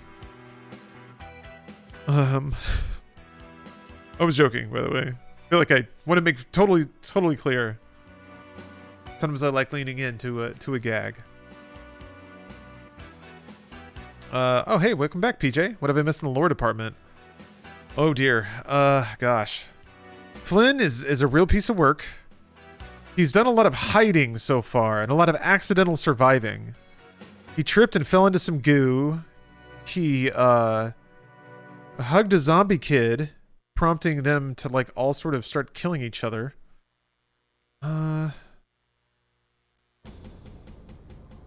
He hasn't done a whole lot, but he did just get a shotgun and a rocket launcher. He did a creepy reminiscing of how much he loves, really likes and respects Arlene. The single thing he's charging through this base to find. He's been a little scatterbrained, but his body count's going up. He just shot an explosive barrel and killed a bunch of zombies. Oh, he also got a mega health, so he's feeling pretty good. Yeah, it's only liking and respecting for this guy. Does God or Satan have a bigger dick? Satan has a bigger one, but God could have a bigger one if he wanted to. He just doesn't care. But Satan's like, yeah, I'm gonna have a big dick. You know? Dumb question, zombies Doom. Do they mean imps or precursors to imps? I don't get it. No, there's zombies in Doom. Like the little zombie guys. There's zombie soldiers in pretty much every version of Doom. I think that's the zombies they're referring to. Let's see here. The rocket launcher was serious firepower. This one looked in good shape, but it didn't have the 2 preloaded rockets that were standard issue. I was going to have to make my 1 rocket round count. I loaded up, then let it dangle. Let it dangle. Armed for very big bear, I followed Arlene's arrow through a narrow opening. I could barely squeeze past. The UAC designers evidently did not have big men wearing combat armor in mind when they built the manual vertilift bypass route. The doorway led to a spiral escalator down. It was not operating, so I crept down as silently as possible. Not very. The escalator led down to the command control level, as I recalled from the map I had seen above. CNC was the nerve center. If there were any working radios in the facility, that's where I would be expected to find them. Or that's where I expected to find them. Once there, I wondered if it had been worth the trip. The architecture of this place was the most depressing yet. Heavy, gray, very much in the style of military garrisons from World War II. I had to wonder why any human would build thick fortified walls deep inside Phobos. If a human had.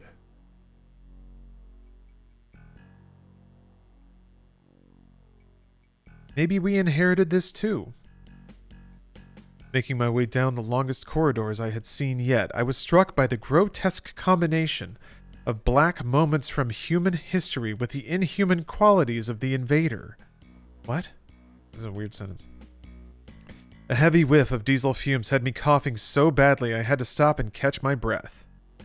Diesel fumes? That can't be right. But that's what I had smelled. My footsteps echoed so loudly they sounded like mortars. I was glad when I reached the first open space, if only because the echoes wouldn't be deafening. The kind of stone forming the floor changed. A higher ceiling gave the sound somewhere to go. I was at the edge of a huge room, shrouded in darkness except for a couple of shafts of bright light shining through glass skylights. I don't know whether there were spots behind the glass or whether I was seeing actual daylight. but the squares of brilliance lit up 2 spots bright as freeway construction sites. One of the 2 bright lit squares contained a table. On top of the table was an AB-10 machine pistol. God, did I want that pistol. I could almost taste it. Oh, pistol. Ugh. I stared from the doorway, trying to estimate the odds that the pistol was bait for a trap. I kept getting an unacceptably high probability. Turning in the opposite direction, I crept along the wall, rolling each step, just as they taught us in series school and Survivanville. Oh boy. Every few steps I stopped abruptly, listening for someone shadowing my footsteps. I tracked to the wall to the left, followed it for a right turn, and finally approached a hulking machine of some sort that almost touched the wall, leaving a slight gap. I slid through the gap as silently as I could and poked my head out. What I saw made me smile grimly. Behind a pile of boxes 10 feet past the machine pistol were no fewer than a dozen of those brown spinies who would never make Smokey the Bear's Christmas list. Oh, jeez, let me take that one again. Were no fewer than a dozen of those brown spinies who would never make Smokey the Bear's Christmas list. Oh, that was... Oh, man. That made me lightheaded reading that. Oh. Ooh, I actually do need a beat. I gotta take a knee after that. Ugh. Okay. Phew. Not too you're reading Doomguy. Yeah, this is Doomguy. What are you talking about? Totally different. They were hiding behind the box, staring greedily at the whale gun, waiting for somebody to... Allow me to introduce myself. I let my new shotgun dangle. Shouldering the mini rocket launcher instead. How he keeps saying that when he puts a gun down. I'll let it dangle. It's not a dick. It's a dangler. Shouldering the mini rocket launcher instead. I only had 1 round, and I'd never fired one of these things before. My first shot would have to be a damn good one. I closed my eyes and visualized the UAC sales video. Raise the rangefinder, grab the plastic propellant tag, and pull. Which mixes the volatiles and incidentally engages the primer firing pin. Thumb off safety, aim and squeeze the trigger. Pulling the trigger halfway produced a tiny red laser dot. I lovingly moved it across to sit directly on the rump of the biggest demon. I do appreciate that we're talking about demon ass. That is a very Doom thing as well. Those booty cheeks, those demon cheeks. About to clap him with a little mini rocket. And I do mean mini.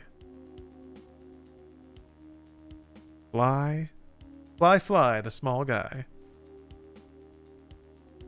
Let's see here. Rump of the biggest demon. Of course it goes for the biggest rump. One of the other demons noticed the spot and reached out to touch it. I squeezed the trigger the rest of the way. The rocket exploded with a bang so loud, I thought I would be permanently deaf. While my ear still rang, I dropped the rocket launcher and retrieved my scattergun. I humped towards the remains of the ambush crew. There were a few survivors crawling along the ground looking for their legs and arms. I put them out of my misery. I counted 13 heads and 14 left arms, so I must have slipped a digit somewhere. Shotgun in hand, I slowly approached the AB-10, alert for a second line of attack. I was still 7 meters away when I heard the sound, and it was a bad one. The worst one yet. A low pig-like growl, a snuffling sound turning into a wet, animalistic grunt. I froze, the image of a giant boar filling my mind. Slowly, I backed away from the AB-10. I did not want to meet whatever made that noise. That's the end of chapter 10. Stalked by a pinky. Yeah, it sounds like a pinky. That's a pinky. That machine pistol is not quite yours yet, Flynn, my guy. Flynn, my fly guy. Wet and dangling. To that time, man, this is the Interesting twist. Did not get that much sleep last night. So, it's like the exact worst, almost the exact worst scenario. Ended up being super late hanging out with friends, but it was totally worth it. So, time to power through. I'm starting to feel it, though. Nice camera placement. Thank you very much, Konang. Oh, what flavor? This is peach iced tea. One of my favorites. Happy you decided to do a 24-hour stream on my day off. Hey, I'm glad it worked out. Glad to have you here. Chapter 11. Guess what? There's a pinky here. Damn, I thought, furious, that even after expending my only rocket, I couldn't get the machine pistol. I was right back where I started, except one rocket lighter. I had squandered my gift. I felt like the guy... Oh, wait, hold on. No, this isn't a very Duke Nukem line. I felt like the guy who found a lamp that would grant one wish and he says, "Geez, I wish I knew what to wish for." You know that guy? We all hate that guy.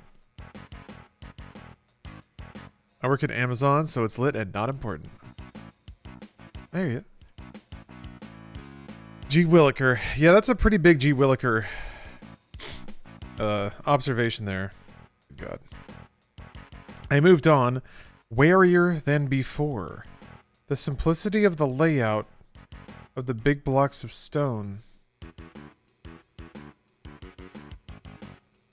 Wait, he's just leaving?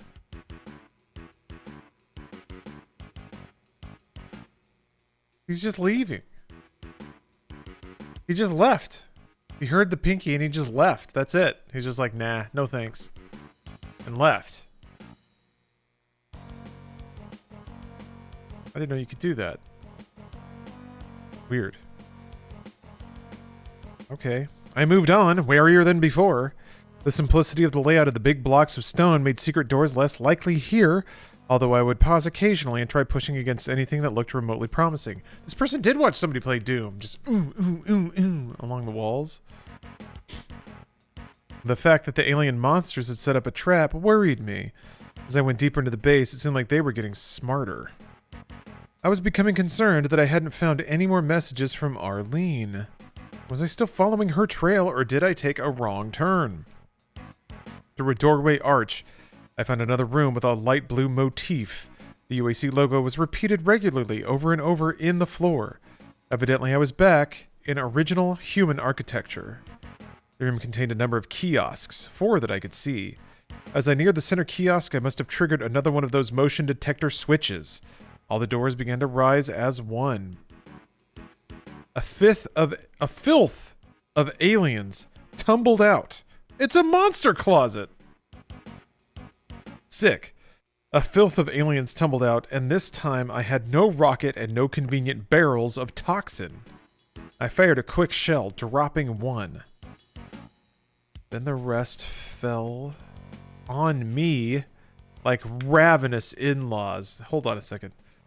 Then the rest fell on me like ravenous in-laws. I dropped the shotgun to the ground and barely managed to swing my semi-auto sig cow up to take the shock as the first alien hit me. They're calling it aliens? He knows they're demons. Classic in-laws. Yeah, as an incel knows. The damned thing impaled itself on my bayonet, but it was too stupid to die. It clawed forward, stopped only by the bayonet hilt, and grabbed my padded shoulders with death-grip talons, dragging me back against the wall. Saved my hide, it did.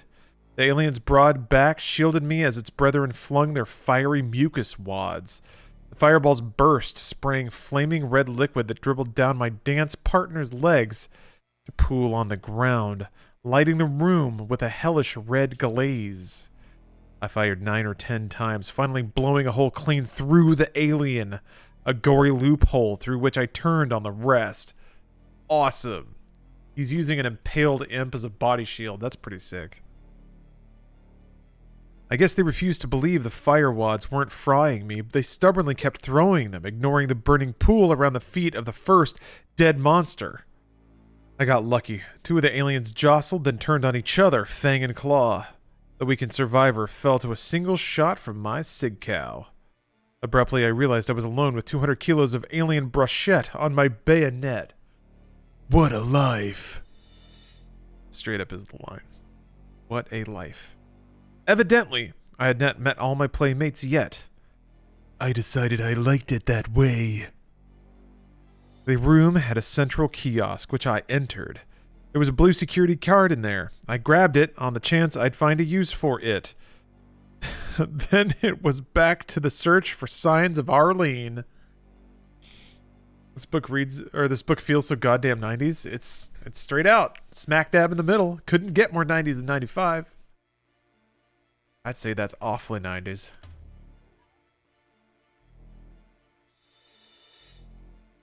Now, that's what I call 90s. I'm gonna shit in your ass. I love Doomguy. I love Flynn Taggart. Fly Flynn Taggart. I love him. He's my son.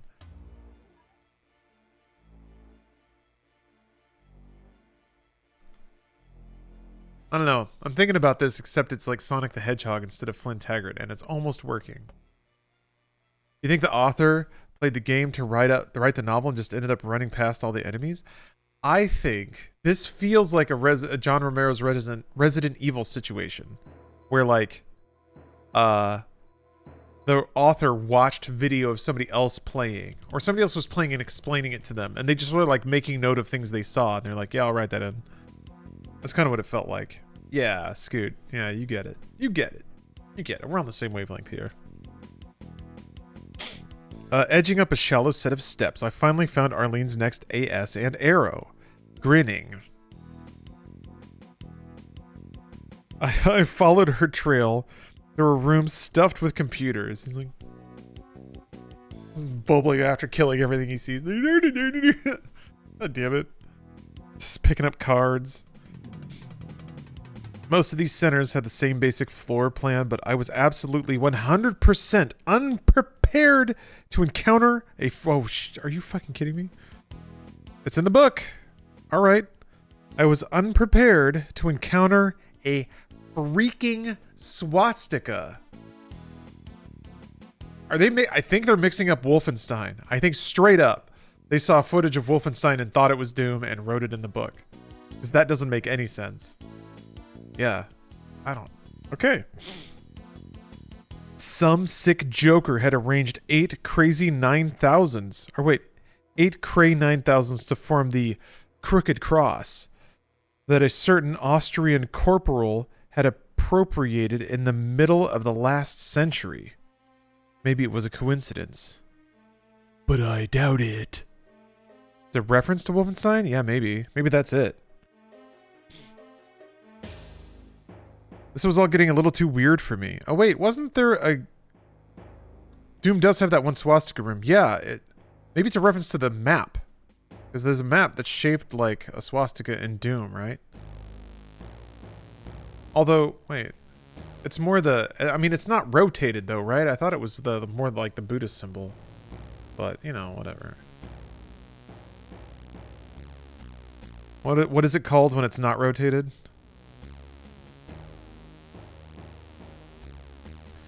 Let's see here. This was all getting a little too weird. Oh, Manji. Yeah, thank you, Borg Ninja. This was all getting a little too weird for me. The river Styx, zombies, demons, flaming skulls. What kind of intelligence was behind this? Whatever it meant. I decided not to think about it. I could easily have gone through the computer room without noticing. What? But an undamaged map to the section made it impossible to ignore the swastika floor plan. Oh, okay. Yeah, alright. It is a swastika because the floor plan is shaped like that. Because there was a map in Doom shaped like that. Alright. Okay. Weird. They very literally write specific game things directly into the story. It's kind of weird. My adventure with the kiosk had been dead center in the largest circle. Above it and slightly to the left was the swastika of the computer room. Walking through, one might figure it out. At certain angles, one couldn't help but recognize that the blood-red design of the floor had a certain association. The map was like a slap in the face. It barely bothered me when I triggered another of the damned motion detectors. They were becoming routine by now. Of course, there was always some element of surprise. In this case, the swastika craze lowered the floor real slow with a grinding sound, like the bones of a million dead being rendered to powder, and I expected to see soul-shattering horror. Instead, I won another jackpot. I just found 2 boxes of rockets, 5 to a box. And I found a yellow security card with a note that if I were trying to find the card where it was supposed to be. What? North of the maze at the northwest center of the installation. Maze? Talk about feeling like a trapped rat. Well, I wouldn't find it there because it was here instead. Safe and sound with the rockets. The note was signed A.S. Man, I was going to have a lot of questions for that girl when I found her. It was hard enough staying alive without going to a lot of trouble for a hypothetical fellow soldier who off on a wild chance might still be breathing and putting one foot in front of the other. She had performed incredible feats here, as Arlene found supplies along the way, everything from weapons and ammo to these ugly key cards. She only took what she could carry and stored the rest where a thinking man might find it. Me. Lynn Taggart. Coolest dude in the military. Always a finder of hidden secrets. She's just the best. Yeah, yours truly. He hasn't called himself that in a while. I kind of miss it. We need a new one. Also, this is something I never called attention to, but deadass, every time they say yours truly, it's a capital Y and a capital T. Yes, it is a proper noun. Every time. Every time. Never missed. There are certain grammatical dedications that this author has, and they're not all correct.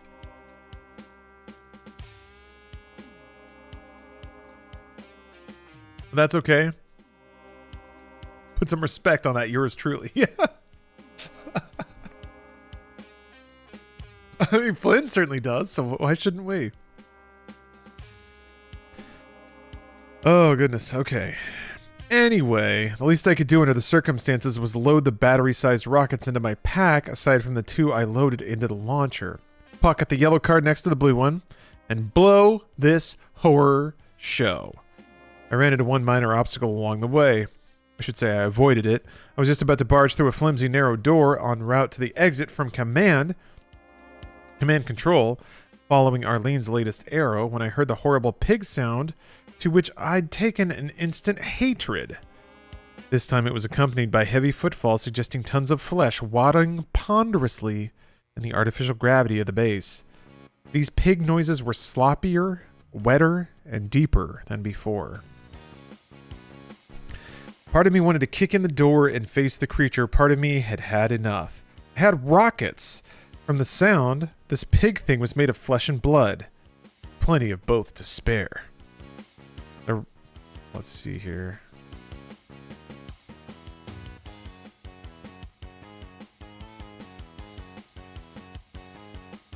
The rational part of me said I'd probably find out sooner rather than later whether I could kill this new monster or not. Why race it to the grave? While I was having this debate with myself, the pig thing thumped on past the door. I waited a few more breathless minutes, then opened the door a crack and listened. Nothing. But the instant my book crossed the threshold, I heard a warning grunt from my right down the black, dark hallway, followed by a heavy, meaty tread accelerating toward me like a battle tank. I could barely make out a bulky shape shambling out of the night to starboard. Are we a boat now? What the... God. But directly in front of my nose was a heavy armored door, a pressure hatch, rimmed with blue lights. I bolted across the corridor, jamming my hand in my pocket and fishing out both the key cards. The first one I tried turned out to be yellow. The door buzzed angrily, and I began to smell the rotten stench of corruption that comes from animals that chow down on decayed carrion. swallowing panic, I yanked out the yellow and inserted the blue. Door chimed and ponderously rolled up. I darted through, unslung my scattergun, and waited, shaking, for the thing without a name. That's also capitalized. The heavy security door rolled shut, mocking me with its lethargy. Or its lethargy. I never knew how to pronounce that. Lethargy sounds more intelligent.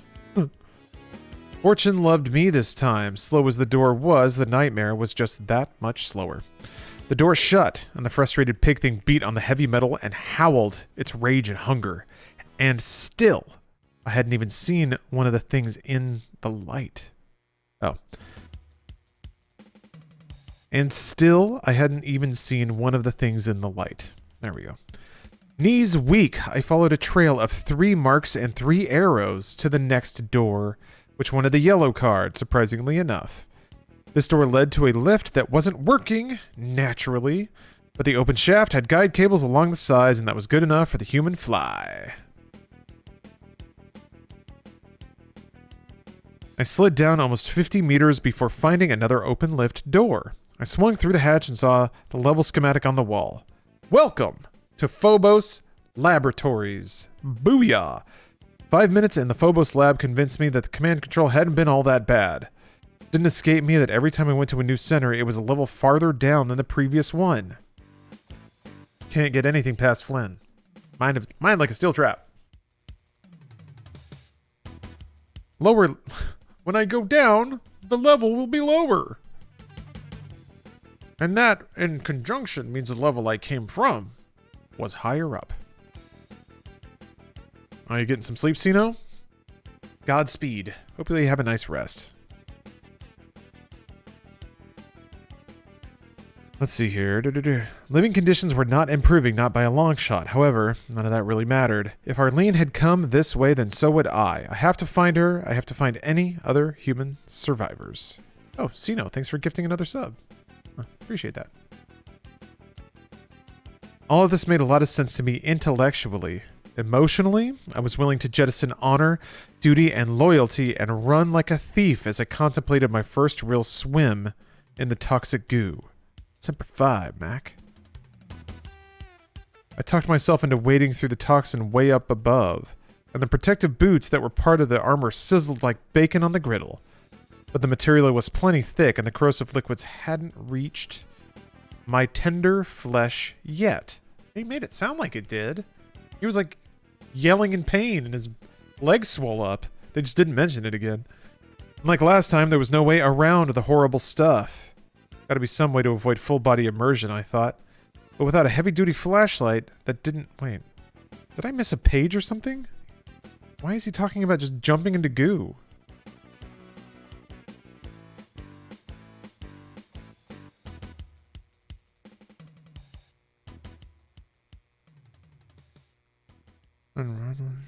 My first real swim in toxic goo.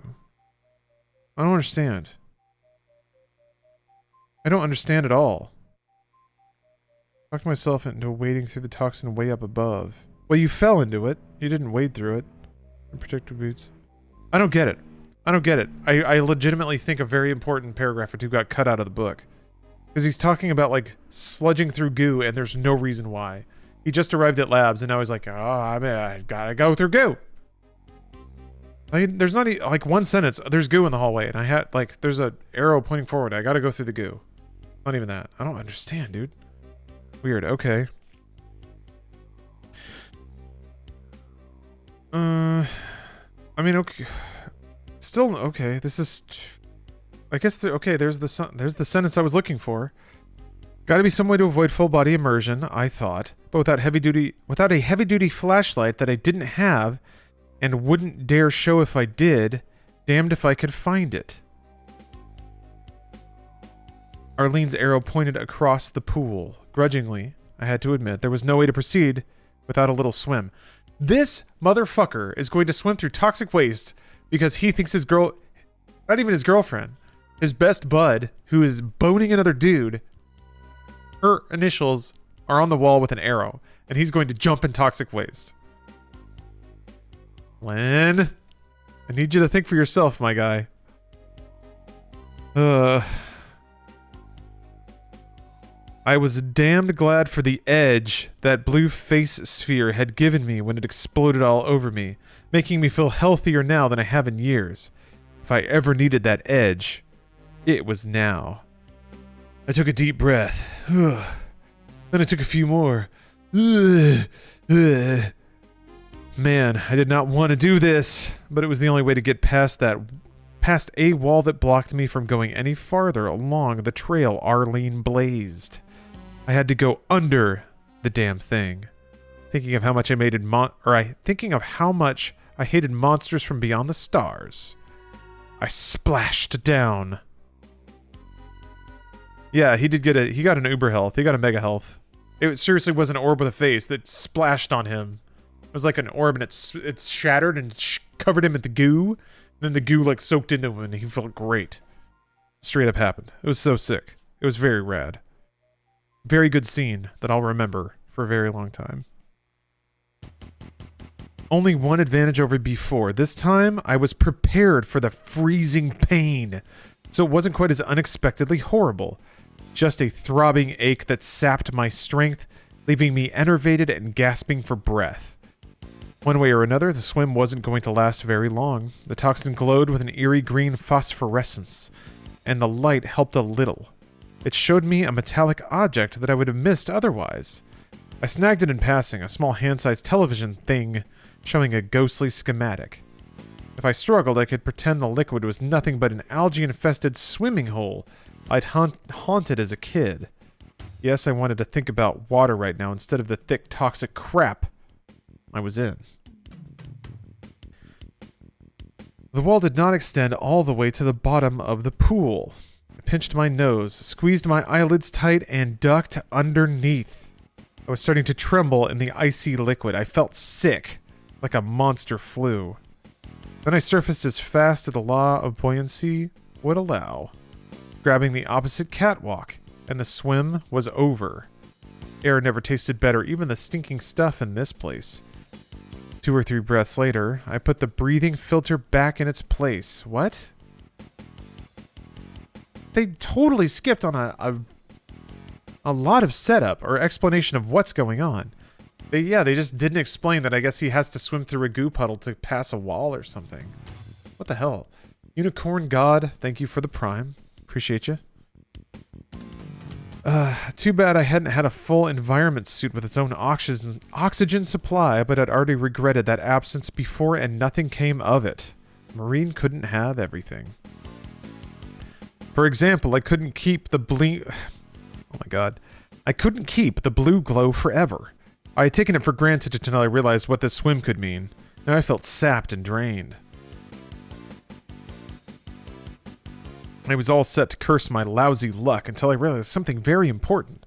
Without that earlier boost to my system, this dunk in the sludge would have killed me. So what about Arlene? Could she have come this way? Could I have passed her body in the green murk? I had to think this through. There was no arrow immediately beyond the toxin. Maybe she found a better route. She might have a decent flashlight or light amp goggles so that she could see. Or she might have a full environment suit. Or what the hell? Maybe she had a touch of the blue medicine show. There were all kinds of ways she could have survived. But maybe she didn't. I refused to think about it. It was time to move on. No, let's not think about it. All right. Well, that's the end of the next chapter. I do appreciate that he's finally starting to ask questions about this. Maybe he's starting to not trust just two letters on the wall so much. I would like it if like this is the hell magic of the place working on him. He's hallucinating this stuff. And I like that the hallucinations told his simp ass to dive into toxic sludge.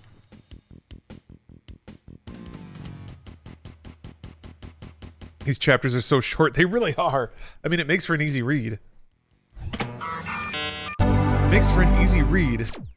But for the fact that, like, that one just didn't make sense. Like, I swear, a solid page and a half was missing. And it, like, wasn't page to page either. It just, like, the narrative just skipped.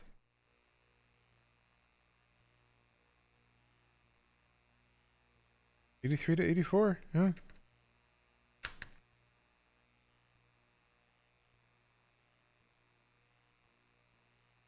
Yeah, he just went from like, welcome to the Phobos Labs. He's like, great to be here. And then all of a sudden he's like, well, guess it's time to swim through goo.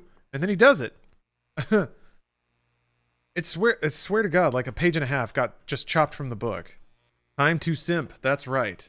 Doom, Knee Deep in the Dead, the first book in the Doom novel saga, the first of 4 novels chronicling the events of the video game, released in 1995.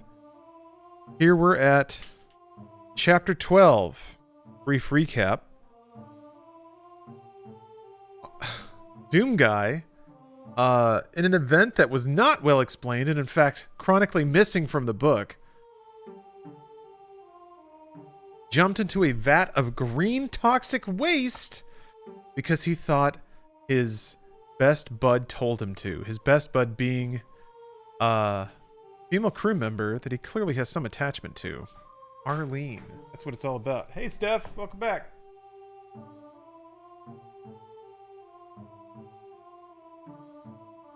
Glad you made it back okay. I'm in chapter 12 of the Doom book. Yeah. Alright. Yeah. Oof. Starting to trail off, though. I'm gonna be honest. We were up late last night. Ooh. Chapter 12. He's just swam through glowing radioactive waste. Just because there were 2 initials and an arrow. He's like, Arlene. Totally platonic bud, Arlene. I was back to trusting the old fly instincts again. There were plenty more unreliable things, such as any decision by Lieutenant Weems. Meh. I haven't thought about Weems for a while. My lip curled. He's still pissed about this. Weems was probably the first zombie. Reworking him would take the least amount of effort. Boom. I felt something in my hand. I stared, the thing I'd fished out of the sludge.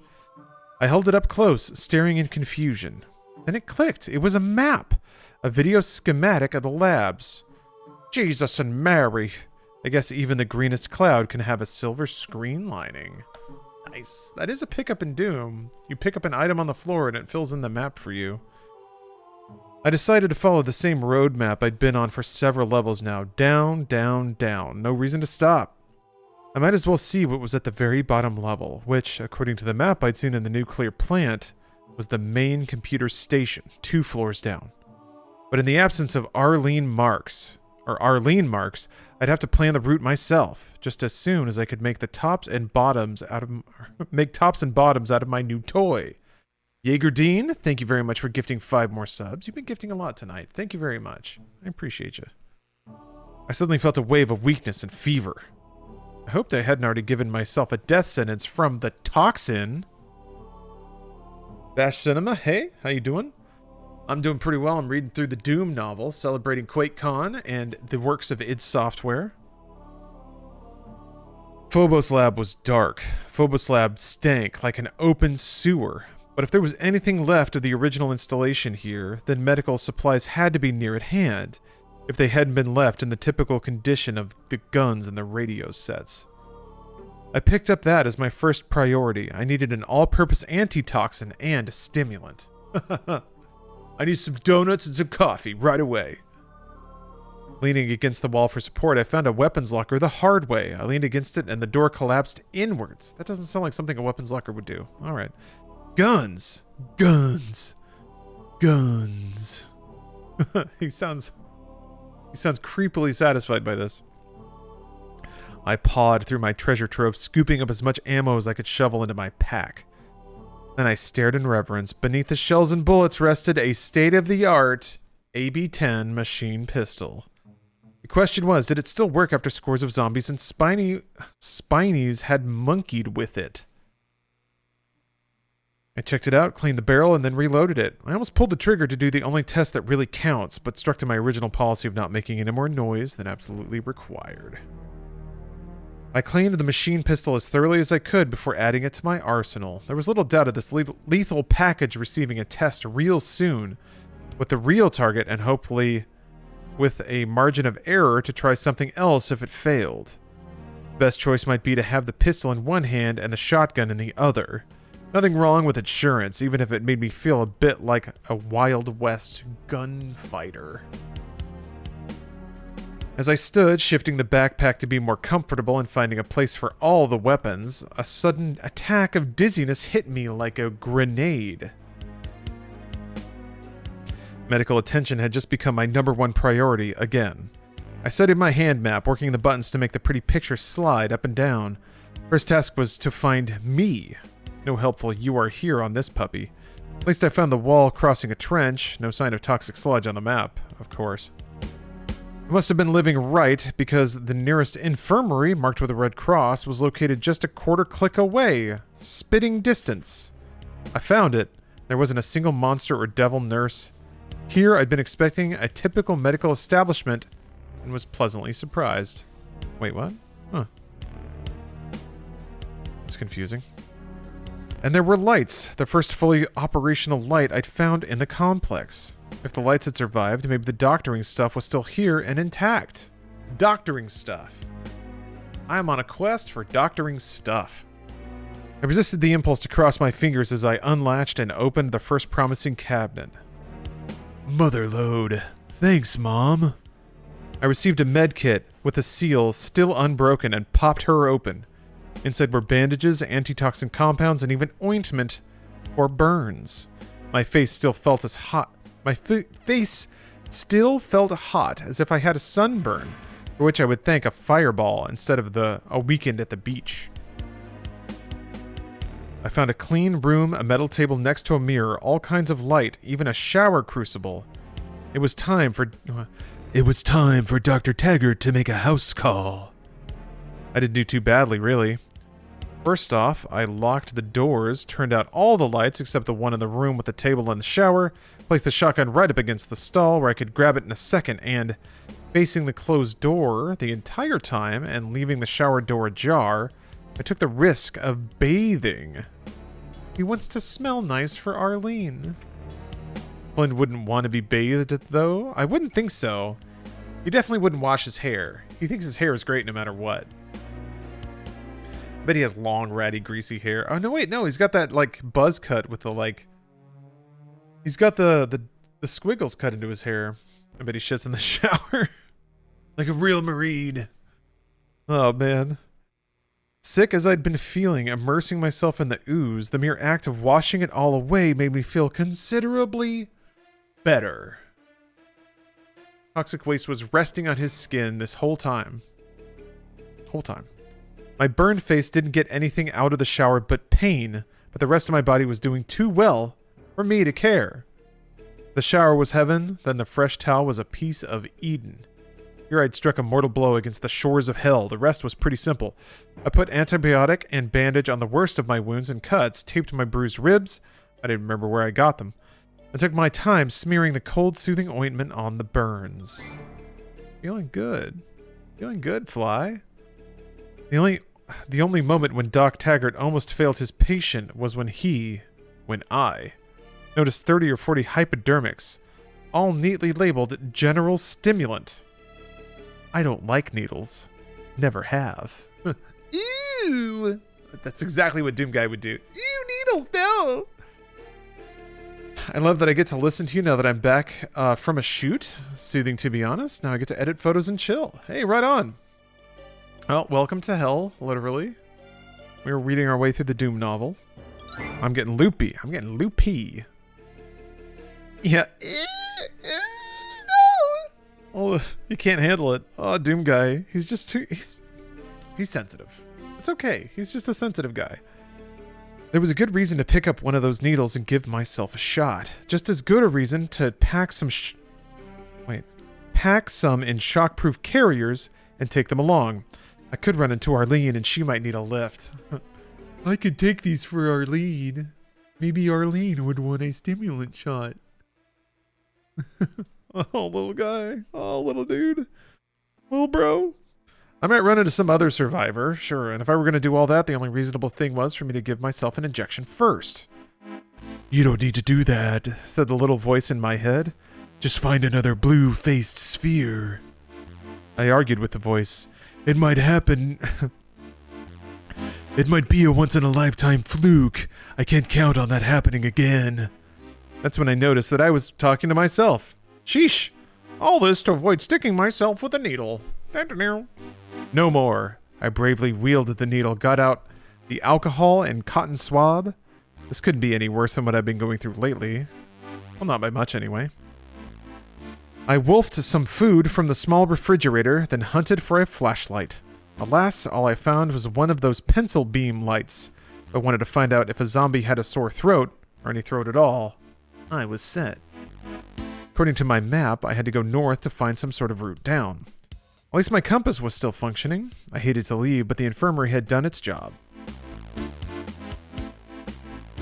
I was tired, not exhausted, hungry, not starving, and not shaking like I had amoebic dysentery. The only problem, aside from demons, two-legged pigs, and murderous corpses, was that I had lost Arlene's trail. If she were hurt, laying up somewhere, I might accidentally leave her behind on an upper level. The point was that I could concentrate again. Last thing I did before stepping out again into the dark was check the boots.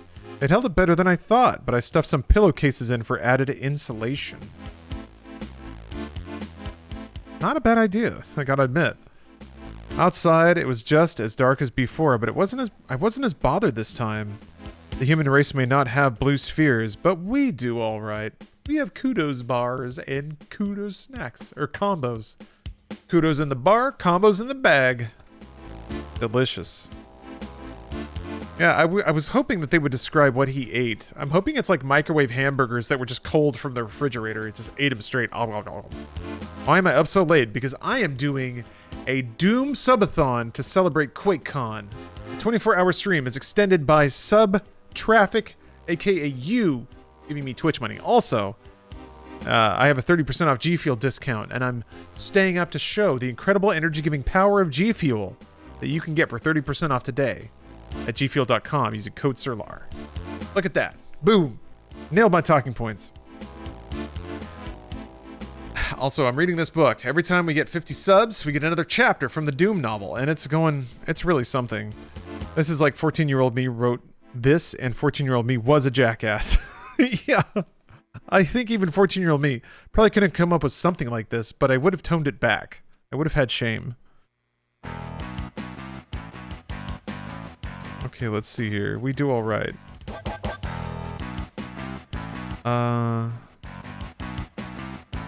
I stayed in that frame of mind as I went north. I scuttled along the corridors, letting my shotgun peek around corners first, until I reached a huge chamber. It was dark, but not the pitch black I had just come from. At least I could tell I'd entered a larger area. The next moment, I was under attack. Claws raked across the shoulder plates of the battle armor I had just reinforced. When I tried to fend off the enemy, I half expected to feel the crocodile-type hide of the spiked monsters, but instead, my hand sank into a pulpy mass, and the contact made my flesh crawl even through my thick gloves. The light was on, and I should have been able to see the scum, but I was getting nothing. Then I pushed back against the jelly-like... as I pushed back against the jelly-like stuff and took a few faltering steps back, I saw a familiar shimmering. The same thing I'd seen when I thought I was fighting a ghost. That time the issue was resolved by a miracle fireball. This time I was on my own. So he was just like feeling up a ghost squish. He was just... What's going on? I'm getting squicked out. Have you ever had gamer subs? No. And G Fuel is my exclusive energy drink sponsor, so unfortunately, won't be discussing any competitors' products. You can in chat, by the way. I'm not gonna ban anyone for talking about stuff. So feel free, and if you've had your experience with other products, by all means talk about it. But I got my thing going. No, Toasty, do not apologize at all. Like, I want to be very clear. Like, I'm under a sponsorship contract. That is certain things that I provide in kind. Y'all can do whatever you want. I'm under no obligation to stifle you about any of the products you talk about. I'm just trying to, like, you know, make it clear that I'm under... That is a situation that I am under a certain obligation.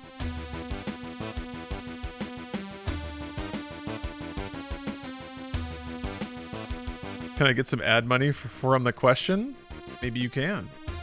I mean, maybe in some way or not. I give away stuff on the stream sometimes. I'm gonna give this away when I finish reading it. Maybe you get a book out of it. Ever think about that? Just gotta be lucky.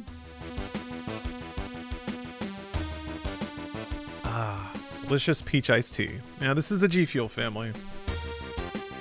Amen. Okay, let's see here.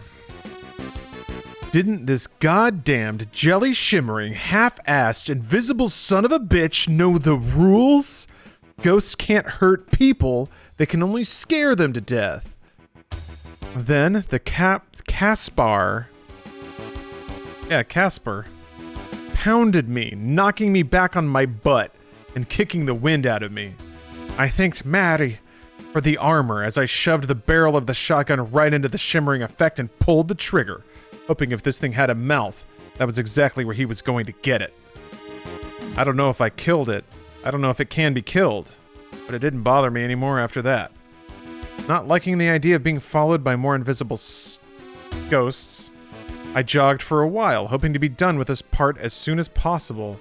I also kept both eyes open for a pair of light amp goggles, but I'd used up my good luck quotient at the infirmary. To exit the labs, I had to enter the darkest room yet, black as coal. I wasn't surprised. This was at the north end of the installation where, after groping in the dark by touch and even daring to use my tiny pen light, I finally found a small opening. This led down a narrow corridor to a tight metal spiral staircase going down. Way down. I started to get very dizzy spinning around so many times. Central Processing had more tight, narrow corridors than anywhere else in Phobos. Good thing I'm not claustrophobic. The light was better than the labs, but that's like saying LA cab drivers are more polite than cab drivers in Mexico City.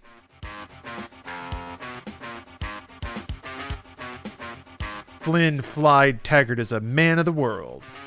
Zinging cab drivers from LA to Mexico. Dang got 'em. Yeah. Someone's... Exactly, Skinnerbox. Wow, someone's been to Mexico City. That's like a joke that's entirely intended to brag about the 2 cities you've been to. Oh, no, wait, he's been to Kyrgyzstan or whatever. Turkestan? Was that actually in the book? Yes, yes. I can't make it up. It's so good. At long last, I found another AS. Sick.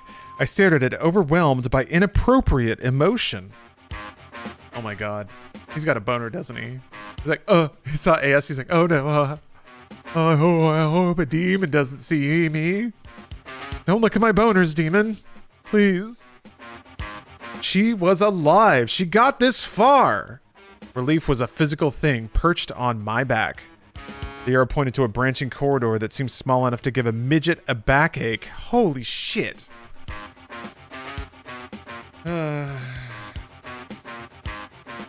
That's awfully small, Flynn. But crawling down it was a good move. At the other end was a completely intact map of this section. The bad guys must have been getting careless lately. If this kept up, I might find a functioning radio. That is the goal, I guess. Central processing was laid out in a rough triangular shape, made me think of a robot riding a motorcycle. Maybe I was more wasted than I realized. The southeast corner was made up of 4 interconnected rooms. Oh, Dupope, thanks for the resub. Thanks for keeping me entertained and calm while watching Hurricane Guidance. Henry will make landfall in a few hours. Time to get some G Fuel of my own clickbait flavor. Stay safe, all the others in Nebraska?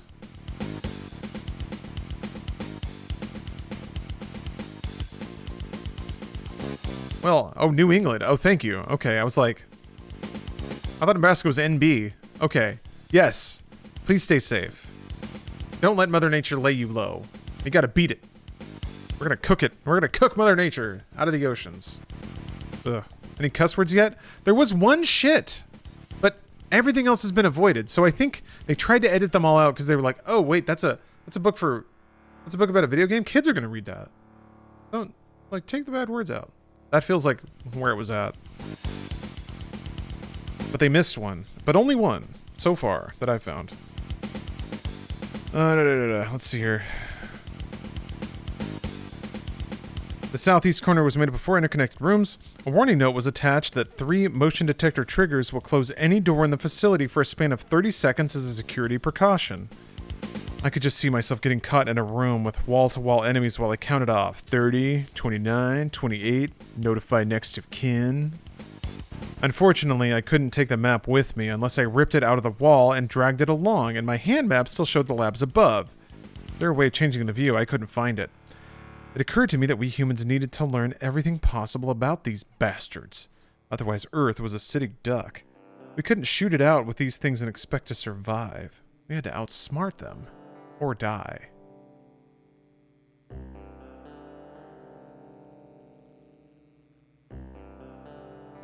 This is cool. This is the riff that plays in Eternal. In Argenta.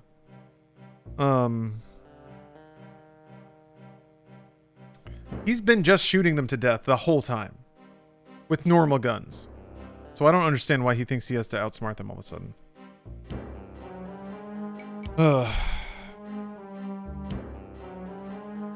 Wait, hold on. We had to outsmart them or die. I was surprised that I'd survived this long. I was a pretty good Marine. There was no false modesty about that, but Arlene was remarkable. If I could survive, surely she could. Hoped she would keep it up. Hoped I would too, but this nonsense couldn't go on forever. As I looked at the map, I just knew, that the 30-second security rule about doors meant there was a welcoming committee waiting for me. Well, you knew this job was dangerous when you took it, Fly. They'll get you in the end. But who were they? They weren't the pitiful wrecks that looked human, though dead inside. They weren't the spinies, the metal skulls, or ghosts either. The one making snuffling pig sounds gave me the creeps, but somehow I knew the creature was mentally no more than an animal.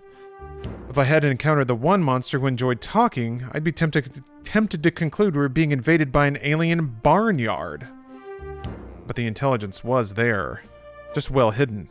Even without the talking demon, the alien technology itself was proof of a mastermind. Oh. So why didn't the intelligence simply organize the monsters and zombies into a naval search pattern and be done with it? Why were Arlene and I being allowed to play Gypsy? What? Entering one level after another, shooting it out with pretty much the same cast of characters, encountering the same hazards, and beating them over and over again. Someone's having a breakdown. Oh my god, video games are an illusion. What am I doing with my life? Maybe it was all a pre-invasion test, or worse still, a sadistic game. But test or game? It had to be teaching the enemy mind something important. The important question for survival of the human race was, what the hell was I learning? I hated to admit it, but so far the answer was not much. And thus it's chapter 12. Flynn Flurf Taggart has admitted to himself finally he's not doing too good in the brains department. Poor guy. But thank y'all very much. Another interesting chapter there. But I do appreciate all the support and all the subs that went into that.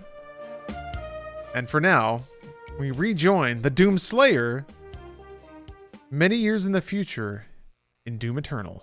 But it's time for lore. Oh yeah. Thanks again to everyone who's given subs, because you've all unlocked the next chapter in Doom, Knee Deep in the Dead, the first book in the Doom novel saga, published in 1995. This is the deepest lore of all. We're learning a lot. Namely that the Doomguy's kind of a loser incel, kind of a creepy dude. Oh, jeez. Okay, this is the ending track? Yeah.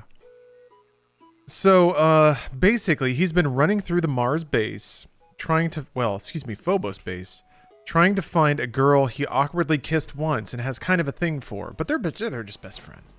She's dating somebody else, they're best friends. Gwen is totally fine with it.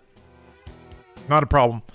But he's discovering his battle instincts. Now he's got a machine pistol, he's got a rocket launcher, he's got a shotgun, he's got armor, he's got health. He took a bath. Things are looking up for old Flynn. I don't know that he's necessarily out of the woods yet, but things are looking good. He's just the last man who still knows what chivalry is. Queer Faye, you said it better than I could. You said it certainly better than the authors of this novel have. First bath in 13 years. Yeah, a lot of firsts. Oh, this guy bathes. You guys are also on board. I consider this very meaningful and deep to me. Thank you guys for giving this book the respect it deserves. And Doom lore is essentially the respect it deserves. I appreciate that.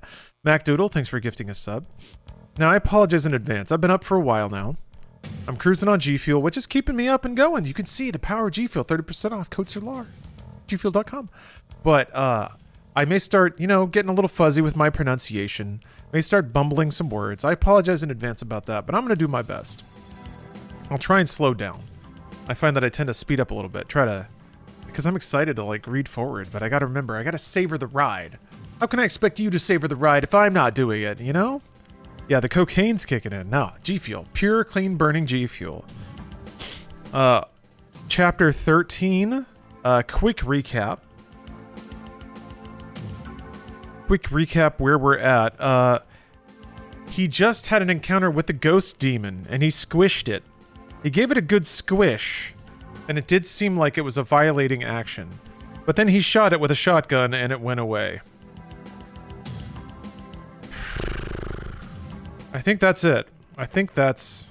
He patched himself up, he took a bath, he squelched a ghost, he shot it with a shotgun, and here we are. He's also kind of thinking about it, his mind, always grinding on this problem. He's determined that there is a collective intelligence with the demons. That's about it.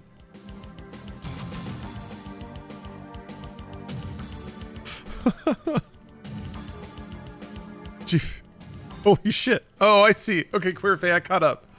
G Fuel will make you run so fast, Mother Nature will be like, slow down. That is G Fuel is power thirst. It really is, man. Again, I have to stop and marvel. Sorry, there have been a couple of questions tonight about what I expected my career to be and all that. I really do have to take a moment to marvel that all of my wildest comical dreams of the past about what the future might be are coming true. I'm sponsored by Power Thirst. I'm playing games on the internet. I'm reading books, having a great time, dorking out with some cool people. Ooh, life doesn't get better. Okay, anyway. Raw berry is probably a G Fuel flavor. If it's not yet, if it's not now, it will be soon. Alright, chapter 13. Doomguy's getting smarter. He took a bath. Again, I couldn't be happier for old Flynn. Chapter 13. One thing I was learning, though. Speed. While I debated the finer points of philosophy with myself, the only subject smart enough to go toe-to-toe with yours truly. I made that part up. I debated the finer points of philosophy with myself. A mob of zombies and spinies burst through the door at the back end of the corridor, the one I'd come through myself, as if they owned the damned place. They noticed me and tore down the narrow corridor. I did not take longer than a microsecond to resolve the question. I ran like a bat out of hell, a bat trying to get the hell out of hell. Although finding the commanding officer of the... He runs away a lot and hides and cries. He does a fair amount of that. We have to be fair. Although finding the commanding officer of the invasion was an important issue, I decided it would wait until later review. Much later. Oh, Gajoob, I'm not playing Doom right now. I'm just reading a book. This is a long play I yanked off of YouTube. With this many of the enemy breathing down my neck, the shotgun was useless. Maybe my new machine pistol would have worked, but what I already had in my hands was the rocket launcher. For an instant, I considered the narrow corridor that might channel the blast right back in my face. The proximity of the narrow spiny... Wait. For an instant. Okay. Then I dug in my heel and spun, ready to rock and roll. Yeah, Velociblecco, he likes to let his guns dangle. He let a couple guns dangle for sure. He's a dangler. What can you say? Some guys are danglers. Lynn likes to dangle. The explosion was so loud that I didn't hear it. I felt it. A giant invisible hand threw me to the ground. My eyes were open, and I saw the whole contingent that was on my tail vanish in a spray of blood and fire. He just blew himself off his own feet with a rocket launcher. The sight was something to think about, especially since it was the last sight I saw. I must have lost consciousness. An indeterminate time later, he knocked himself out with a rocket launcher. Flynn is out of control. Flynn's gonna hurt himself. I'm shocked he hasn't. I mean, he kind of has. This son of a bitch, this idiot moron, dipped his head under toxic waste and was like, ow. And it just sat there until he took a shower, which he was really in no rush to do. And he had to slather himself down with, like, ointment because of all of his burns. And he was like, I'm feeling pretty good. But he's, like, probably all covered in, like, wet, pussy gauze. God. And then he knocked himself out immediately. Like, he ran out into the hallway and blew himself up. Out cold. Like, the first thing he does after patching himself up, boom, he concusses himself so hard, he's out on the floor. For who knows how long. Pissing and shitting himself. Pants falling down around his ankles. Poopy butt hanging out. Demons won't even touch him, they're so embarrassed. Jesus Christ, Flint. Everything was looking so good for you, buddy. We were gonna finally get that date, brother. Almost got there. Wow. 1 step forward, 2 steps back. Aish. Okay, anyway. Let me get back to the story. Oh, I'm losing it. An indeterminate time later, I began to hear a sound, too loud and annoying to sleep through. Like all the church bells the penguins ever rung at me. All the bells in the world in my head.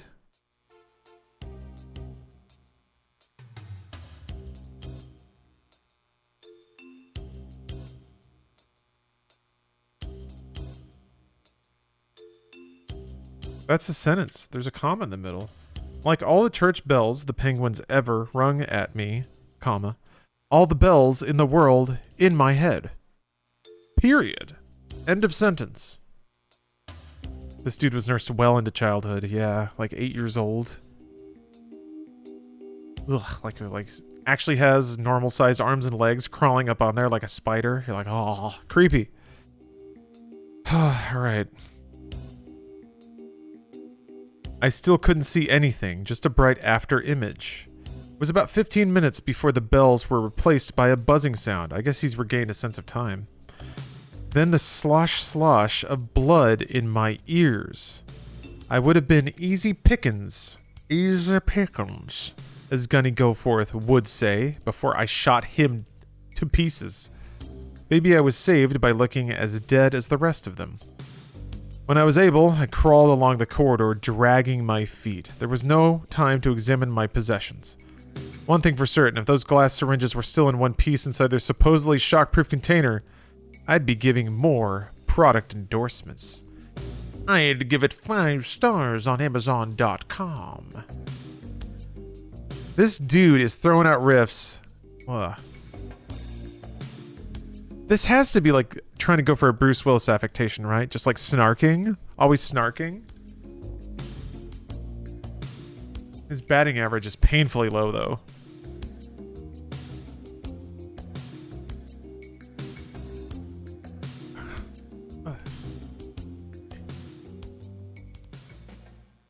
Welcome to the party, pal. Yeah. Except he hasn't landed, like, a good zinger like that. There was actually 1 or 2 good ones, but they were mostly, like... I don't know, it's like he was observing to himself how much he liked shooting zombies. That was basically the best it's gotten. Like, I wouldn't mind blowing off another head or 2. Like, I'm like, okay. That's a little Doomguy energy. He's the TV edit of Die Hard, yeah. Frig off, frig head. Doomguy reminds me of Charlie from It's Always Sunny. That's not a bad comparison, actually. But like has been hard to kill. Like that's mostly it. He just has like he won't die. But he blew himself up and blood was coming out of his ears. And that's the first thing he did. The absolute first thing. He did one very cool thing. No, 2 actually. He actually landed a pretty cool explosive barrel kill. It took out like 5 zombies. Meant to do it. It happened. High marks. He also used the rocket launcher appropriately. Almost. He blew up a bunch of imps with the rocket launcher and then finished like a mob. He killed like 7 imps. They call them Spinies, but whatever. But then he turned around. Like that was to get a machine pistol that Pinky was guarding. And he was like, nah, that's scary. That's too scary. Turned around and walked away. Went down the hallway. That's it. Gone forever. And then found a machine pistol in another thing. And he was really excited. And he put it in his bag. But then he blew himself up. That's the next thing he did after finding the machine pistol. He blew himself up with a rocket launcher. And here we are. Actually, you know, I mean, you do take self-damage from the rocket launcher in Doom. That's kind of the whole point. So I think this is just the narrative. Like the literalizing of the narrative of a writer watching a video feed of somebody blowing themselves up with a rocket launcher. I just like that it does paint the tale of the stupidest Doom guy. Which I guess is... We've all been the stupidest Doom guy when we play Doom, haven't we? 4.5 out of 5 on Amazon for this book. Those have to be meme reviews. I suspect. I mean, I'm having a great time. I don't know that I'd give it 4.5. We'll see. Maybe it'll shape up to be this, like, the Room style magnum opus of like incidental cringe. I'm getting so distracted. Okay, let's see here. Okay, product endorsements, yes. Ratings on Amazon. Shaking my head clear and staggering to my feet, I finally made it to the one long, spacious corridor in the otherwise cramped, tight ore processing center. This one was well marked on the map I'd studied. The only route to what the map indicated were the stairs down.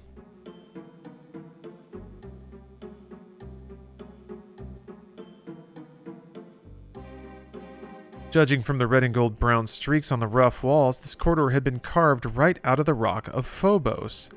I liked it and hoped it wouldn't be reworked into something sickening. Halfway down the corridor, I suddenly felt lightheaded and my stomach broke loose from its moorings. At first I thought I was experiencing more symptoms from the rocket blast. Then I realized what was happening. No one goes to space without experiencing 0G, and you never forget it. This was damned close enough. I should have studied the map more closely when I had the chance. The middle section of this corridor must pass outside the ancient, alien gravity zone. Uh-oh. Uh-oh. A handrail was installed for the obvious reason. Grabbing it, I pulled myself along. A single tug was enough to overcome friction in Phobos' minuscule natural gravity. I'd spent enough time on the ship to Mars that this was simple enough. Unless I had the bad luck to be attacked right now. I'd never taken 0G combat training. What? Flynn doesn't know how to just throw down at 0G? I have to admit, I would have guessed that he would have just supernatural 0G battle instinct. I bet he will. I bet he will. Let's find out. He probably cries while having a wank. Arlene! He like pulls up her Twitter feed and just scrolls her media looking for selfies. Flynn. Oh, Flynn. Let's see here. Treason? Okay. Pulling myself around a corner, I floated practically into the arms of a triplet of Spinies. Luck has never been my long suit, but these leathery bastards were walking on the walls and ceiling as if they enjoyed their own personal gravity that followed them around, each oriented in a different position. One more piece of evidence that they were unbeatable. Then one of them looked right at me and spoke. Gosh, are we having a ball or what? It hawked a loogie into its hand, where the mucus immediately burst into flame. My hog leg was tucked into the webbing at my back. My hog leg. I think he's referring to his shotgun. My hog leg was tucked into the webbing at my back, and there was no room to draw it in this corridor, no time to work it free. The demon raised the ball of flaming snot, grinning like a goblin. I threw my head back, rotating my body in the microgravity. I didn't bother drawing the shotgun. When I rotated my body, so the barrel was pointing at that cracked and grinning face, I fired. That's rad. Isaac Scholes, thank you for the sub. Oh, that's cool. A lucky shot blew its head clean off. Guess my luck's not so abysmal after all. The blast acted like a rocket, propelling me backwards. When I stopped spinning, I grabbed the rail, drew the shotgun free, and pulled myself back where I'd left off. I knew it. I knew it. I knew it. Remember when he said, "Oh, I haven't been trained in zero-G." And immediately this dude's doing fucking shotgun backflips in zero-G. Give me a fucking break. I haven't done zero-G training. Oh my god, I hope there's no imps. I might do something really cool like backflip and shoot somebody. Oh, come on. Come on, bro. Of course he's got supernatural zero-G battle instincts. Of course he does. The two remaining monsters had forgotten all about me. They were fighting each other. Claws dug into throats, bloody drool trickling down wrinkled chins and bursting into flame. Was it possible just one brain to a set, kill the mastermind, and the rest turn on each other? Evidently, the mind behind the invasion had the power to manifest itself through only one or two individuals in a group. Look at him. Look at Flynn. Look at Flynn. Shot! Lying like a steel trap. He's got it. Snap! Got it. Downloaded. I tucked that one away in the hind brain. I would use it later. I waited politely until one brain dead spiny off the other, then I rewarded the victor with the spoils. A 12-gauge blast to the face. This time with my back braced against the wall. I hauled ass along the corridor to the gravity zone. That's a cool phrase. At the far north end of the facility, I found a switch that opened a door leading to the stairway where I could process myself right out of central processing. Down one flight on the spiral metal grate stairway, the computer station welcomed me with a thin layer of green sludge. At this point, I just didn't care. I was willing to jump into the ooze and slog through it as long as my boots held out. I wanted out of here, he said, going further under the earth, surface of the moon. Whatever. I think he thinks there's a radio down there, and he thinks, I guess his girlfriend will save him? I don't know. We can watch movies together in the core of Phobos forever. I ran without stopping until I discovered that whatever crap for brains idiot designed this playground set it up so you go around in circles before noticing you were going around in circles. The computer station was a haze of forgetfulness. It started out badly when I couldn't find an Arlene mark. I've got a name now, that's good. I hunted along every passageway without luck. Either she followed a totally different route or our paths did not cross. Or more likely, she had a reception committee waiting for her when she climbed down the ladder, and she was in a running firefight until she found a bolt hole. The damnedest part was, this was the lowest level, so far as I knew. If they had finally ran her to ground, I should have found her. Or her remains. There was nowhere else for Arlene to go. There were few monsters on this floor. I shot a couple of spinies in the back. Hey, I'm not proud. But mostly avoided the patrols. En route, I picked up 2 blue key cards and 3 yellows, plucking one off the dead body of a zombie. Something or someone had gnawed off its legs and one arm, but it was still animate as I approached, and tried to bite me, but I was faster and more ruthless. I blew its brains out, putting it out of its misery, and took the key card tucked into its belt. And I felt like a big man. A big man that Arlene would probably want to kiss again. Maybe give it a second shot. It could be different this time. Not that I want to, but she might. That's all I'm saying. We're friends and I'm okay with that. I really am. Really.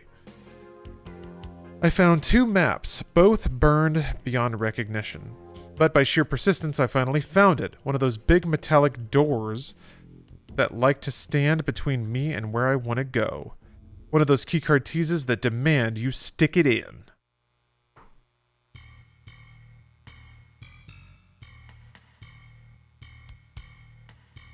That's not necessary. Flynn? I don't think any of us benefited from that.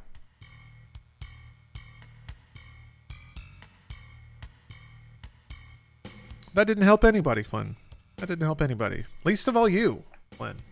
Least of all you. Consider that. But this bitch had a special feature. An irritating, unisex, nasally, parking lot ticket machine voice. The kind that says, "Please take the ticket." As if you're a bumpkin from Mad Dog, Arkansas, who's never seen a car park before.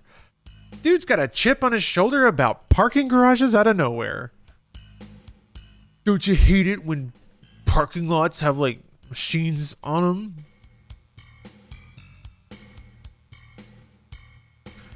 I feel like that's a scene from... It's Joker, man. It's all the same stuff. He's up there with his like, joke book. You hate it when parking garages have machines that don't sound like normal people? I hate systems that allow me to use facilities. Oh boy. Okay. Let me regain myself here. Oh, no monster could ever create such a surreal torture device of art. It took a human touch. "Hello," it said. "To exit the computer station, please insert your gold security card now." All right. I supposed yellow was as good as gold.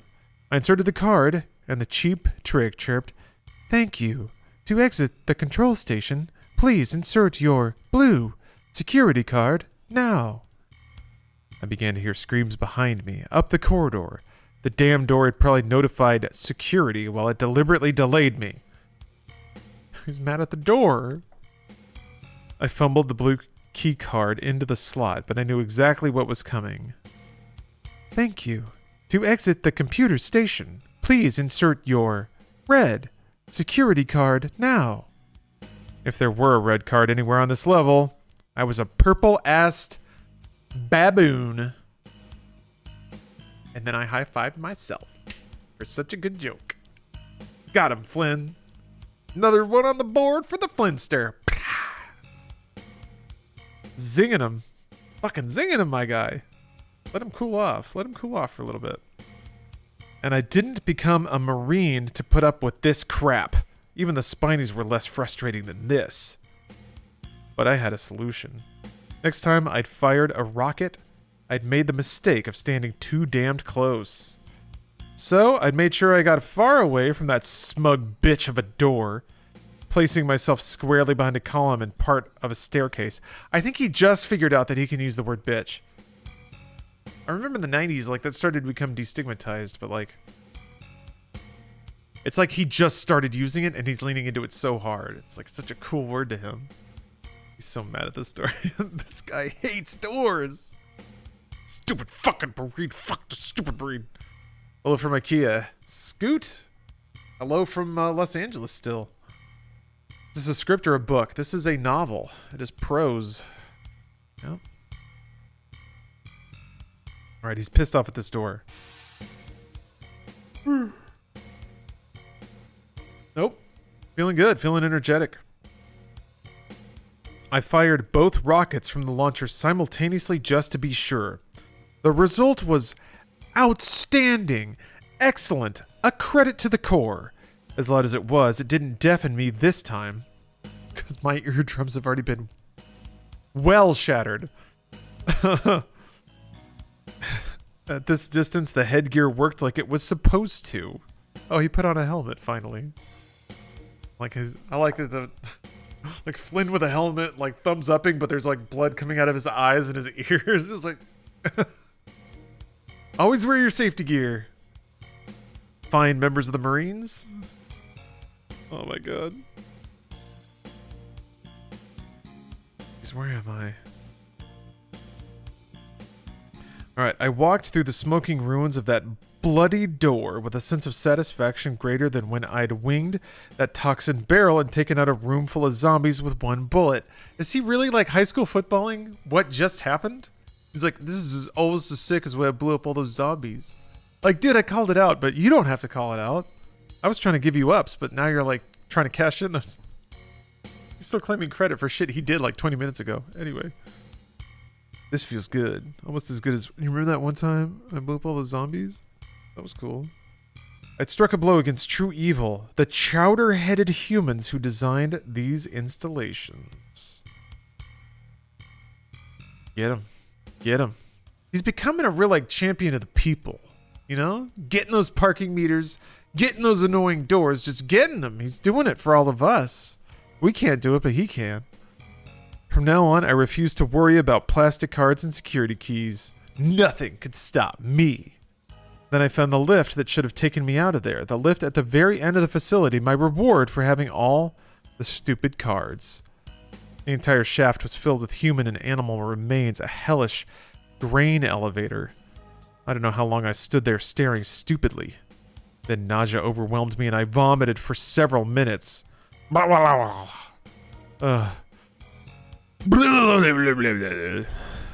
Christ. God, it's only been 10 seconds. Oh, God. Like, straight up vomiting nonstop for 3 minutes is intense. I feel like you'd have a really sore tummy after that.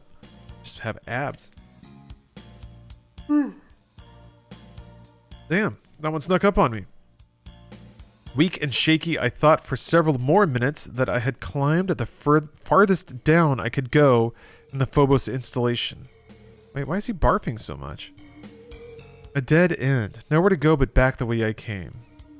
I knew I couldn't make it, but I was long past crawling into a corner and playing fetus. Bullshit! That's exactly what you do. And it's worked. I'd go down fighting if I went, hoping somehow Arlene had escaped what was a death trap for me. Although it was a long shot, I thought again of the possibility of blowing up Phobos. Wait. Okay. Okay, so the elevator is just packed up with guts. That's it.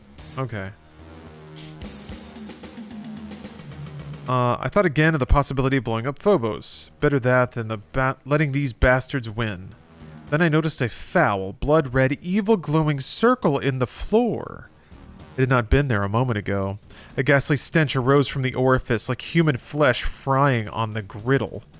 I once missed getting firebombed by a Kyrgyzstani terrorist.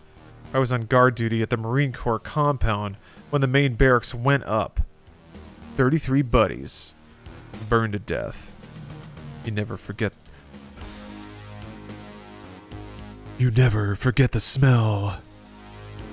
They transferred me to Fox Company within 48 hours. This hole pulsed like a heartbeat. Or more like a butthole, it sounds like. Like a pulsing butthole. There was a ladder made of light pink fleshy cords that appeared to sweat.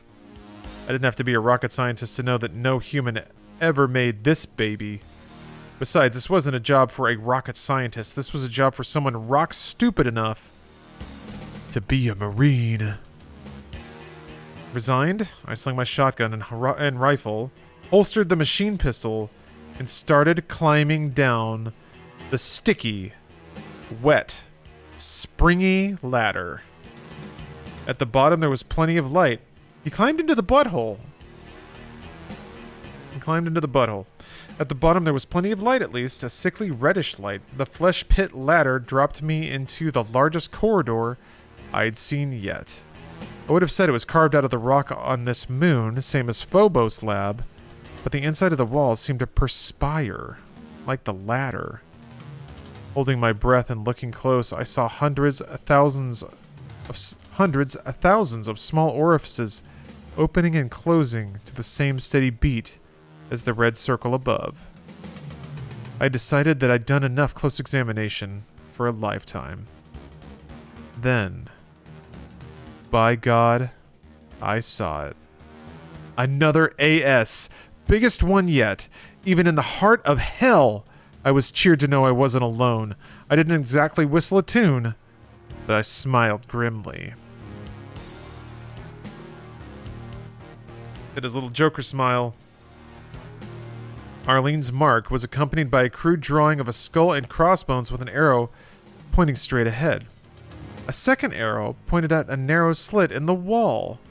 A slit that was a friendly hole in rock, not pulsating or anything. a slit into what looked to be the outside. We were hundreds of meters below the surface of tiny Phobos, but there was goddamn daylight coming through that opening. That was one mother of a narrow crack. Could I get through that? Could Arlene, even? I touched the edge of the slit. Tacky blood, a couple of hours old, tops. Mary, Mother of God. Mary, Mother of God. I had a vision. She had gone out, right there. She'd shoved herself so hard, tearing at that crack. She'd flayed off huge strips of skin. But she didn't care. She wanted out. She wanted out bad. She wanted out right then. Not 5 seconds later. Leading me to the obvious conclusion, Arlene had seen something up ahead that even she was too terrified to face. And thus concludes chapter 13. Shit's getting weird, man. Arlene, Junji Ito'd herself. Shredded herself, climbing through a tiny crack. And I'm sure it's not vaginal. It's not vaginal at all. Don't worry about that. It's just a wall slit. It's a totally normal thing to be in a book about Doom. Oh, Mac Doodle. Thanks for gifting us up. I thanked you properly. Rebirth themes incoming. That means that the narrative will have to acknowledge femininity in some kind of way. Well, that wraps it up on Doom Eternal. Thank you guys for subbing enough to extend the subathon out to give me the time to finish that game. But it's time for something else entirely. It's time for lore time. That's right, it's time for lore time. Kick on the jams again, and let's pick up where we left off. With old Fly. Big Man Fly. Chapter 13 was a learning process for old Flynn. He blew himself up, got real hurt, somehow shook himself awake. Oh my gosh. Expressed and then realized his utter rage with doors. Blew up a door. He crawled into a butthole. He saw another Arlene mark. So we're still hot on the trail of Arlene. Somehow, who by herself is forging a trail in front of us, moving faster and more efficiently than we can. But gosh, she's just so great. She's like one of the guys. There's something about her. You know, I just like being around her. She's always accepted me. And I'm just drawn to that. Don't forget the sexy wall slit. That's true. Our hero, Flynn Fly Taggart, passed a very interesting scene. On one side, a very narrow rock slit. They were very focused on calling it a slit that was sticky with blood. On the other, a note from Arlene, a skull and crossbones pointed down a mysterious hallway. Arlene must have been so distressed by what was down this hallway, she decided to scrape herself along the rock walls to get out, shredding off pieces of skin. What could be so bad down this hallway? Let's find out. Chapter 14. I stared at the skull and crossbones. Whatever was up ahead was bad enough for Arlene to claw her way through a tiny crack in the wall rather than face it. Yet she wasted precious seconds leaving the warning for yours truly. You keep saying that, by the way. Off the cat, Pat. Thank you very much for gifting us up. Thank God I didn't have to solve the mystery of the skull and crossbones. Getting through that crack would be an achievement all by itself. Ahead, I began to hear a low, slow pounding. Almost like somebody beating on a monster drum a mile distant. Well, I could take that so long as it stayed there. I struggled out of my armor and pressed my right arm and shoulder into the crack. But there I stuck. I braced my foot against the floor and shoved. Several minutes and pounds of flesh later, I was utterly convinced, pounds of flesh, I could never fit through that crack unless I dismembered myself and threw the pieces through one at a time.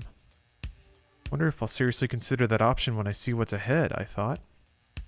So now what? I sat on the floor, pounding my head with my hand in frustration. If I went forward, I was on my own. Arlene was no coward. If the thing ahead scared the bejesus out of her, enough that she forced her way through a crack several sizes too small, then what in God's name was it? Numbly, I stood, pulling on the armor again. As Mehitabel the cat said to Archie the cockroach? What the hell? What the hell? What? What is that a reference to? Mehitabel the cat said to Archie the cockroach. What the hell? What the hell? As who said to what? It's there. There's no other way to say that. I already roamed the halls of the damned. What did I have to lose? I suppose I could sit here and starve to death. Shaking, I moved forward at a snail's speed, loaded rocket launcher in hand. What if I found myself eyeball to eyeball with whatever it was? A rocket up the nose might piss it off, but at point-blank range it would also fry Corporal Fly. Ahead, I found an old-fashioned wooden elevator next to an old-fashioned rusted button. Somehow they seemed to fit right here, in a place with living ladders. A few museum places were hardly out of time. I pushed the button. With a slow grinding sound, the lift began to descend. So far, so good. I reached the ground level, and I clumped aboard. What the hell else could I do? There was one button, and I pushed it. The lift creaked and groaned like it was 100 years old, announcing my arrival to anyone inside. I braced, wondering whether to shift to the shotgun. Then it stopped up one floor, and my God. I saw what was inside. On a pair of iron thrones sat the largest, reddest, most horrible demons I could imagine, compared to which the other guys were fit for hosting kiddie shows on Saturday mornings. Giant minotaurs with goat limbs for legs and curling savage horns on the top of their flat, broad heads. Their chests and arms were carved from pure, sexy muscle. Their claws were so vicious that there was no comparison to the puny stuff I'd seen up until now. It's funny you're guessing it's a Baron of Hell, because the next line is Princes of Hell. Princes of Hell. Princes of Hell. It did not say sexy muscle. No, it did not. I added that.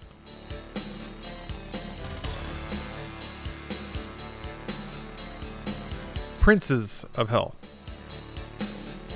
And while they were looking directly at me.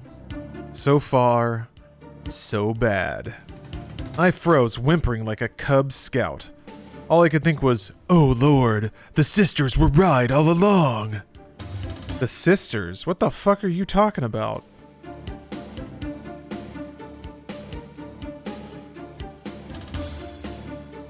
The sisters. What?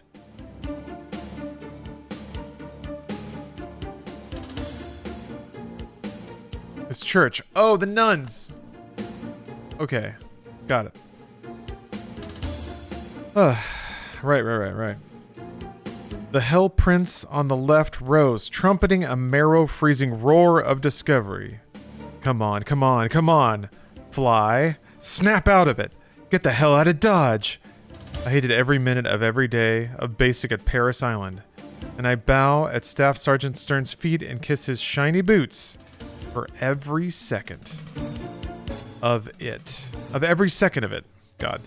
My training kick-started my paralyzed legs even when my brain was struggling to remember the Lord's Prayer. All I could get was Hail Jesus, and I knew that was wrong. Faster than I thought myself capable, I bolted, but forward, right at the things, and skirted between the forest of red legs and into the black dark beyond. If they'd been any smaller, they would have had my head for lunch. Ran across a long stretch of floor and heard the familiar pig snorts left and right. I ran through utter blackness until I hit a wall, banging my shins. I hardly noticed. There I spun, fishing for my riot gun. If the porcine sons of bitches wanted Fly Taggart, they could bloody well take him. But not cheaply. They were converging on me. I could hear their snufflings and hungry growls. What the hell? I was dead anyway, right? I raised the shotgun and pounded a shell straight in front of me. One of the pig demons screamed in pain. Oh, you mean they can be hurt? I'd been wondering. I scuttled right. The wall came to a point, folding back on itself. I slipped around and immediately barked my already bruised shin on a barrel of that green toxic mess. Staring into the sickly glow, I had a shimmer of an idea. Quickly, before I could think twice and decide against it, I heaved over the barrel. The goo spilled out of the 120-liter drum, and now my whole corner was lit by a hellish green glow. I could see. I was in a pointy corner amidst a forest of toxin barrels, but the monsters coming after me were still invisible. I was under attack by ghosts, and the ghosts and the pig things were evidently one and the same. So is he talking about specters? But he hasn't, like, they were squishy. Maybe it was a squishy specter. Maybe specters are squishy. But yours truly, Flynn Taggart, never forgets a scam. Zathras 2, thank you for gifting 5 subs. Appreciate that. I backed away from the flickering shadows into the actual point. Maybe I couldn't see them, but they sure as hell could see me. They charged. I shot. Not a ghost. I shot a barrel. The explosion chain reactioned, and I dived for the deck. Too late. I remember the 10 or 11 rockets in my bandoliers. Luckily, the explosions stopped just short of me. When the acrid rain of toxic waste stopped falling, I jumped to my feet. My entire body resonated, and my inner ear was confused. I balanced precariously on hind legs, shotgun wavering up, down, and sideways. But my ghosts appeared to have died. Again. At least they didn't attack. Staring wildly around the room, now lit by the green glow of 10,000 droplets of toxin sprayed far and near, I realized to my surprise that the room was actually a huge star-shaped chamber. We got to the end of episode 1. And that's where the Baron of Hell was, right? I'm pretty sure.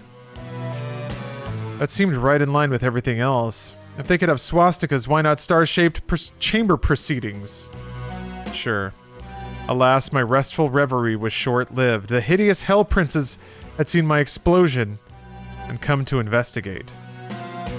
Did he not even kill him? He just ran? Yeah, he hadn't killed him yet. He just killed a ton of specters. You can't... Come on. Give the guy a break. What's the name of the author? You can... Well, let's see here.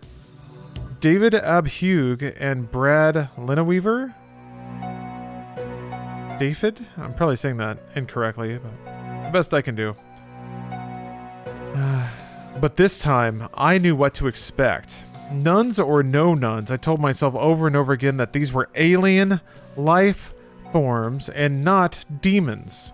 They couldn't be real demons, could they? Hell was a myth, wasn't it? I raised my rocket launcher and let the first Hell Prince have it at 40 meters. The blast blew the motherless bastard backward, but it got to its feet. I couldn't believe it. I fired a second time, pack loaded with one smooth move, and shot a third rocket. The giant got up again, and was now joined by its comrade. This was not going to plan. They pointed their clawed hands at me, but instead of the usual balls of flaming hot snot, these demons fired green energy pulses out of wrist launchers. I hugged the dirt as the stuff crackled over my head and made every hair on my head stand on end. Not very demonic, but pretty damn deadly. Oh wait, hold on. Not very demonic, but pretty damn deadly.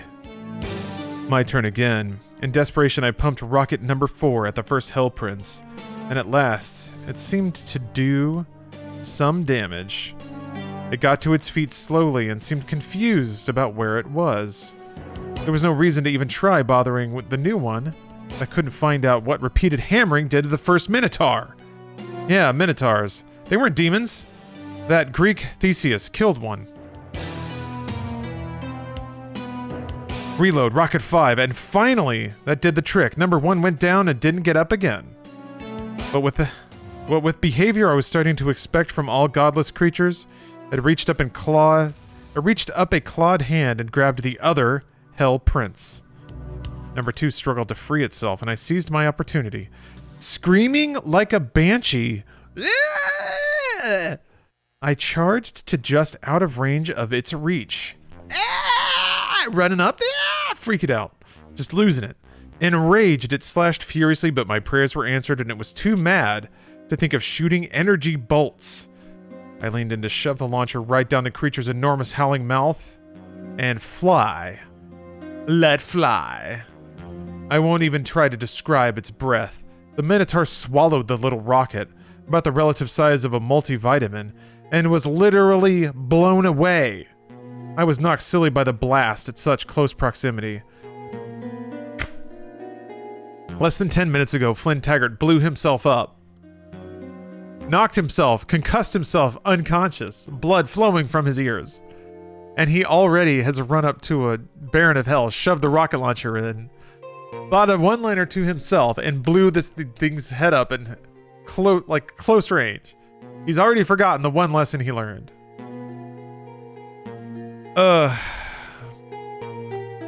I came to, surprising to be coming to.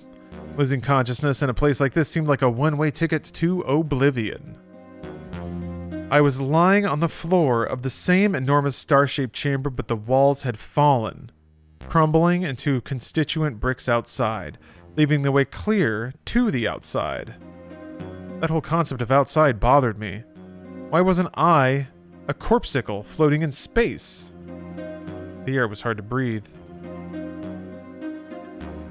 There was an overcast sky to watch, complete with low-hanging clouds, dark clouds before a storm. Wherever I was, sure as hell wasn't Phobos. I found a platform behind the building. There was a switch. I pressed it and watched a staircase slowly rise. What the hell, Archie? What the hell? I have no idea what this reference is. I walked up the stairs. At the very top was a gate. A working gate. It was marked by a flickering symbol that gave me a splitting headache when I tried to concentrate on the design. I approached it, eyes averted. And damn me, if there wasn't Arlene Sanders' last mark right next to the gate, pointing directly at the symbol. She'd written a single word. Out?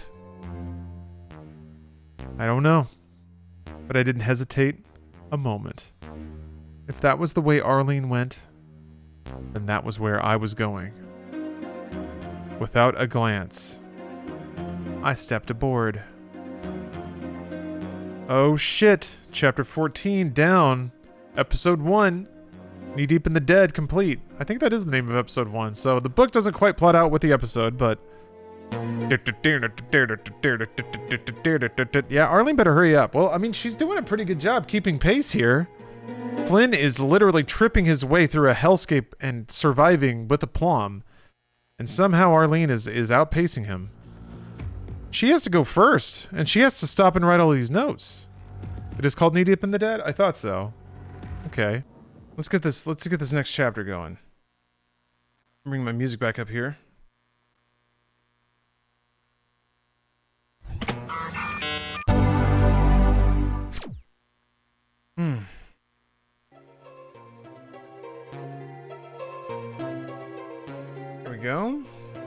There we go. Alright. Let's cozy up here. Let's cozy up. Last we left... Flynn Taggart actually had a really busy chapter last chapter. He beat 2 Princes of Hell and basically cleared the first episode of Doom. So that's a good news for him. He went through a gate because his swear to God for real girlfriend went through before him. But you know what? I have to admit. Sorry, I have to gotta call an audible. I gotta use the restroom real quick. Gotta get up and shake my legs out a little bit. We're getting late at night, so I want to make sure I keep up and keep moving. You know, it's getting a little toasty under here. Gotta let the skin breathe a little bit, so I apologize. I'm gonna get up, but I'll be back in like 5 to 10 minutes. I'll be right back. See you guys soon. Good news and bad news. Good news is I'm back. Bad news is my camera actually froze. Like, it did that thing where it overheated and turned off. So maybe it'll flick back on. Let's try it.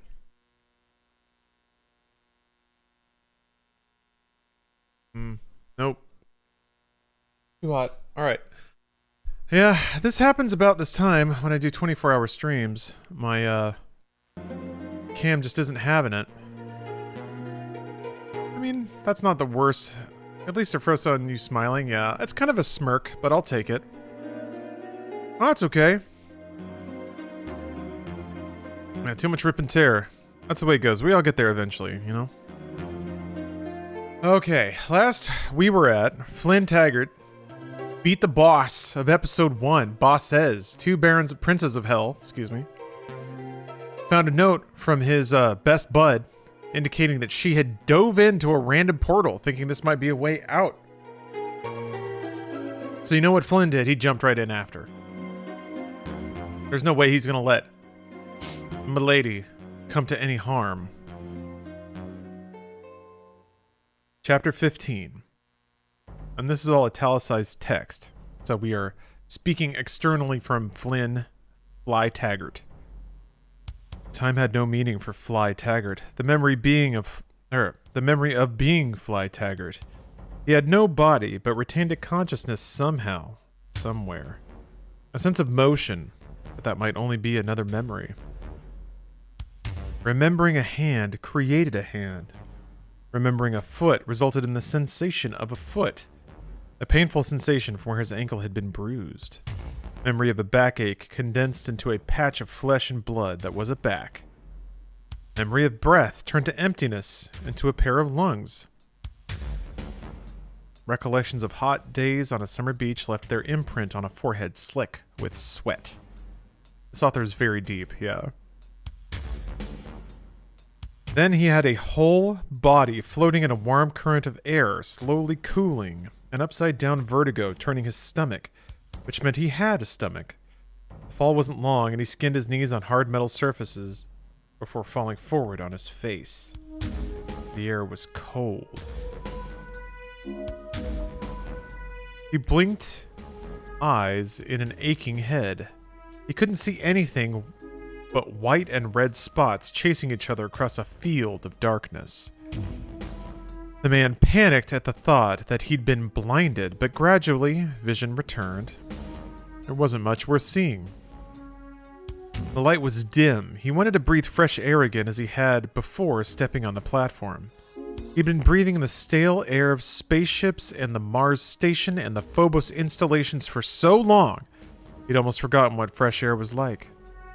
Even if it had been fake, he wanted it again. But when he filled his lungs, it was that disgusting sour lemon smell he had first noticed when he killed his first zombie. He was a man again, but he didn't want to be back in hell. Yet he had traveled somewhere, hadn't he? He felt he'd come a very long way just to reach... ... Should have a slideshow? Yeah, Jed Ted, it's a great idea. If there were a way to do that, and have them all be that size. I would certainly do it right now. Got me thinking now. Postal Sam, thanks for the Prime. I'm not sure what's going on as I've just got here, but I like. Well, unfortunately, my camera's overheated, so my webcam is frozen, but I am in the middle of reading the first Doom novel that came out in 1995, the novelization of the video game. Every time, excuse me, every time we hit a sub goal, an hour gets added to the clock, and I read a chapter of this book, this wonderful book. And in the meantime, I'm playing through Doom Eternal. Just finished the campaign on DLC 1 right now. And as long as there's time on the clock, I keep doing one or the other. Keep playing Doom or keep reading Doom. So, in the book at least, our protagonist Flynn, quote, Fly Taggart, has beaten the first episode and gone through a portal, and we're trying to figure out where he is. Let's see here. Alright, he came a long way just to reach ... I don't know where I was. Instinctively, I reached out with my left hand for the machine pistol, the the weapon I could most quickly bring into play. My hand slapped bare flesh. There was nothing on my chest but air. I looked down and saw that I was naked. Jesus, Mother and Mary! After all that work, gathering the shotgun, sig cow, and rocket launcher. So he reached down for his gun and got that little... Got that cheeky slap. This is authentic. You start episode 2 and you're back to the pistol. Having lost my clothes during the strange journey didn't bother me. Except for the drop in temperature, but I didn't want to turn into dead meat because I didn't have weapons. A naked man is an unarmed man. Yeah, he lost his dangle. A non-dangly man is a dead man. I wasn't going to waste another second before reconnoitering. If there were monsters anywhere near here, then I had to get my hands on a firearm right away.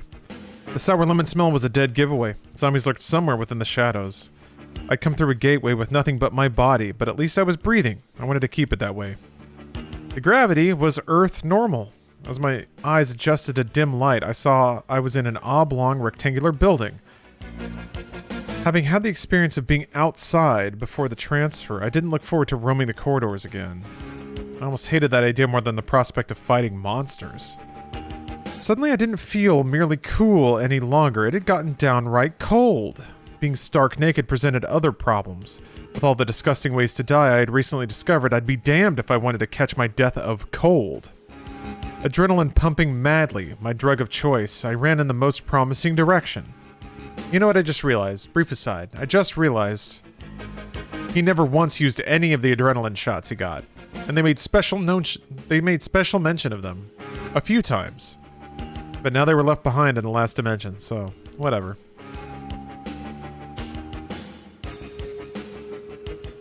Adrenaline pumping madly, my drug of choice, I ran in the most promising direction. A red light pulsed dimly in the shadows directly ahead, and the flat, slapping sound of bare feet against the metal floor seemed almost as loud as my boots had earlier. Is he gonna round a corner and, like, run headlong into Arlene? Fall on her? His hand is gonna be on her boob? Just whoops? Ain't that the way. If this setup were anything like the one I'd left, I'd actually wanted to find a zombie. Alive or dead, they were armed with what I needed, and a lot easier to deal with than the spinies or the ghosts. Yeah. Oh, Arlene also naked? Ooh, so clumsy. Yeah. I mean, she came through the teleporter too. So yeah. Yes, the answer is yes. I found the source of the red light. An eerie wall emitted crimson illumination. At the bottom was an inverted cross cutout, just big enough to serve as a doorway. It was directly in line with a square platform on the ground. The platform was red too. The symbolism was blasphemy. Anyone watching through the doorway could have the privilege of being crucified. Or anyone walking through the doorway would have the privilege of being crucified. The religious imagery was starting to piss me off. Whoever or whatever was behind this had learned things about human psychology that I preferred it not know. I slipped through, feeling dirty and corrupted.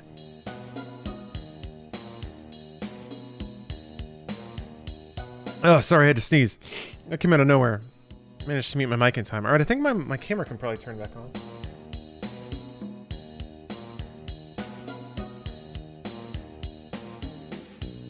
There it goes. I'm back in business. I just gotta give it a little break. I forgot to turn it off when I was like getting up and walking around. That's usually what I needed to do, but completely forgot. Tartarus Anvil with 25 subs. Oh, holy moly. Holy cow. What a sub bomb. That gets us halfway. More than halfway. For the next extension. Eyebrow wiggle. Eyebrow wiggle. Eyebrow wiggle. Excuse me. Still working the sniffles out. Tartarus Anvil, thank you again. Incredible generosity. That's a lot of subs. You're propelling this stream into the future.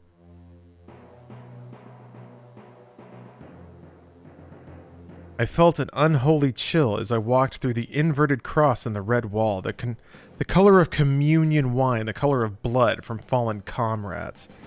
How right I was to think of the buddies lost in battle. Directly on the other side of the opening was the dead body of a UAC technician locked in mortal embrace with a soldier I recognized from Fox Company. I wasn't likely to forget or Dover, despite this being the first time in the entire story you've mentioned them.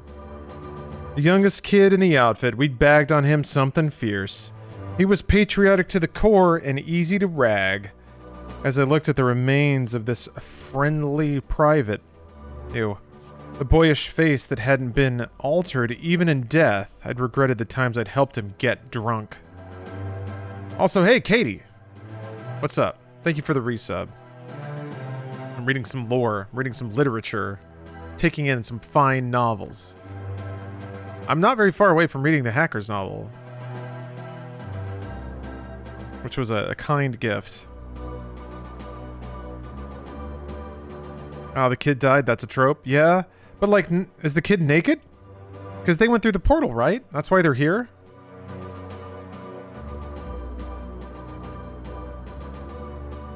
Finding out that Johnny enjoyed singing old ballads badly off-key when he was honed and capped was too much temptation. I thought that was funny as everyone else did. Sorry, kid, I muttered to his corpse, relieved that at least he'd received the gift of a clean death. He hadn't been reworked. Now it was Johnny's turn to provide Fly Taggart with a piece of serious artillery. He was lying on top of a sig cow with a 50-round magazine. Thanks to him, I might still be a naked savage, but I was back in the game. I was a Marine once more. Oh, sorry. My nose is crazy right now. That was a crazy sound my nose made. As I examined my surroundings, I had the feeling I'd been dropped into a giant warehouse. There were huge boxes or crates all over the place with the UAC stenciled on them. I began to explore and noticed a red glowing square that emitted a curious heat. I avoided it for the moment, welcome though the heat may be. Where does he keep the ammo if he's naked? It had a 50-round clip. That's enough to kill all kinds of demons.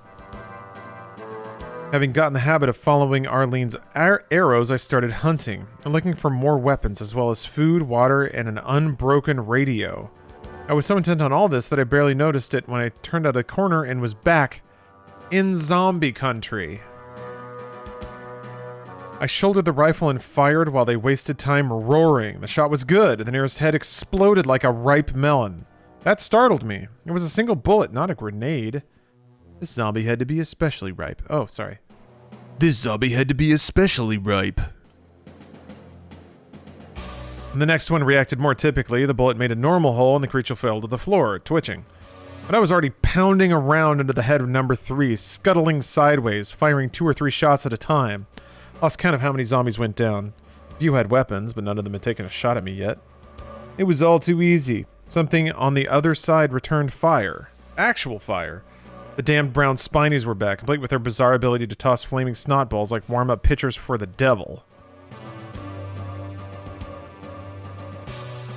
That's a good line right there. That's a great line. Like warm-up pitchers for the devil. Blah. The easy zombie pickings had made me careless. The first fireball was too close, far too close to my face and neck. The stuff stuck to my skin like napalm, burning like hell and reminding me that I had no protection over any part of my skin or vulnerable parts. He is naked. When did Fly become like Duke Nukem? It's been a while, Dirty Scotsman. It's been going through a process. Real evolution of the character. He's dangling. Big Texas comer. You're right. 420. He's got a dangle. He's got an exposed dangle. You gotta be careful. But I was pumped. With a roar to match a hell prince, I charged the nearest spiny and let my bayonet do the talking. Blade split thick neck like... Yeah. The blade split thick neck like a cantaloupe, and the demon dropped, bleeding a deep ruby red. So a naked man just gored a demon open. But even with a bayonet stuck in its windpipe and blood pumping out in buckets, it stretched a clawed hand up towards me. With a thrust and a yank, I tore the neck so badly the head was hanging lopsided. It would take a lot more work than that to actually decapitate the mother, but at least it wouldn't bother me anymore. I needed the bayonet back. I had other fields to plow. Yes, you do. A number of zombies had gathered around as I was busy taking care of the demon that I'd hoped would be the one who burned my face. More spinies loitered by the weirdest piece of wall I'd seen yet, with human skulls stuck all over it like raisins in a cake. Anonymous, thanks for gifting 4 subs. Appreciate that. That little clump there. That's a nice little thump. Little chunk towards next extension. A thin female zombie went first, a fat male second, and an ex-PFC third. I used the bayonet on all of them because there wasn't room to shoot. Wow. Pivoting, slashing, and stabbing, shouting gleeful curses. This was the way to kill. The feel, the smell, the blood pouring out of them, beating through my veins, all linked. A world of blood. Some had to be mine, but this was no time to worry over details. Wait, blood? There was one zombie left. I recognized the face. Recognition slowed me down. This was a good face, honest and stern. Like the men who'd settled the frontier. Corporal Ryan. Dead eyes in a face I once respected, were an invitation to do more than kill. Huh? Oh, okay. Dead eyes in a face I once respected were an invitation to do more than kill. I had to erase him from the universe.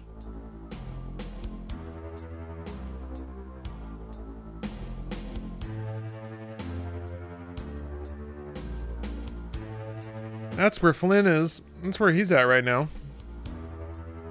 That's where Flynn's at. He's turning into Doomguy? Yeah, he's getting there.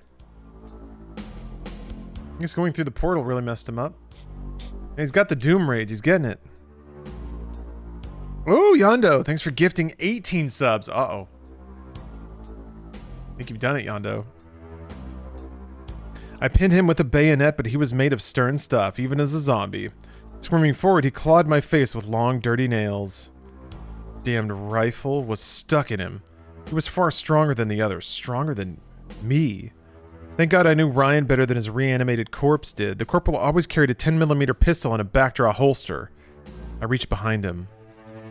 The gun was there. I drew the piece, stuck the business end in Ryan's mouth, and squeezed the trigger. His death grip, combined with a pool of blood underfoot, pulled me to the floor. He keeps slipping! Flynn! It was too slippery to get up easily. God, this guy has got butter toes. When I freed myself, I tried real hard to assimilate the latest data. If zombies were holding a weapon when they died, they still used it. But the intelligence required to remember a hidden weapon was beyond their reach.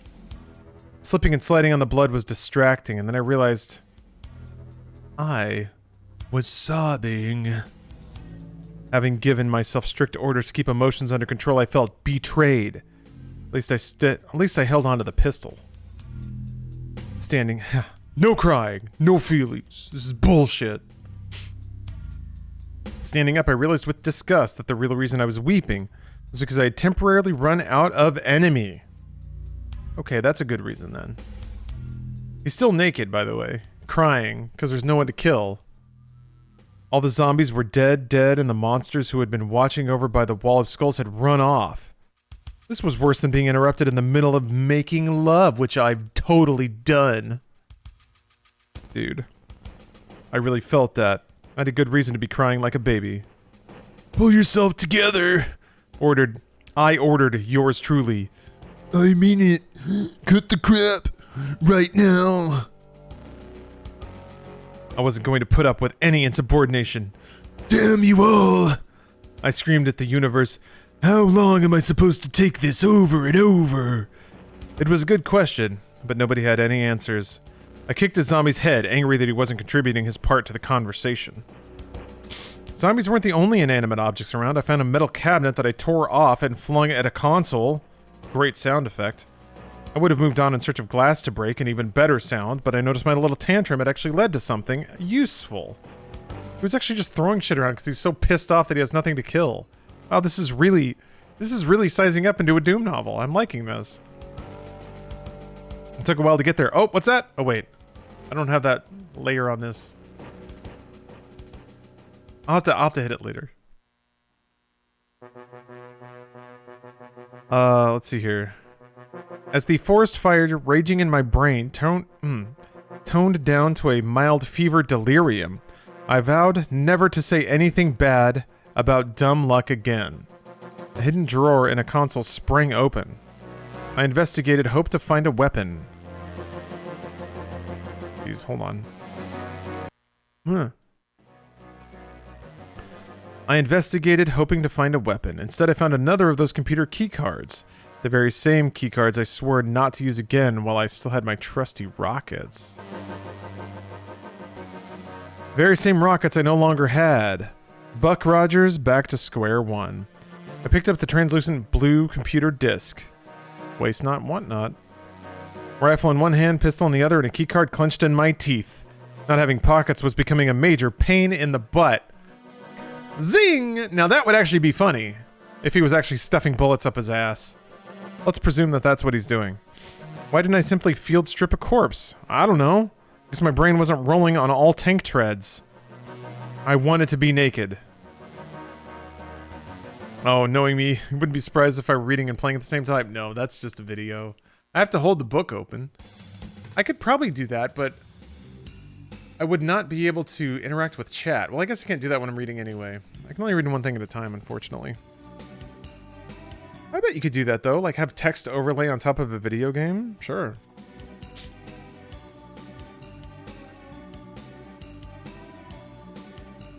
One direction seemed as good or bad as any other, so I went back the way I had come. As the frenzy of battle wore off, I was starting to feel cold again. The red platform was appearing as the only source of heat I knew about around here, the next best thing to a roaring fireplace.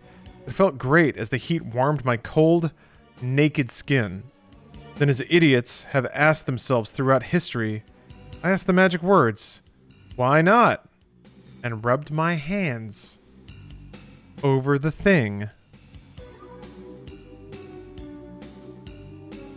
A million flashbulbs exploded in my face. By the time I finished blinking the world back into focus, I realized I was not in the room I had just been in. My mouth dropped open. "Fly, you gorm!"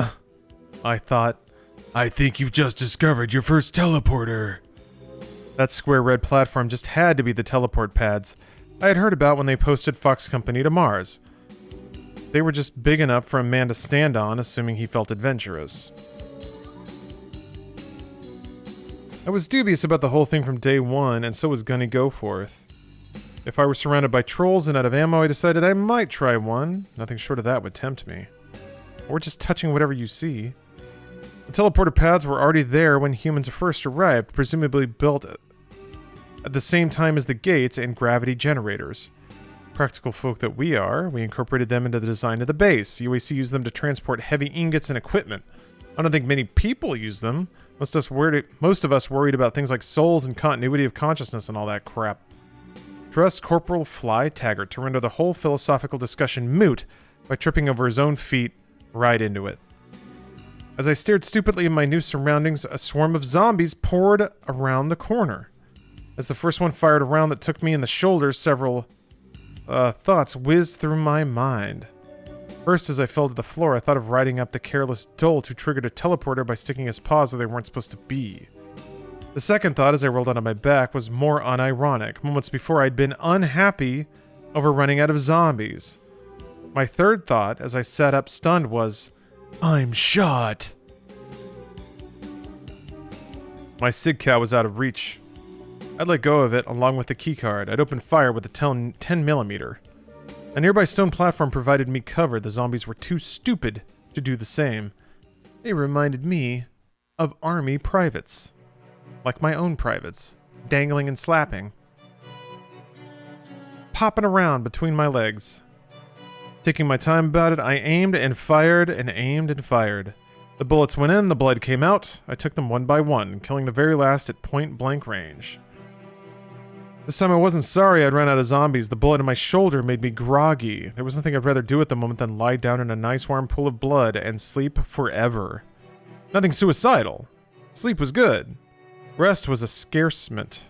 A sacrament, excuse me. Willing my reluctant body to move, I got up. And that ends chapter 16. But I have to use the bathroom real quick. We've unlocked another chapter. So I'll be back real quick with the next chapter. Thank you guys very much. Oh wait, real quick. Let me dip over here. Because I gotta do this. Boom! Boom! Alright, nice. Nice job, everybody. Alright, bathroom break. Be right back.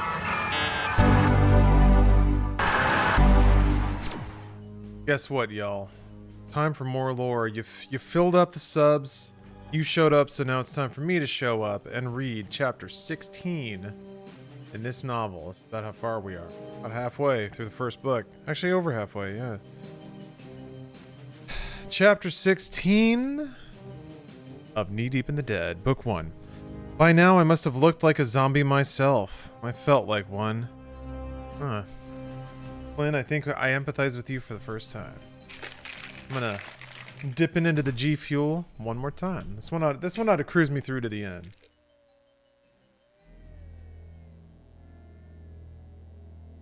How's the book so far? It's pretty impressive. It's been pretty special. There's been some great moments. I've been enjoying it. I think it surpassed my expectations. I'll say that. Being honest about it, I had to admit, I didn't know how a human being crossed over into the zombie state. I hadn't seen the process. The talkative monster implied that he could control zombies, but he never said a word about how they were made. He simply lied about not reworking me if I surrendered. I wondered, was this how the others became what they were, fighting a never-ending war that finally drove them mad? Wasn't it a sign of insanity that the conviction that everyone and everything is the enemy? That was the way I'd been living since I left the cafeteria and the two Rons began my assault. Ugh. I left the cafeteria and the two Rons and began my assault on Phobos base and wherever the hell I was now. This is so deep, short and spicy. This is a deep book.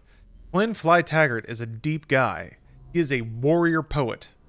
For sure. Yeah, remember the two Rons? So long ago. Come a long way since then, but now we're even worse than when we started. We have a pistol and no clothes. I wonder if they're just going to conveniently forget that he's naked from this point on. Like, for the rest of the series. Let's see how long it takes for him to actually find and put on clothes.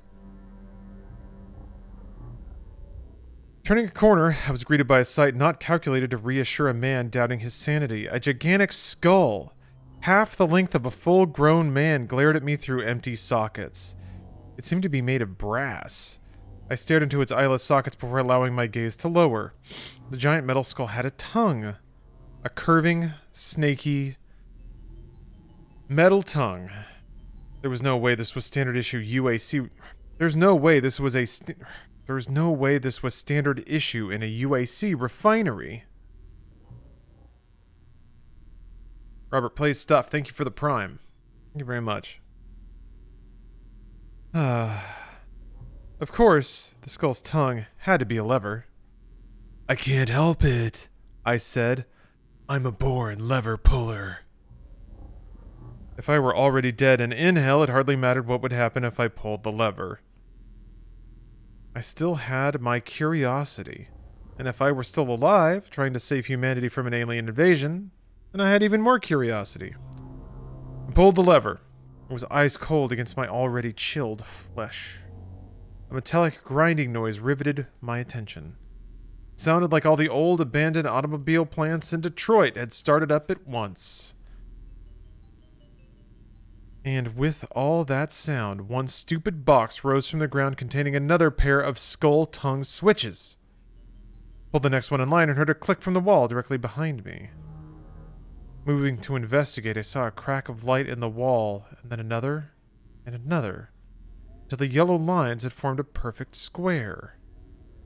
Secret doors were losing their appeal for me. If this one were going to improve my opinion, then it better offer something better than the usual collection of monsters.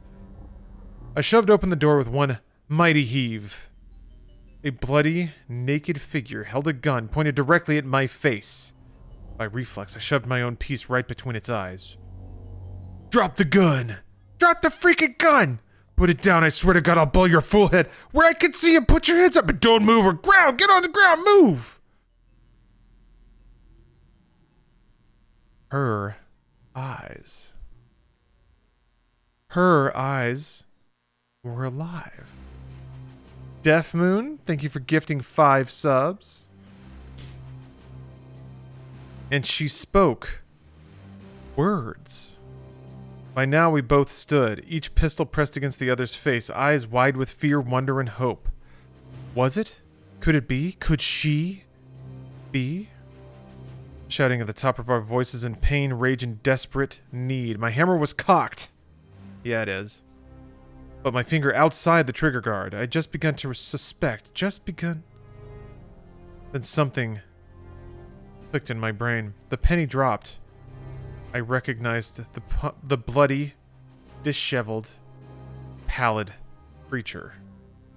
A dream come true, if true, in a world that specialized in nightmares. Panting before my face, watching warily, ready to fire off half the magazine if necessary, stood the reason I had come this far and hadn't yet given up. I wanted to say her name, but I couldn't. We were each locked in a perimeter of silence, holding a gun against each other's face, doubts and paranoia having the only voice. One of us would have to say something. We did it. You guys, we did it. Catman, thank you for the prime. Thank you very much. Thank you very much. All the bits touching, all the naked bits. They're all dangling and they're all touching. She went first. Drop the friggin' gun! The command came from a lifetime of giving not an inch or trusting without 2 forms of picture ID. And that had been back on Earth. She'd worked hard, her every friendship based on a sense of honor. She'd kicked her way onto the Mars mission, and this is what she found. But she'd survived. And I'd survived. She'd kept me alive with every AS and arrow. And maybe her fantasy that I'd come after her kept her alive. Why else use our private code, a link between just the 2 of us? He's so romantic. That's what I love about Flynn.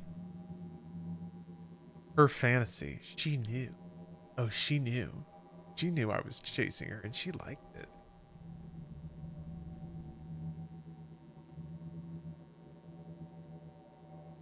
I like that this is what Flynn is thinking when he's naked, covered in guts, and pointing a gun at the only sentient human he's seen. I don't know, last hours? Who knows how long he's been unconscious? This baby's more badass than Flynn. Yeah. He's certainly the coolest character of the book so far. Also, apparently the only other member of Fox to be alive still. Maybe there's some other ones. They keep making up characters that they never introduced before, so it's not really that hard. He's really stopped up right now. Yeah, he's got boner rage for sure. Terminal case of boner rage. Let's see here. But now there was no room for sentiment, only for certainty. You are a dead man if you do not drop the freaking gun now! Oops. My arm and hand had been through too much to even consider it. My body was wired for instant responses. The same as her body if she were still the same old Arlene. The only reason I hadn't blown her away automatically was the time spent praying she was alive and a willingness to take a risk right now that she wasn't really a zombie.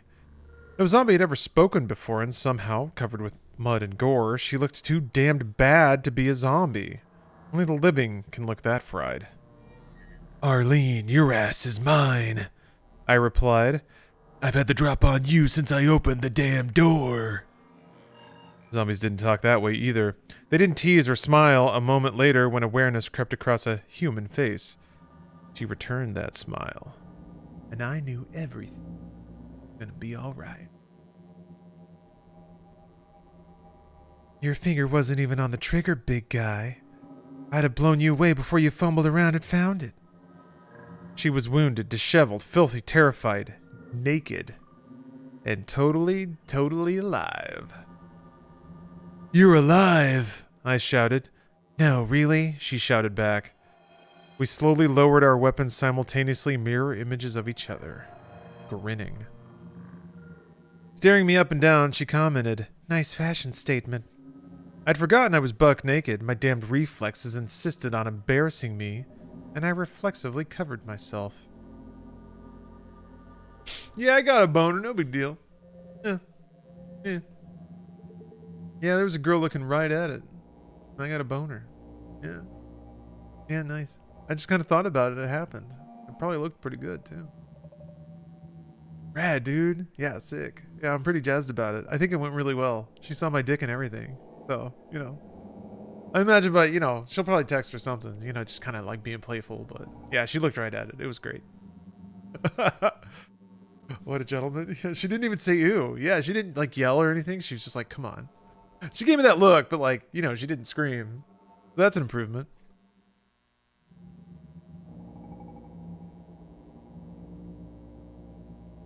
God, ladies. The patience it must take. The suppression involved. With seeing a penis and not pointing and laughing directly at it. I don't know how you do it. I see mine every day and still sometimes I giggle. I do. It's right there. Look at that stupid. Alright. Nice cock, bro. Yeah, hey, nice cock. Bros need to lift each other up more. I say more unsolicited complimenting of strangers' cocks. I mean, it's a nice thing to say. They can't get mad. It's nice. It's nice. All right? It's nice. Chill out. Said a nice thing to you. Shit. Fuck, man. God, sue me for trying to make the world a happier place. Is he naked to put more fear in the demons or for tactical advantage? I mean, I think both are incidental. He's naked because he teleported and just kind of took it all. It's all gone. What movie was that where the dude compliments Dolph Lundgren's cock? I seen that. I saw that and I was like, wait a minute. That dude just directly talk about Dolph Lundgren's dick? Like visibly describe it? Ugh. Okay, all right, here we go. Jesus Christ.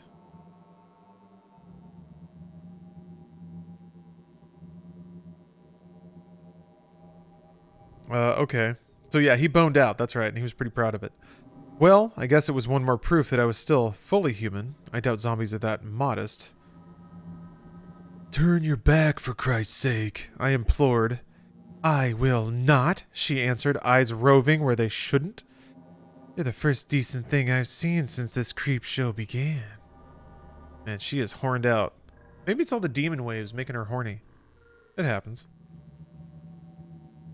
If we kept this up, maybe things would get so bloody normal that the monsters would simply pack up their suitcases and leave. Rendar Spire, thanks for the sub. I see you still going. Oh, yeah. I'm here for the people.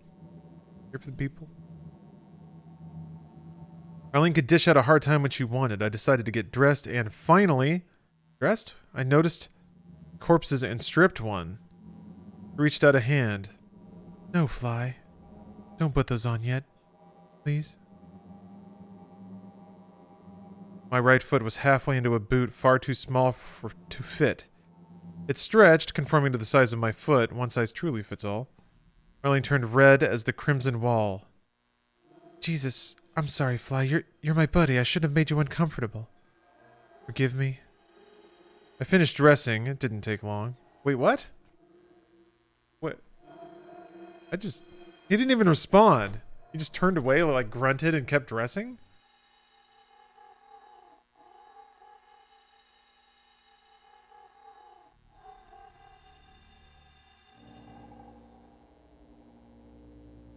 Hacked Dan, thanks for the sub. Yeah, he's so incel, he can't even do it.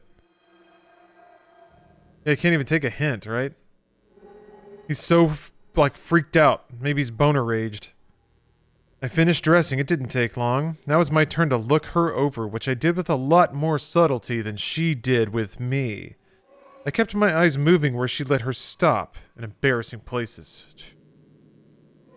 She looked good. All the dirt and blood almost gave her the appearance of being dressed in a weirdly hip punk outfit. Her slender waist, tight, firm thighs, medium bust, and long arms made me think of more than the undeniable fact that she had the body of the ideal orbital pilot. Her ultimate goal when she'd earned enough service to take hiatus, get a degree, and take a commission. Space travel needed the occasional boost in morale.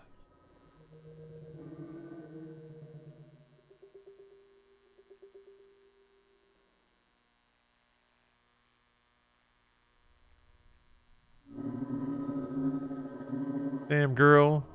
Girl, you got them long arms. Damn, girl. How long them arms? Droop those down to the floor. Oh, shit. Oh, shit. She dragging her knuckles. Oh, shit. I'm losing my mind. Look at those arms. Put 2 trails behind her. Dragging. Got 4 lines in the sand. 2 feet and 2 arms. You know what I'm saying? Like me a girl with long arms. Oh, jeez. Oh, man. I just want him to look like big old daddy long legs. Stomping on down the sidewalk. Nothing but arms and legs. Firm thighs. I want a girl who looks like an orbital pilot. That's what turns me on. When I look at a girl and I think orbital pilot, ooh. Especially if they're caked in mud and guts. Long arms and a medium bust. Yeah. Damn girl, are you an orbital pilot? Because you've got an ideal body for that occupation. God, Flynn. Oh, God. Flynn is the kind of guy who compliments a girl by calling her breedable and submissive. Yeah. You would be very good at cooking for me and letting me have sex whenever I want, which is not often. I will be masturbating to internet pornography. Thank you very much.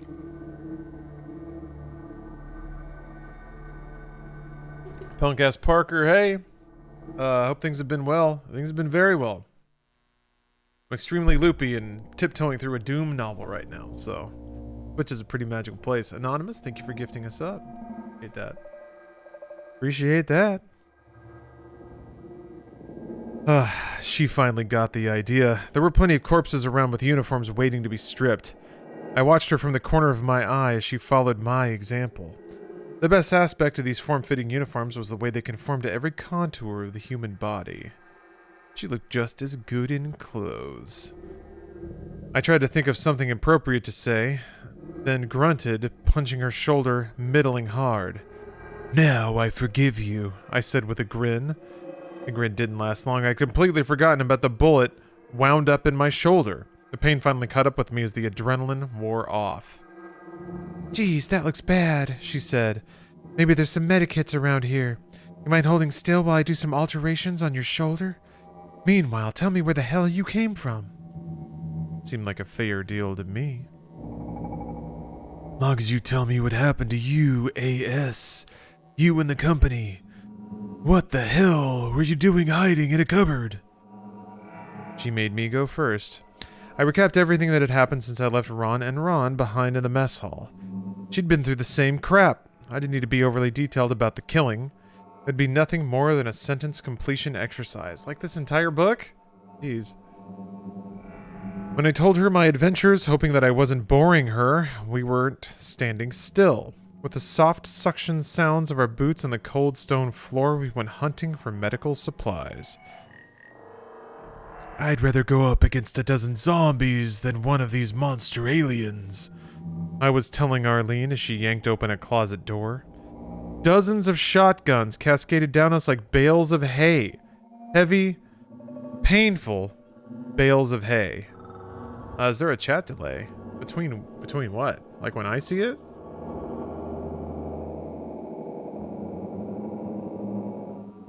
Yeah, low latency mode is there? Or are you guys reacting to things?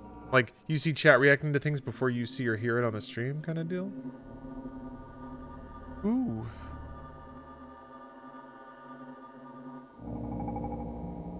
Ooh. Excuse me. Let's see, where were we? Staring at the pile of weapons for a long moment, I put on my best annoyed face and asked Arlene, "Can't you keep your space nice and tidy?"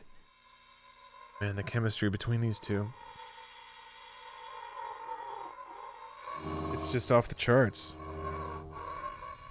Rolling her eyes, she scooped up one of the weapons and tossed it to me. She took one, too. I regretted leaving behind such a beautiful pile of weaponry, but Arlene and I only had 4 hands between us.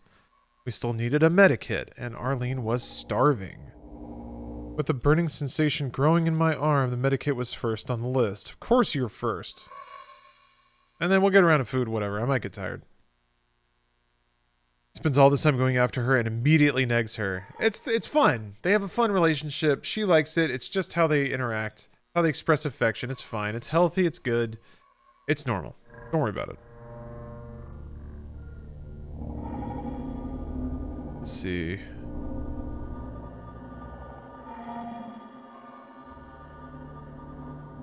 Yeah, I was first on the list, and then I was going to get my recon babe out of this hellhole.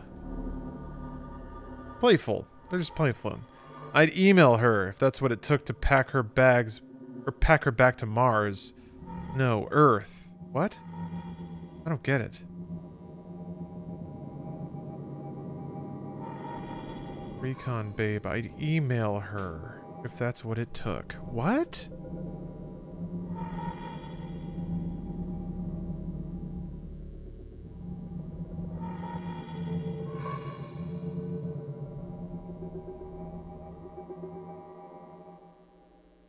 I don't know what that means. I don't know what that means at all. I think he was talking about posting her through the mail. Oh, like he's going to email her as a person? Okay. Okay, sure. Get your crap together, I said, and take mental notes. Notes? We've got to give a full report when we get back. We're blowing this popsicle stand. Arlene smiled wanly. Wanly? You have any good ideas on that one, Ace? I left a land card back at the entrance. We can hot rod it back to the air base and take the troop ship back to Mars or even Earth. It should be able to make it. Arlene looked around, studying the architecture. The architecture must have been hired by the Addams family. Or the architect must have been hired by the Addams family. Nothing seemed normal. The surface of the walls was rough, twisted, the sickening color of internal organs. Skulls, monster faces, and decay dominate everywhere I chanced to glance. Arlene coughed politely. There's 2 problems with that plan. First, we're not on Phobos anymore, Toto. Huh? We're on Deimos. And there ain't no land carts or rockets either. We used all the ships to bug our people out 4 years ago. Fly, we're stuck here. We don't even know where here is. I must have looked blank. She continued. Look, Fly. Don't you remember when Deimos vanished from the screens? Oh, gosh. No, actually. What are you talking about? Whoops. I guess you were already in custody when we got word from Boyd that Deimos had disappeared from the Martian sky. The idea that a moon could vanish bothered me for some reason. Wouldn't there have been gravitational effects? I asked. She laughed before answering. Are you kidding? You know how small Deimos is. It's even smaller than Phobos. I knew that. These chunks of space rock were so small that their real gravity was theoretical, notwithstanding the alien gravity zones, although I'd become used to fantastic events lately. A little nugget of skepticism scratched at my capacity to believe just anything. How do you know we're here on Deimos? 'Cause I've been here, Fly. I did a TDS as a yeoman right here while I was waiting for an opening in the light drop. A yeoman? But Marines don't have any staff positions, only line positions. On loan to the Navy. Technically, I was a rifleman, but the only weapon they issued was a word processor. I had to think about this. The implications were definitely bad, and the image of Arlene Sanders as secretary was astonishing. I looked up. There was a skylight in the ceiling, and where Mars should have been, there was nothing. Where stars should have been, there were no stars. The black of space was missing too. All I saw was a gray mist, not to be confused with clouds. The texture was all wrong. Having a gift for the obvious, I said, We're not in orbit around Mars, are we? She smiled and patted me on the head. Congrats, Fly. You win the Nobel Prize. You don't see a pressure dome up there, do you?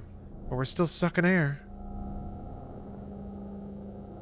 I know we're on Deimos. I recognize all the stuff that H.P. Lovecraft didn't redecorate. Who I wanted to know was H.P. Lovecraft. That's not an old movie. Who is that? Wait. That old movie? I know old movie. Old TV. He doesn't...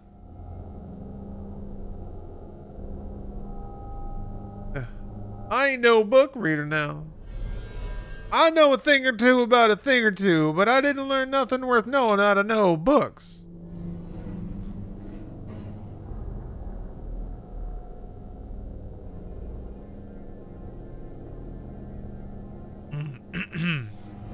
Listen, Lawrence, reading lore is what I need right now after my girlfriend just broke up with me. Gary Gutter filth. I'm sorry to hear that. That sucks. Wasn't meant to be, though. It stings. It hurts. You get to be self-indulgent now. But I would be delighted to try and take your mind off that. Wouldn't you know it, there's some relationship strife going on in this book right now, too.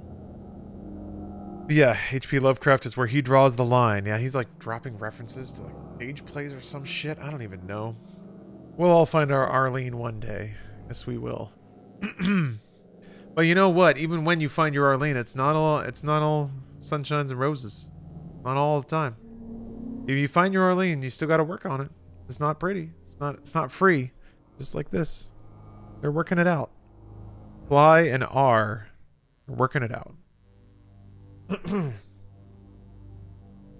Oh boy. Okay. He's like, who the fuck is H.P. Lovecraft? Oh my god. Who I wanted to know was H.P. Lovecraft.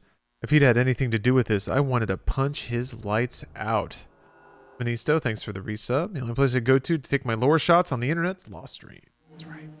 Welcome to the lore stream on the Lost Stream. No, Fly, Arlene said. He was a fantasy writer, early 20th century American, obsessed with hybrid monsters and underground labyrinths, always describing ancient machines as eldritch. I'd never heard the word before, but it sounded just right.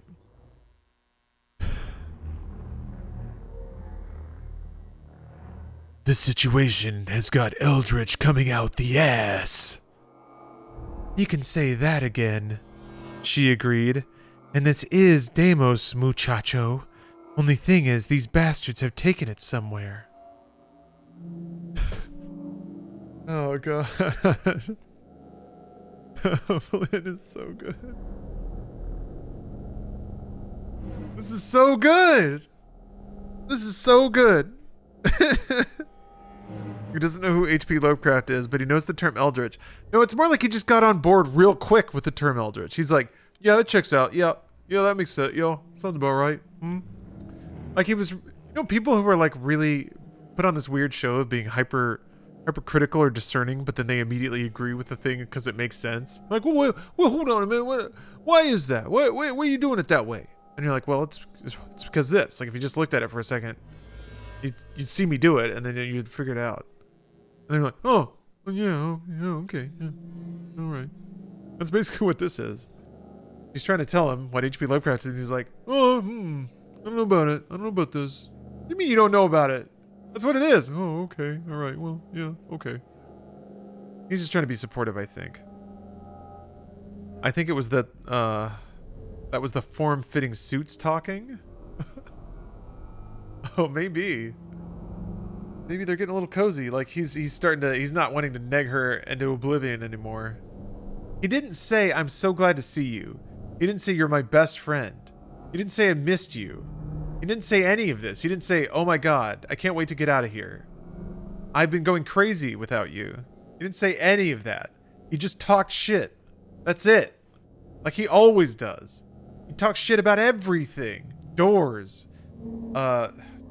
Parking garages. Military infrastructure. Food. Just like everything. He's just always fucking rolling, taking shit. The non-stop negative fountain. Remember when Flynn wrestled a door? Yeah. He panicked, stuffing cards in as it was asking for cards, and he just ended up blowing it up and knocking himself out again. Didn't he blow... No, he knocked himself down. Or wait, no, he was far enough away and he was wearing a helmet that time. Anyway. He's blowing himself up with rockets a lot. Okay, so these bastards have taken it somewhere. Great, so what's number 2? She looked puzzled for a moment, then she frowned. I don't want to hurt you, Fly. I licked my lips, feeling my stomach contract. I never liked anything from a girl that began like that. What? You've always been more loyal to the Corps than I was, my friend. I stiffened. What's wrong with the Corps? The Marines have given me a lot, babe, in case you've forgotten. She smiled and shook her head. Arlene hadn't forgotten. My father, a pathological liar and petty thief who ended up doing 25 to life for his 4th felony conviction, trying to run down a state trooper with his pickup truck. He died in Vacaville 2 years earlier from a cerebral hemorrhage, they said.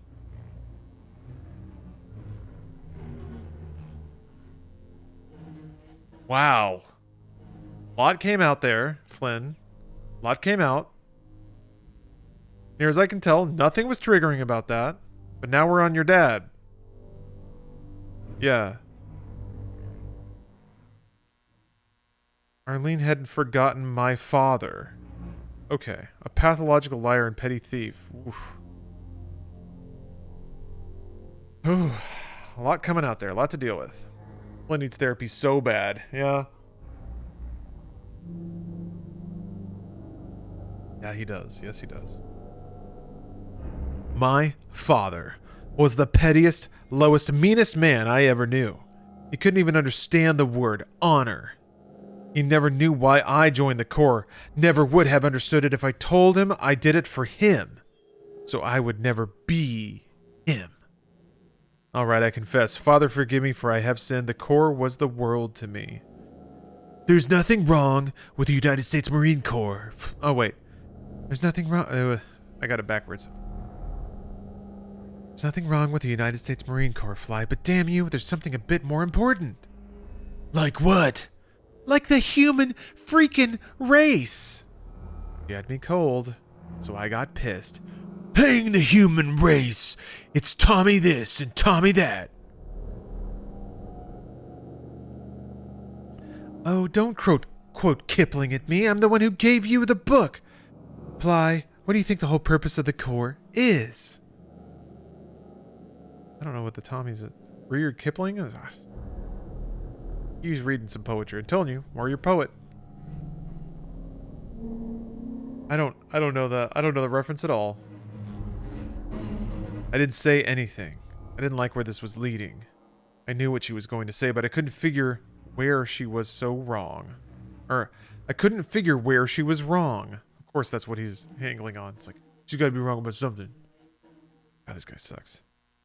You're so much into honor and duty, Fly. Why don't you know what duty means? We are the ones on the wall, kiddo. They may not know we're there. Might not even know there is a wall. Might not give a hang. But that's what we're here for. Fly, this thing is bigger than just getting us both out alive. We're the only ones here, the only ones who know about the invasion. The only ones who might be able to throw something big and heavy into the gears. And damn it to hell, I'm not gonna bug out until I do it! I glared at Arlene. I wanted to protect her, get her out of there. I was a man. She was my... bull. I was a Marine, and so was Arlene, and I understood what she meant about the wall. Somebody had to man it. Who else?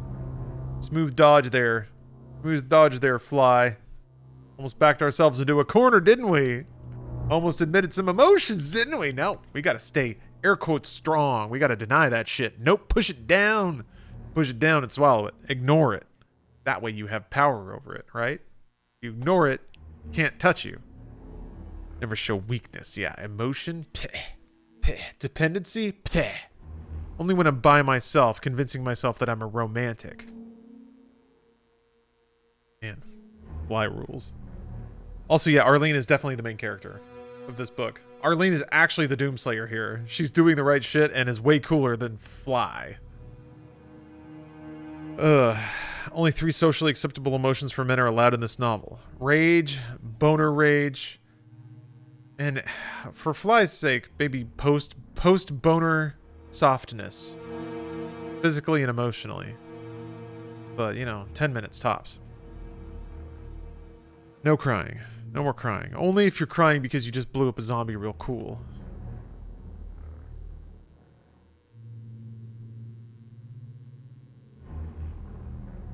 Yeah, post-nut clarity. Exactly. Ugh.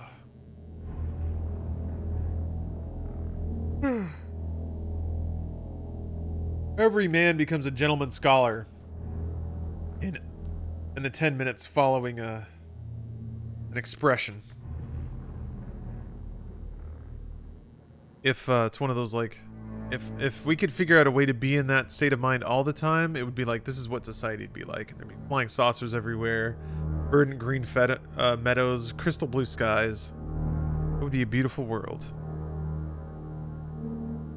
What if you could take a pill and, like, for 24 hours, have the chill groove, like a post-climax chill groove? Like, just really capture that feeling and keep it there. Mega skyscrapers and flying cars, yeah. People saluting each other in genuine salutations. No more money, don't need it. Meth? You're talking about E? Oh, maybe, okay, yeah. Never mind, that exists. Okay, shit, where was I? I lowered my gaze. We couldn't just bug out, even if we could find transport on abandoned Deimos. We had to get to the bottom of all of this, and if Deimos was like Phobos, I had a bad feeling that meant getting to the bottom of the Deimos facility. For some weird reason, the alien monster demons preferred a down. Hey, what's up, Buffalo? I'm chipping my way through a Doom novel, and it's been a trip. Besides, her point number one still made sense too. We don't even know where here is. Deimos had been yanked away somewhere. We were stuck. No rocket, no clue about where we might be. Only that we weren't in orbit around Mars anymore. Up meant what? Oh wait. Empty space? Nothingness? The only way out, if there was one, was down, following the levels of Deimos to the bottom. I glared up at her. Her eyes were cold as steel, as warm as the Sacred Heart. Well, don't expect me to say I'm sorry, I muttered. And thus ends the reunification of Fly and Arlene. Oh, so she's taller than him? I glared up at her again. It seems like it. Maybe Fly's like 5'4", something like that. Yeah, no hug, no nothing. He's a little doomlet, yeah. Geronimo, exactly. Whew. All right. This has been such a journey, such a pleasing journey. But I have to admit, I got to eat another snack. I haven't really been, I don't know, I haven't had like a full meal. I've just been grazing. So, maybe I'll order some food. Maybe. But I'm going to step up again. I have to admit, too, sitting in this chair for so long, I'm having to get up and take, like, frequent walk-arounds. But yeah, I need to energize. I think I need more calories in my system. So I'll be back in a second. Let me take a moment to just thank you all so much for watching. I know it's been a really long stream, rounding 21 hours right now. The amount of financial generosity and support people have been throwing on has just been really humbling and awesome. And I love Doom, and this book is ridiculous. And I'm just so glad I have people to share it with. I think if I were reading it by myself, I'd be giggling and like trying to tell people. And so thank you guys very much. It's really made this a meaningful stream and just great experience. Like QuakeCon vibes, you know? Kind of feels like that. All right, I'll be back. See you guys soon. All right, on to the next chapter. Oh my gosh, I'm getting fuzzy. On to the next chapter in Doom Knee Deep in the Dead, chapter 17. Last chapter. Our guy, Flynn, had finally met up with Arlene, and the chemistry was popping. It was crackling. Arlene even hinted that maybe they let off their demon-slaying adrenaline through some intimate ways, but Flynn wasn't having it. He was angry for some reason. He was throwing shit at her, basically, making sure she knew that he was the alpha. But Arlene's not even still around. She's here. Intimate like more killing demons? Pretty much. That's pretty much what we're moving on to. They were both naked. You missed the encounter? I'm sorry you did. It was the last chapter. Flynn went through a portal, was fumbling around, found a hidden compartment, and Arlene was in there, naked. They freaked out. They were both just like crazy. They were about to shoot each other. Then they recognized each other. Sparks fly immediately. And then they get dressed, and then Flynn just kind of like negs her about some dumb shit that doesn't matter. And they make a plan to continue further down into the Deimos base. They basically did talk about how they're not on Phobos anymore. Now they're on Deimos, the other moon of Mars. But it's not. Deimos isn't in orbit over Mars anymore. Did they explain why she was naked? Because she came through the teleporter too, but I guess she just never thought to put on clothes, whereas Flynn Taggart did. Managed to solve this crash thing in Eternal? Oh, great! What did you end up doing?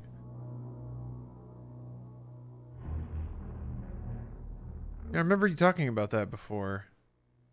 I'm glad to hear you fixed it. That sounds really frustrating. Bruce Springsteen, thanks for the prime. Yeah, we only got one more extension to go. We're almost there. I had to validate the files, update the GPU. Okay. Yeah, those are some pretty good steps. I'm glad they worked for you. That's great. Multi-man, hey, how's Doom going? It's going very well. I'm getting pretty fuzzy right now. I'll say it. Because I actually didn't get a lot of sleep last night either. Last time I slept, I should say. So I was already on pretty little sleep. But we're doing it. We're making it through. Got about, looks like an hour and a half left. 2.5 hours. If, looks like 38 more subs roll in. No pressure. Just saying. That would be the full run. Just no pressure. No pressure. Just saying no pressure. All right. Chapter 17. While we'd been talking, we came across, me and Arlene, best buds. We came across an undamaged crate that looked promising. All that stood between us and it was one of my fireball-throwing buddies. This one never got a chance to warm up. Arlene whirled and blasted him. The demon went down without a chance to hawk and spit. The label on the crate promised medikits and comrats. We opened it and found a full pantry. Arlene insisted on playing nurse before I played chef. She examined my shoulder. The bullet had gone straight through. Score 1 from my side. She injected universal antiviral antibiotic and wrapped a bandage around my shoulder while I gritted my teeth and groaned like a big baby. When she finished my arm, I heaved a sigh of relief. God, I hated medical crap. But I was premature. I'd forgotten about my burns. Arlene didn't forget. The cream she applied on my forehead, cheeks, and chin hurt worse than the arm injections. He had just gooed up his old burns. Did he recover by now? Anyway. It hurt so bad that I started hunting for any serious cuts or burns Arlene might have. Something that would require my delicate attention. And lots of cream. Despite her appearance, she was disgustingly healthy. I couldn't hurt her in retaliation for her helping me. Blech. GJ Rushy, thank you for the sub. Yeah, Flynn is often premature. Well said. Now it was her turn to tell a story. Why? She began, pausing to gulp water from a bottle we'd extracted from the crate. I don't want to see anything like that first assault ever again. She sat with her back to a wall, and I stood where I had a good view of everything coming or going. I had to find out what happened to Fox Company. Munching on a bland, fast energy bar that tasted as fine as steak that moment, I gave her my undivided attention and a chocolate bar of her own. Women's do love chocolates. The situation had been as bad as I imagined. The assault simply fell apart. Seeing the zombies was enough. The guys didn't even need flaming snot-nosed demons to drive them off the deep end. Walking, staring, drooling, rotting human corpses proved sufficient to make them forget every combat lesson they'd ever learned. They didn't have my natural battle prowess and cool under pressure mastery of the multiplication tables. Was there a weird description from Fly about how hot her body was once he found her? Absolutely. And you know what? For the people who missed it, let me find it, because it is one sentence that's gross. It's exactly what you think it is. Actually, it turns a little weird. Oh, here we go. This is perfectly it. Yep. Her slender waist, tight, firm thighs, medium bust, and long arms made me think of more than the undeniable fact that she had the body of the ideal orbital pilot. Her ultimate goal when she'd earned enough in service to take a hiatus, get a degree, and take a commission. That's the sentence. That's the sentence of him leering at her body, appreciating how perfectly fit she is to be an orbital pilot. Before, he talked about how weird, like, how hotly muscular she was. How she had, like, mannish proportions, but that was totally cool because she was a chick.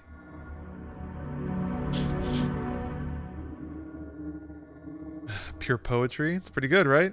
Hey, Hannah Rose. Good to see you. We're just getting low-key horny. Hearing our guy Flynn gas up Arlene a little bit. Beautiful, right? Let's see here. They went crazy. Back to Arlene explaining what happened. They, the squad, went crazy. They broke ranks and charged the zombies. Fox was full of fighting spirit, all right. It just lacked a plan, strategy, and tactics, a command structure, and a snowball's chance in they should have known where as soon as they let themselves get isolated and cut off from each other. The fire-hawking Spinies picked them off one at a time. I couldn't really blame my buds. I'd had the same reaction, same rage to rip the zombies apart with my bare hands. Arlene was saved because she wasn't as affected by the male berserker fury.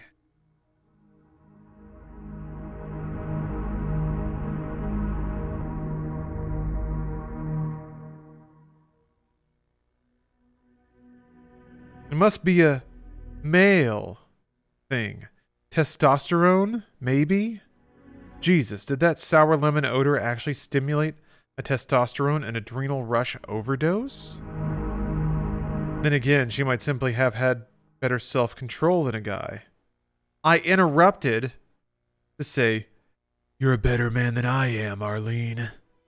"Shush, Fly, if you want to hear the rest of this." I shushed. "I found a cupboard and hid out," she continued. "I could hear them moving just beyond the door. Sometimes hearing is worse than seeing." I nodded at the truth of that observation. "Like this ugly demon," I said, kicking the brown hide of the creature she'd dispatched. "They hiss like giant serpents, scares the piss out of them when you're in the dark." Oh, God. Oh, here. Oh, I messed it up. Let me recenter myself. "They hiss like giant serpents, scares the piss out of you in the dark." She laughed. "Ha ha ha ha. I wouldn't call that a demon. I've seen some others that I've seen some others that more deserve the name." "Yeah," I agreed, remembering the Minotaurs. "I guess those hell princes you warned me about with your skull and crossbones are a more traditional demon design." "I wouldn't know," she said. "I never saw them. You're talking about the pentagram room?" "You didn't see them?" "I put one foot into that room and heard one of them scream. I guess it saw me, but I didn't stick around to see it. What did they look like?" 8 feet tall, bright, flaming red with goat legs and huge horns. They fired some sort of electrical ball lightning from wrist launchers." She shook her head. "Nasty, but the thing I call a demon is a huge, bloated pink thing with tusks. Maybe we should call it a pinky." Takes a woman's touch to name a demon a pinky. Flynn is too busy with his male boner rage, his exclusively male testosterone-laden fury. Hey, what's up, Vinus Bach? Or Vivnus Bach, my man.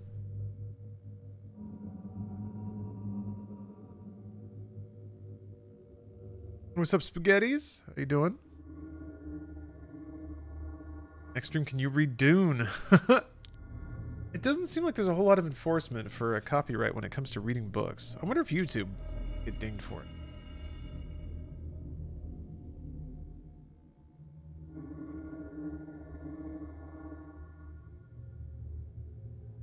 Let's see here.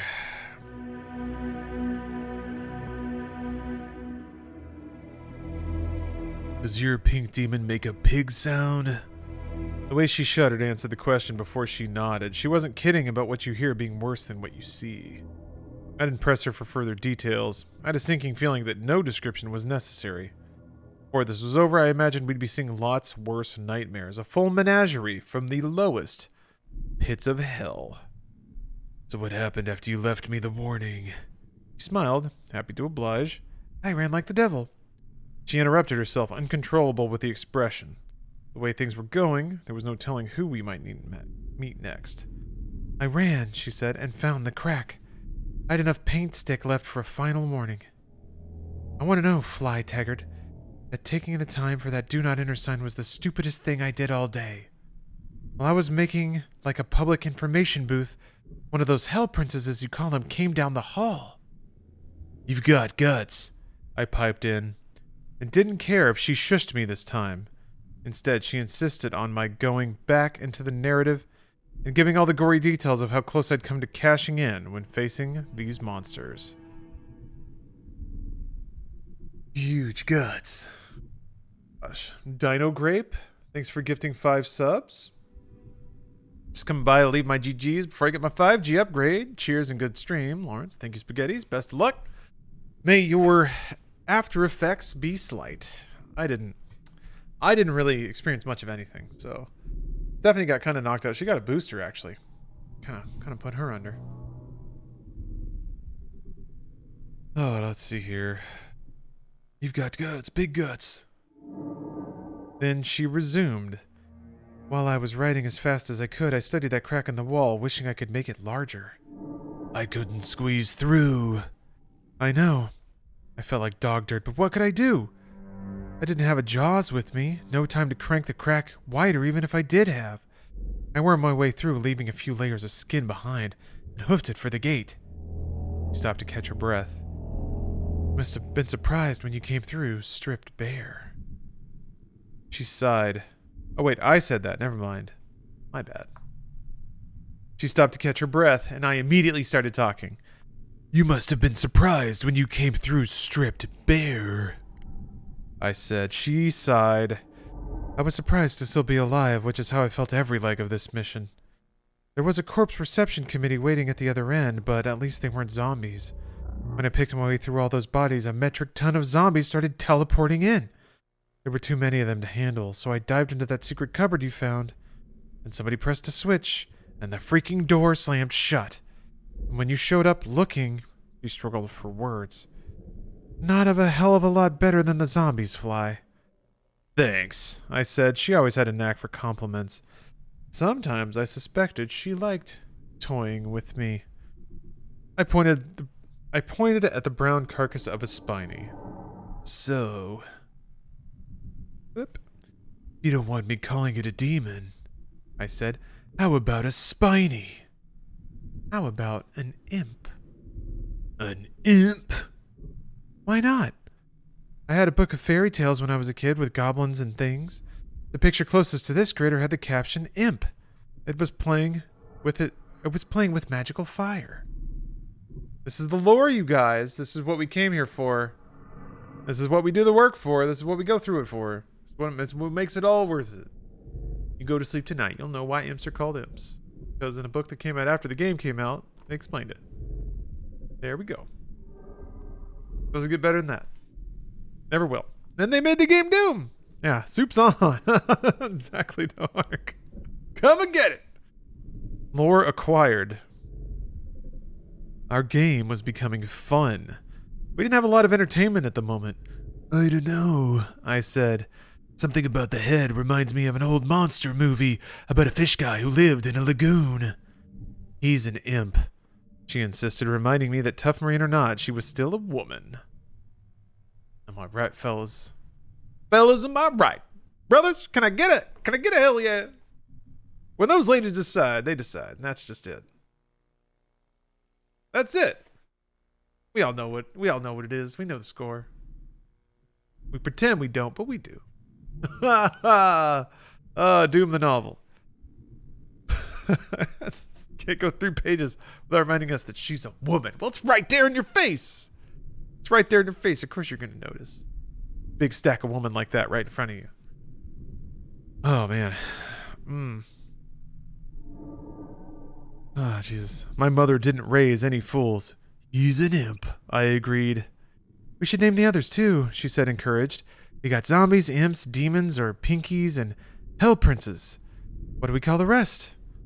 I laughed. That's pretty biblical, isn't it? She stared blankly. Not everyone had enjoyed the benefits of religious schooling. Anyway, it's a great idea, Arlene. If we ever find a functional radio, we'll need to report to someone. We might as well play Adam and Eve and name all the beasts. Will you now, champion? Thank you for the sub. I will keep fighting the good fight. Absolutely. Absolutely. A real twist would be Doomguy's Flynn and Arlene's kid Arlen. Kid Arlen. Hold on. Who's Kid Arlen?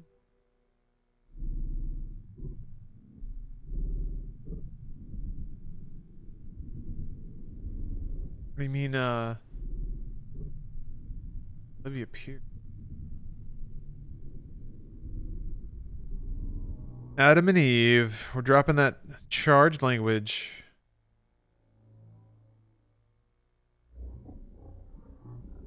Let's see here.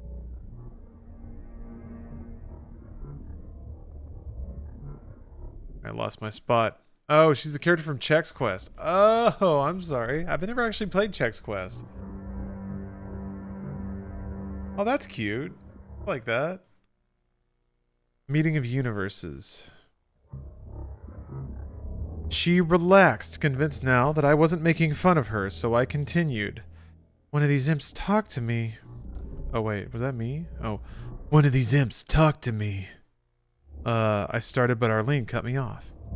Did I finish the master levels on Eternal? Yes. I beat the 2, first master levels on Nightmare. Not Ultra Nightmare, just Nightmare. And then I did the next 2 levels on Classic Mode Nightmare, which was really fun, but oh my god. That Terrace Nabad Classic Nightmare was so rough. Hey, what's up, Austin? Good morning. But yeah, I got through it. One of these imps talked to me. I started, but Arlene cut me off. Talked? This was the most surprised I'd heard her yet. We hadn't exactly duplicated each other's adventures. He tried to get me to surrender, promising if I did, I wouldn't be reworked, zombified. But the son of a bitch was such a liar. I wouldn't trust him for the time with a clock stuck to his face.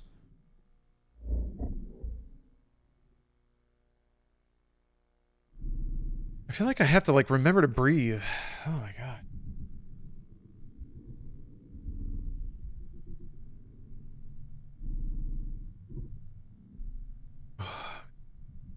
Loopy.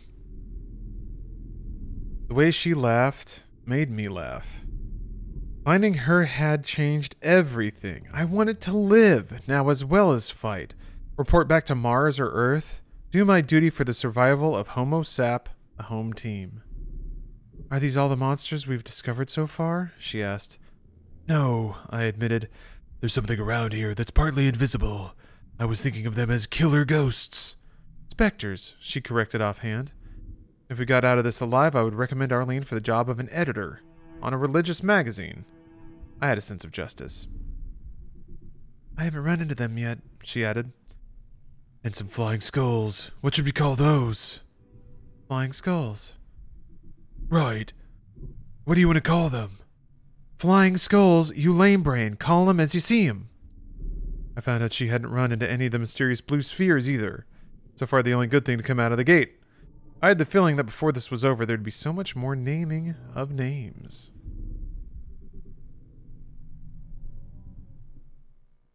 Now it was back to business. Lunchtime was over. It was a brief rest. We needed real sleep. We needed to find somewhere to secure so that we could take turns sleeping and watch standing. And we needed real food. Something feels weird about this place, she said. Something about Deimos was creepier than Phobos. The place was colder, but that wasn't it. The odors were about the same, but a bad taste seemed to go along with it. Maybe we were closer to the source of the sour lemon stench than hung around the zombies. Whatever it was, a cloying odor underrode everything, something very slowly rotting. I hate looking at it, I answered her. If lesser demons were in charge of the other Martian moon, then old Nick himself had drawn the blueprint here.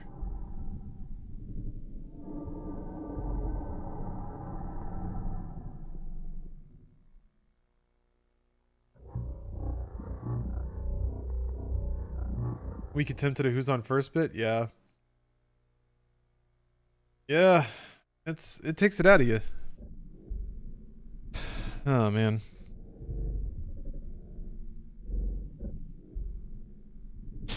The skulls were starting to get on my nerves. They were everywhere, all different shapes and sizes, always more evil than a normal human skull.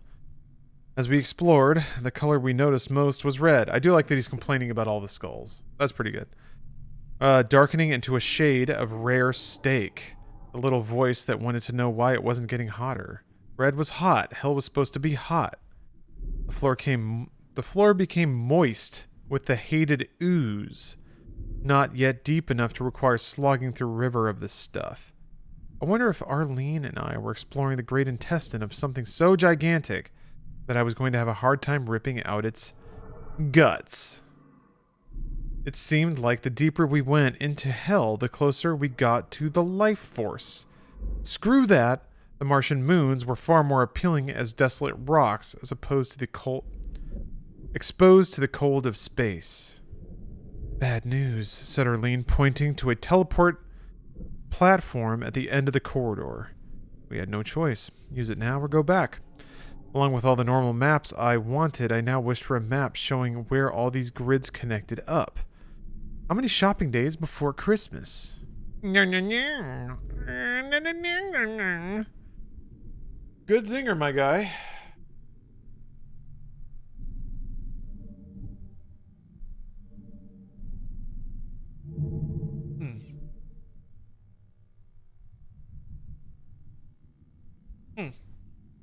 Oh, goodness. Okay.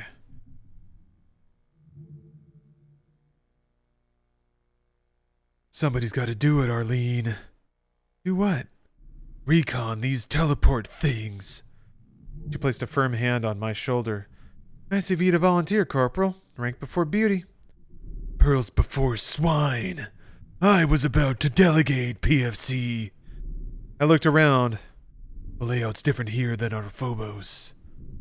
Looking back, I observed the vista of emptiness we had walked through to get to this point. I had the feeling that the walls were squirming when I didn't look at them. More dead ends. I don't like jumping into a fire when I'm getting fat and happy in the frying pan. But we're humanity's vanguard, right? It sounded sarcastic, but I didn't mean it to be. We've got to find out what's happened and communicate with someone up the chain. Whenever Arlene smiled, it felt warmer, nicer than when we'd just been palling around. War brings out something good in a certain kind of people. I didn't know about me, but I was sure about Arlene. Besides, she elaborated, best way to stay alive is to be on the offense. I'm going right behind you. There was no one else I'd rather have backing me up. That meant so much to me I didn't say a single word out loud. She knew how I felt. Win Dexter, thank you for the sub. Flynn is the most dislikable guy ever. I mean, he's rad. He likes war. War is good for people sometimes. Listen, yeah, you could be politically correct. I'm just here to say it like it is. All right, war is pretty rad, and sometimes it makes chicks look hot. All right, that doesn't make me a monster. Doesn't make me a monster at all. Okay, I'm alive. Big deal. Give me 30 seconds. They wouldn't be my last words, I hoped. The teleporter sensation, now that I was ready for it, was similar to the gate, but quicker, less disorienting. My clothes stayed on and the weapons didn't disappear. I was ready to secure the beachhead. I arrived on a platform virtually identical to the one at the point of departure. I should have jumped off right away, but I was distracted by the sound of a heavy pile drivers coming closer and closer. Heavy pile drivers, yeah. Jesus and Mary. I realized their footsteps. And so ends chapter 17. What's running towards Flynn Fly Taggart? We don't know. We don't know.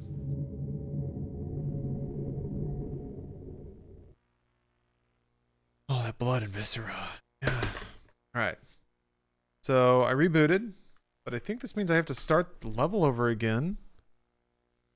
Which kind of sucks. I was kind of close to the end of it. There was like a couple more encounters.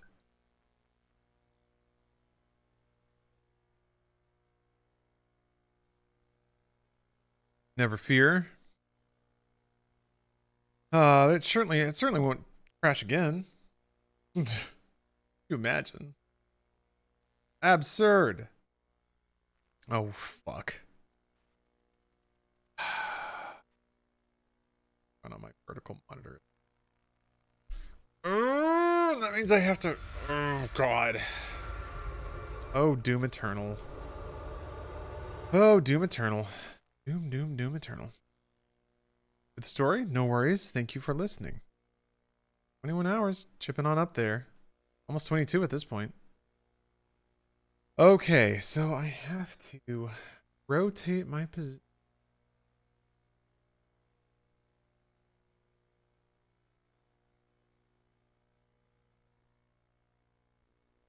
Did you sleep last night? I mean, no. 24-hour stream, dog.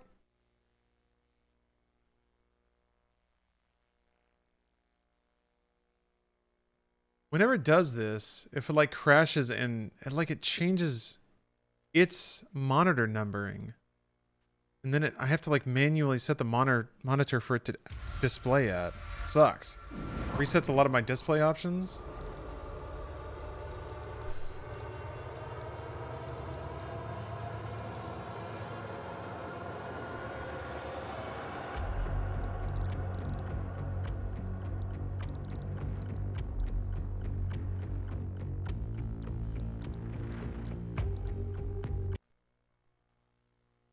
Okay. Things back together. Sorry about this one. Back up and running in no time.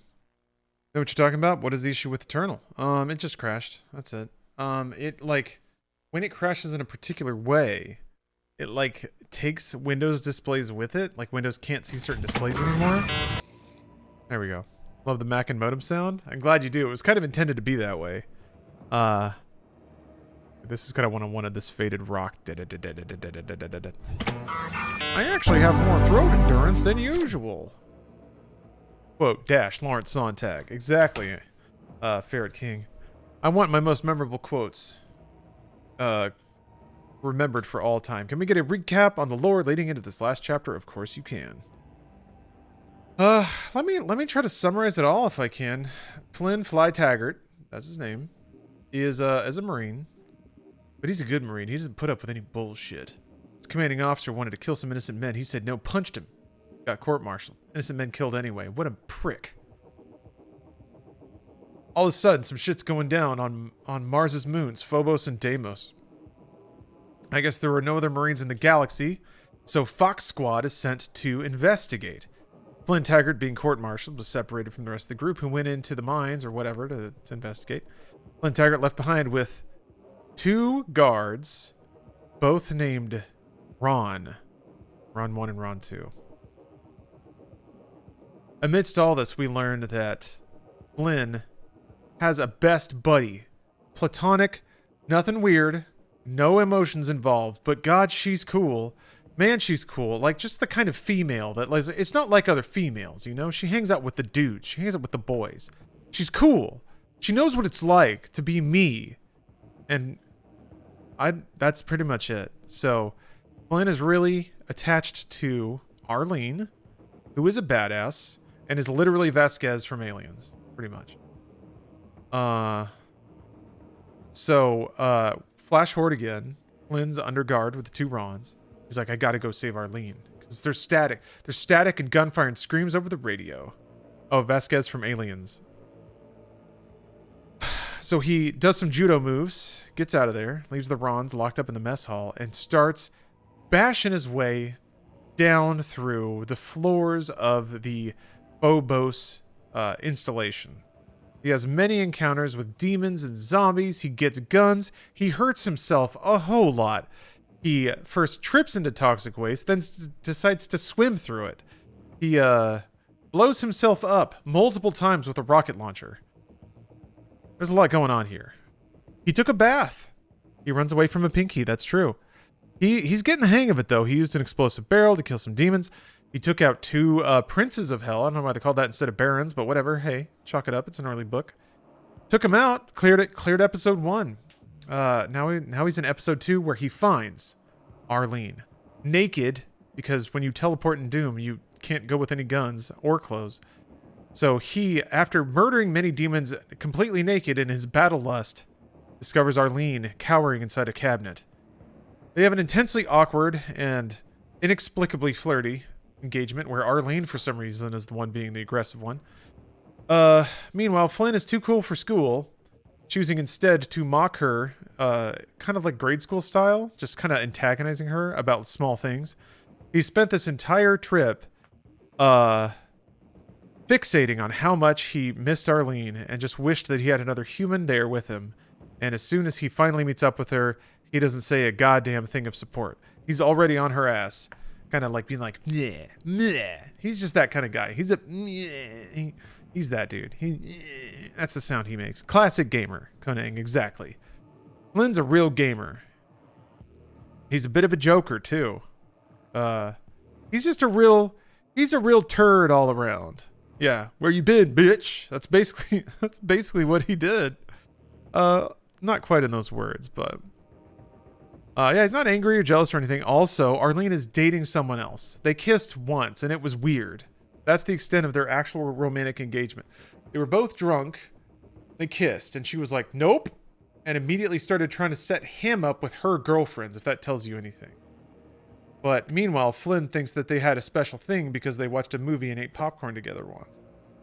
He is a level 30 wizard incel virgin, for sure. Anyway, they find each other. They're naked. There's a weird moment of I don't know what. I don't want to believe that it is anything that gross. They get dressed, shotguns in hand, because they found a cabinet literally filled with shotguns, like they spilled out when they opened it. Yeah, she ogles him. Yes. She was checking out the goods. He was far more restrained and civilized. Pfft. Please, Arlene, restrain yourself. So, Arlene and Flynn Taggart are ready to just bang it old school. Shotguns in tow. They're setting off down the corridor. They figure they have to keep going down into Deimos' lab to figure out what's going on. Deimos has been visibly warped out of orbit of Mars. They don't know where it is, but they're on Deimos now. But then when they look up in the sky, they don't see stars. They just see some kind of swirling gas. So, classic depiction of a girl according to a classic gamer. Classic. Absolutely classic.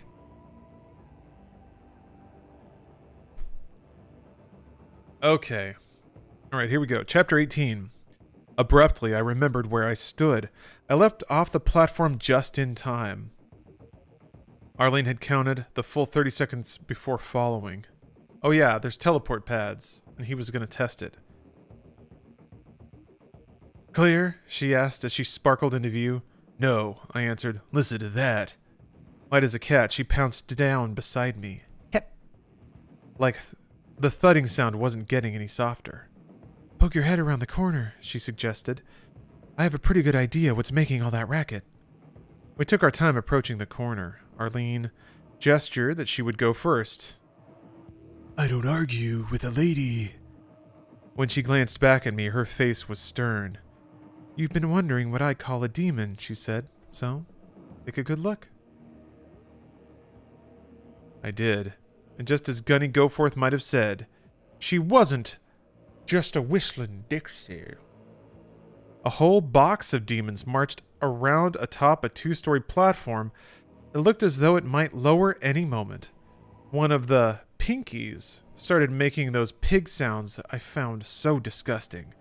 But as I paid close attention to the anatomical details of this thing, I decided the Porker Anti-Defamation League might disagree with my description. These monsters were the most massively concentrated collections of muscle power in the whole zoo. They were about 6 feet tall, with mouths that looked like they could swallow Cleveland. And probably had. They were demons, all right. She had me there. So long as these guys were wandering the corridors, nothing else deserved the name. Their flesh was a dark pink. Arlene's nickname for them was accurate. This is the moment where he's like, shit, a woman was right. And it's gonna be, damn, she's not like other girls. Like, she's right sometimes. Sometimes she says stuff that makes sense to me. She's special. Oh, boy. They didn't see us yet, but it didn't look as if we'd been going anywhere. It didn't look as if we'd be going anywhere if we didn't deal with them. There were no other doors. Eventually that platform would have to lower, so we rode it up. Or we could ride it up. They stamped around on short, stubby legs, like shaved gorillas with horns and saw teeth. Do they have any projectiles? Excuse me. I asked Arlene. What do you mean? Fireballs, lightning, anything like that? They don't throw anything at you. She noticed my body relax a little. Don't let it fool you, she warned. They're deadly if you get anywhere near them. Can we pop them from down here? I asked. Not likely. You need a concentrated force, like a .458 Weatherby or a 12 gauge at 10 feet. I saw an imp go after a demon, and the pinky took 3 fireballs in the face and swallowed the imp whole. It burped out the bloody spines. Data point. Zzzt. All right, Flynn's downloading data again. He's scanning. Extracting the data. Zoop, and then downloading it right into the brain. He's filing it away. Data point. Imps and demons, like imps and zombies, don't get along. Man, dial-up noises. It's just like, ew. A wrinkle searing into his mind like it's being branded with a hot iron. Oh, no, wait. It's like the download sequence from Johnny Mnemonic. This is him learning a new fact. So he has to put in something to bite on. He's like, there's his brain just like, yeah. One little crease pops in. Thunk. Shocked. Gained an IQ point. Yeah, or Johnny Mnemonic, more RAM. He's like upgrading his brain RAM in the elevator. Oh shit, what a beautiful film. Okay, here we go. Where was I? Oh yeah. He's downloading. His eyes went slack. His eyes like unfocused and his jaw went slack. And I guess Arlene noticed this. Why, if we're gonna progress, we gotta lower that platform. There's no other way to kill them with what we've got. I noticed I'd been leaning against something hard and metallic. It was another skull switch, just begging to be afflicked. I started reaching for it, but Arlene butted my hand away with her shotgun. That hurt. I don't know what it's gonna do, she protested. I can't help it. I'm a bored lever puller. I flicked the tongue. With a loud groan, the platform lowered like an elevator. The demons wandered off. They snuffled their pig snouts evidently scented us, where they made a beeline. Oh man, Flynn Taggart is so cool. He's like, what the fuck are you doing? Why are you? He's like, I pull levers is what I do. Flip. And then straight up an elevator full of demons just. And then they smell them immediately and now they're attacking. Thanks, Flynn. Solid move, bud.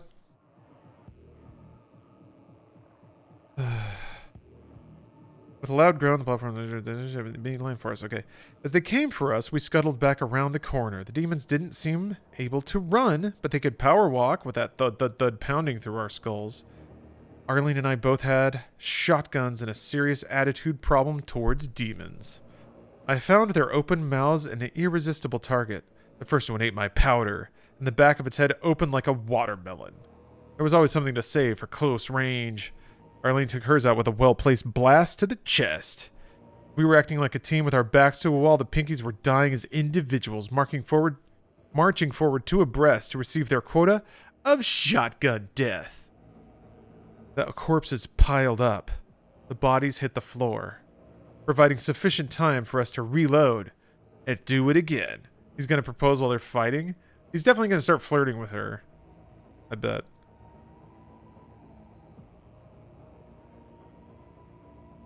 As an added bonus, none of the monsters made that snuffling pig sound. They were too busy roaring as they died. The roaring was loud, but it was the mark of their defeat. Started feeling good about my bloody work. Like shooting drunks in a barrel, I said to Arlene. Don't get cocky. She's right. Hubris. The ranks of the enemy finally diminished.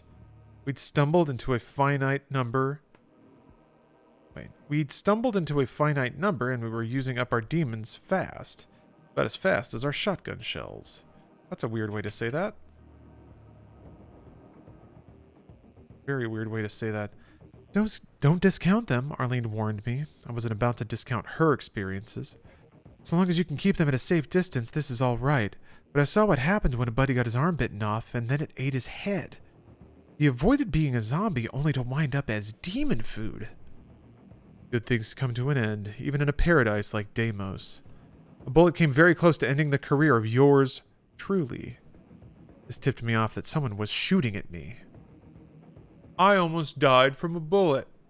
From this information, I deduced that someone had fired the bullet at me.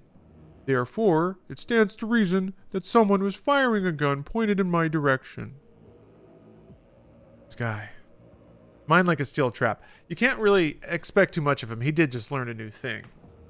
He's probably still got a headache, poor guy. Imagine being around all that gunfire. He just learned something.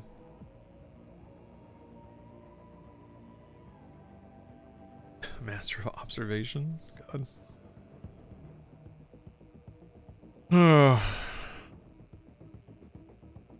Let's see. Deuced, something was shooting at him. Look out! I shouted at Arlene, but she was already down, so she's better than you. Crouching behind the wall of demon bodies.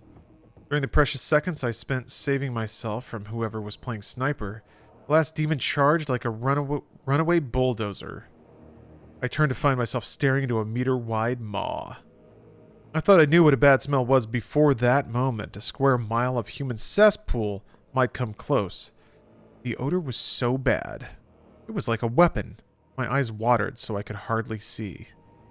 Arlene shouted something, but I couldn't make out her words. She was busy with problems of her own. The sniper was still at it. One of those bullets, clearly meant for Arlene or me, connected with the back of the demon.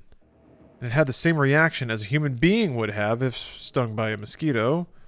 While it tried to scratch its back, and I wondered how it could accomplish such a task without ripping itself to ribbons, I swung the shotgun back into action. The target came forward, and the bore of my weapon literally went down its gaping maw. I pulled the trigger.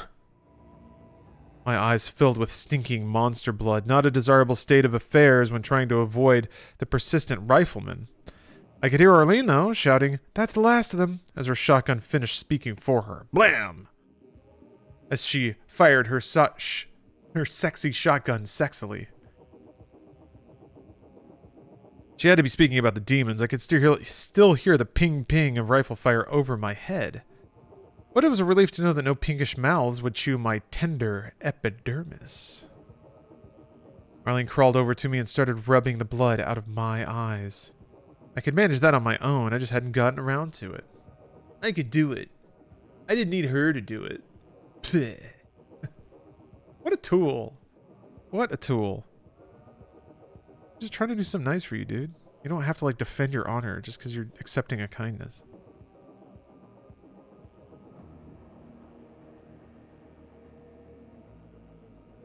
Wait, hold on. Oh, here we go.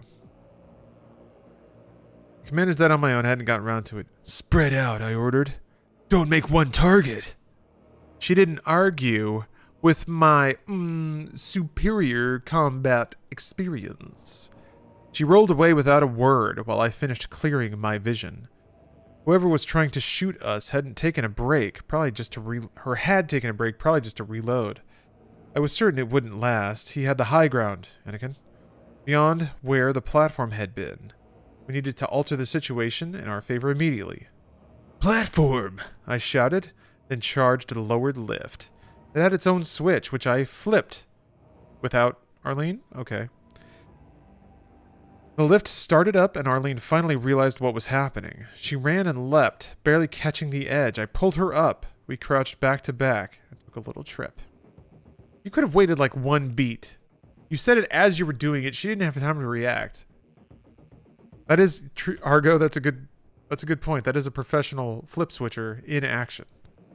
You can't argue with the truth. The truth is that he said he flipped switches and then he did it again. So I guess Arlene should really be catching on by now. It's kind of her fault when you think about it that way. And I'm glad that I did think about it that way. Let's see here. Took a little trip. All right. On the next level, we rounded a corner and came face to face with, well, you couldn't call it a face, really. We ran right into another demon. I don't know about Arlene, but I found the situation very annoying. We'd just been through all that. We were so close to that as it charged, I fell back on my butt and fired a round between its legs. This staggered the demon, and Arlene finished the job, plugging it head on and killing it good and proper. Now we could return to the more traditional task of trying to find out who was shooting at us. Do you think this was written in the game because they also watched co-op? Like they watch people play the campaign multiplayer? They're like, oh, you get to run around with another little Marine guy and shoot demons together? Oh, okay. All right, well, put that in the book. Two demon shooting Marines together, shooting demons. They should smooch though. They probably will, right? Sure they will. Let's see. Now we could return to the more traditional task of trying to find out who was shooting at us. Yeah. Past the platform, we saw two doors. Exchanging glances as we approached. One had a blue border and the other had a red border. Of course, they were both locked. I missed my rockets. Oh no. He's gonna rage out at this door again. Fucking door.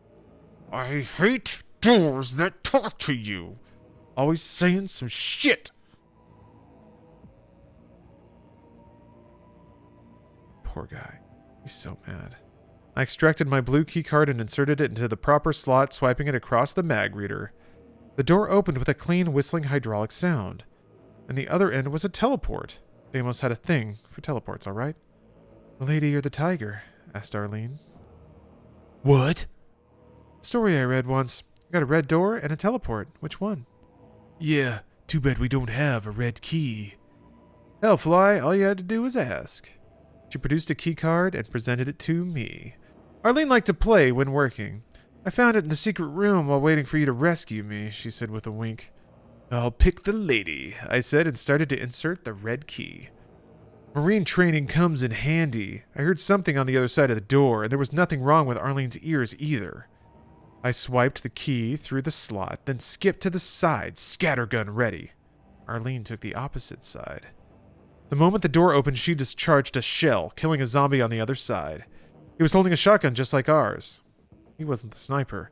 The zombie standing next to him had a sig cow, and I wasted him.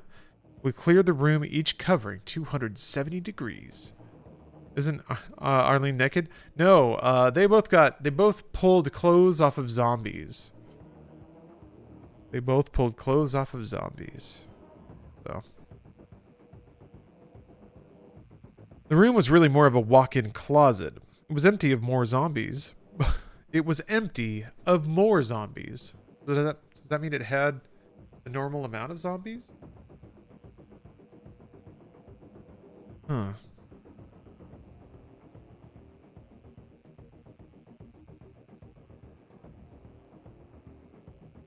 It was empty of more zombies, but I was already worried about something else. The one with the rifle had been shooting at us, then had ducked in here. It had all the signs of an ambush. Zombies don't think. An ambush suggested tactical thinking. I hadn't yet had an opportunity to confide in Arlene my suspicions of an overall mind guiding the invasion, using a great number of mindless opponents against a few human survivors to learn our limits. Probably wasn't in the mood for a quiet analytical discussion right then. There was too much blood on her. On me.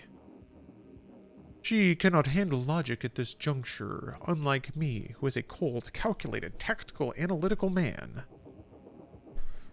Cut to him like boner raging at a door so hard he blows it up.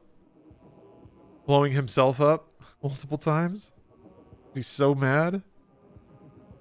Now it was the lady's turn to find a switch. My lady can find the switch today.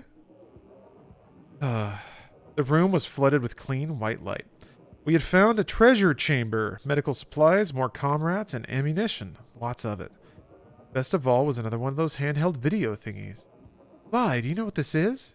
exclaimed Arlene in excitement. I let her tell me. "It's a computer map of the entire floor plan." So gracious, Flynn. Wow. How is he not getting laid this second? You should bring it up later. He's like, "Yeah, you know I knew." But like he's gonna bring it up later. He has to, right? He has to know.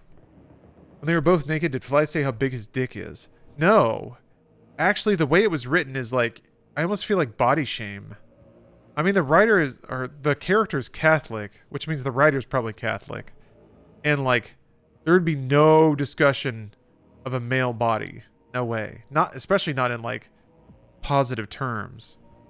So I think Flynn Taggart probably has a fair degree of body shame about his pure naked form. He certainly wouldn't like look in the mirror and be like, yeah, look at these abs. That's not him at all.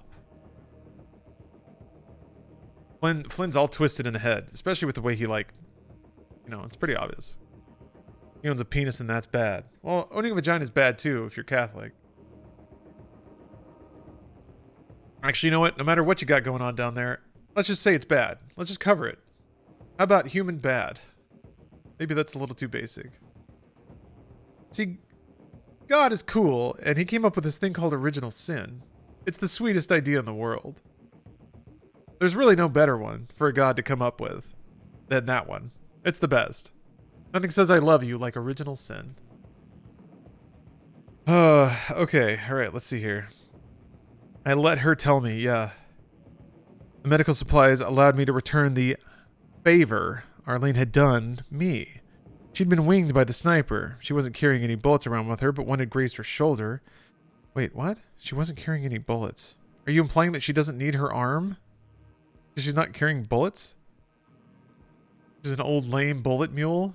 Oh my gosh.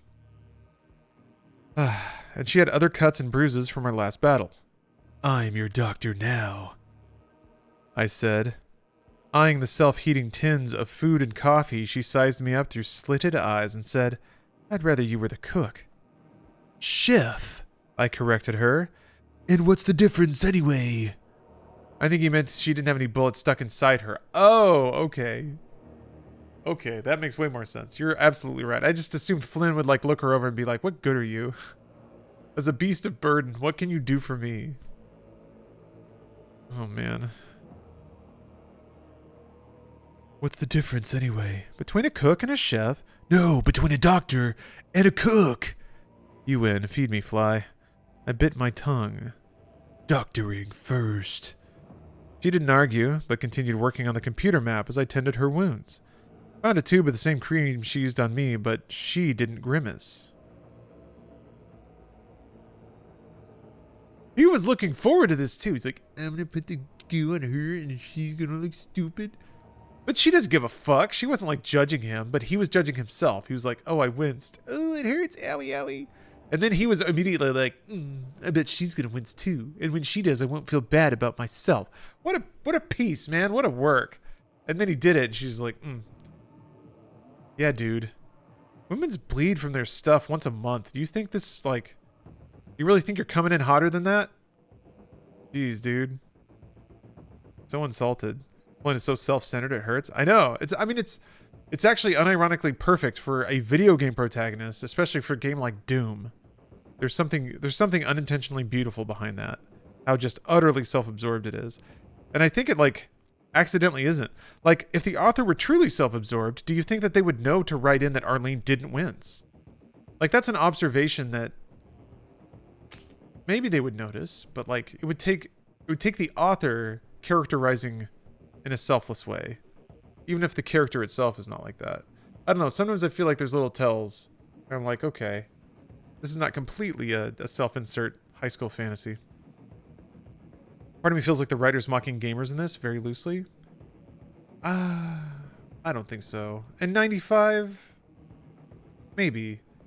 Maybe to some degree the author resented the assignment or was upset that they were having to write a game for a silly property like this. Or sorry, write a book for a silly property like this. Yeah, I don't know.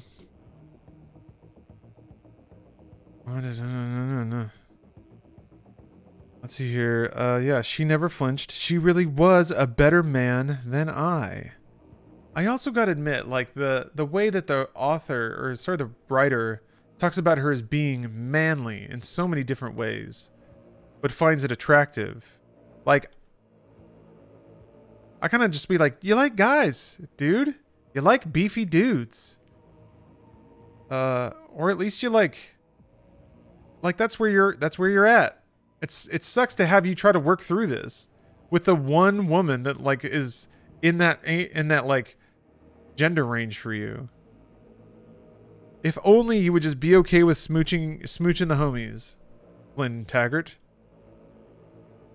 I think that might be what's going on here. But Catholic, man, he can't even for a second think about that. I think there might be some repression going on here. Like just one of the guys. Okay, we all like beefy dudes. Hell yeah. Hell yeah. Join the club, man. The water's fine. Let's see here. She really was a better man than I. We didn't have any disagreement until I insisted we get some sleep. You gotta be kidding, Fly. I'm not about to close my eyes and lie down on a rotting pile of zombie corpses. But we could carry them out and pile them in front of the door. Oh, great. An announcement that we're in here. All right. I'll throw them into the last teleport platform. We'll throw them. As simple as that. Sweet reason had prevailed. See? I think it is just like she's girl and she's the only person who can can work through him. I think that's what it is. Everyone else gets just so sick of his bullshit, but she's the only one who can stick around and just like let this stuff roll off of her. I love it. I love it. The job took 20 minutes. We didn't bother with the teleporter. We spread them like speed bumps among the demons. Maybe the visitors would think they'd killed each other. Wait, what? Spread them like speed bumps among them. Then we enjoyed our first real meal together. The snack only had kept us going. This was a veritable feast by comparison. I insisted that she sleep first. She'd been on the go longer than I. While I was still being nursemaided by the Rons, she was at risk, in battle, up to her eyeballs in demon guts. She would sleep first. Whatever it took. Milady will sleep first this night. I swear to thee, on all that is good in my life.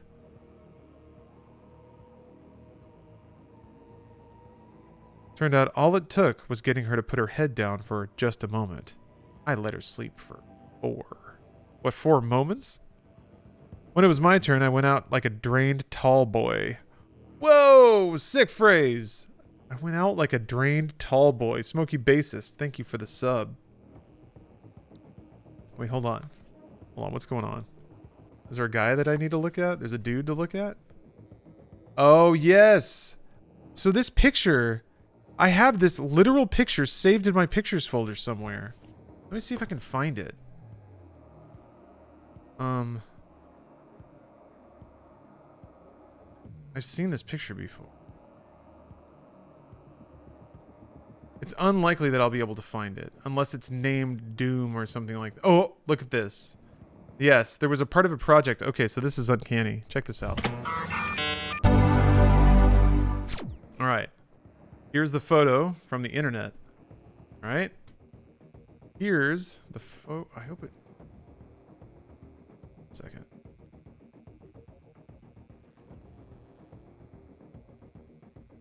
Okay. Okay, here we go. Here we go. Here's the good stuff. So here's the photo from the internet. Here's the photo from my pictures folder. And this has a save date of 2005. This folder, this exact file has been sitting in my, oh wait, that's the date taken? It's been sitting in my folder, or that folder for 15 years? Date modified 2008. Owner. Ooh. I want to see that. Damn it. Show me more.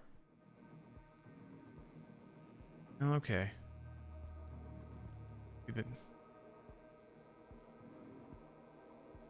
Sometimes there's like location data in the meta of a photo.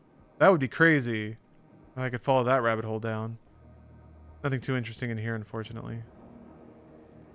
But, yeah, that's neat. I like how there's an empty martini glass. There's so much going on here. Of course, is that the writer? I could never tell. I was just like, that seems like the kind of guy who'd be standing behind a 4-up of Doom books. Like, there's like a stack of bowls. There's a stack of bowls. That's concerning. There's a stack of bowls and one spoon.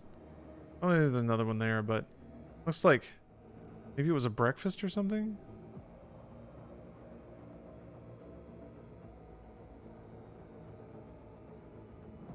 And it's like the tablecloth hasn't been ironed. There's wood paneling back there. Like those are the chairs that are in like a civic center or something like that. And he's in the middle of talking, and clearly he like looked, because I guess there was probably a red eye suppression flash, and he's like, what the fuck is that? And then bang. So he's in the middle of a sentence. And he's just like, there was a flash, so we looked, and it just looks like, yeah. It just looks like he got you know, deer in the headlights. This facial hair. It doesn't look the most, it's not the most tidy contour. Not the tidiest contour. Looks like we got a, what is this, like a rubber strap for a wristwatch? I guess that might be a digital watch there. Maybe a little calculator watch. Gotta run the numbers on the go. Is this the author or one of them? I have no idea. I have no clue. I mean, David Abhug is one of the writers. So yeah, I mean, that's burned into the image. David Harmon took the photo. Neat. What a day. It's one of the writers? Okay. Well, guess what? They've written 4 books about Doom, and I've written 0, so... Only cool people use Casio. Amen. Okay, let's see here. Where was I? When it was my turn, I went out like a drained tall boy. Hell yeah. She woke me with a gentle hand on my shoulder and a beautiful face to appreciate. We'd both been too exhausted for nightmares. We were living them. I hated to leave that room, same way I'd felt about the Phobos Lab infirmary. No, that was wrong. This room was better than that. I'd shared the time with a woman whose survival turned my universe from empty muck back into gold. Blinking away pieces of sleep, I slung the sig cow across my back, and we returned to the blue door and again faced the teleporter. Same routine as last time? I asked. Let's go together. Why not? What the hell? We found ourselves in a room with no doors, no windows, and one of Arlene's big, pink demons. Mine, I called and pounded a shell before Arlene could argue. I have a feeling there's plenty to go around, she said. I was almost starting to like the pink bastards. Their lack of projectile weaponry made them favorites in my book. Of course, I hadn't seen them chow down on a comrade the way Arlene had. I took point, positively greedy for my next demon kill. I moved well ahead of Arlene. Oh, fly. Hubris, hubris, hubris. Pride goeth before destruction, and a haughty spirit before a fall. Turning one of those treacherous corners so common in both Phobos and Deimos, I stepped right into the Wizard of Oz. What else could you call a giant, floating head? And that is the end of chapter 18, which is the last chapter I'll be reading on stream today. We got about 2/3 through the book. Not bad. Not at all. Yeah. I'll pick that up next time. The remainder of the stream? I'm gonna click it on over to Doom Eternal because Blood Swamp music is the illest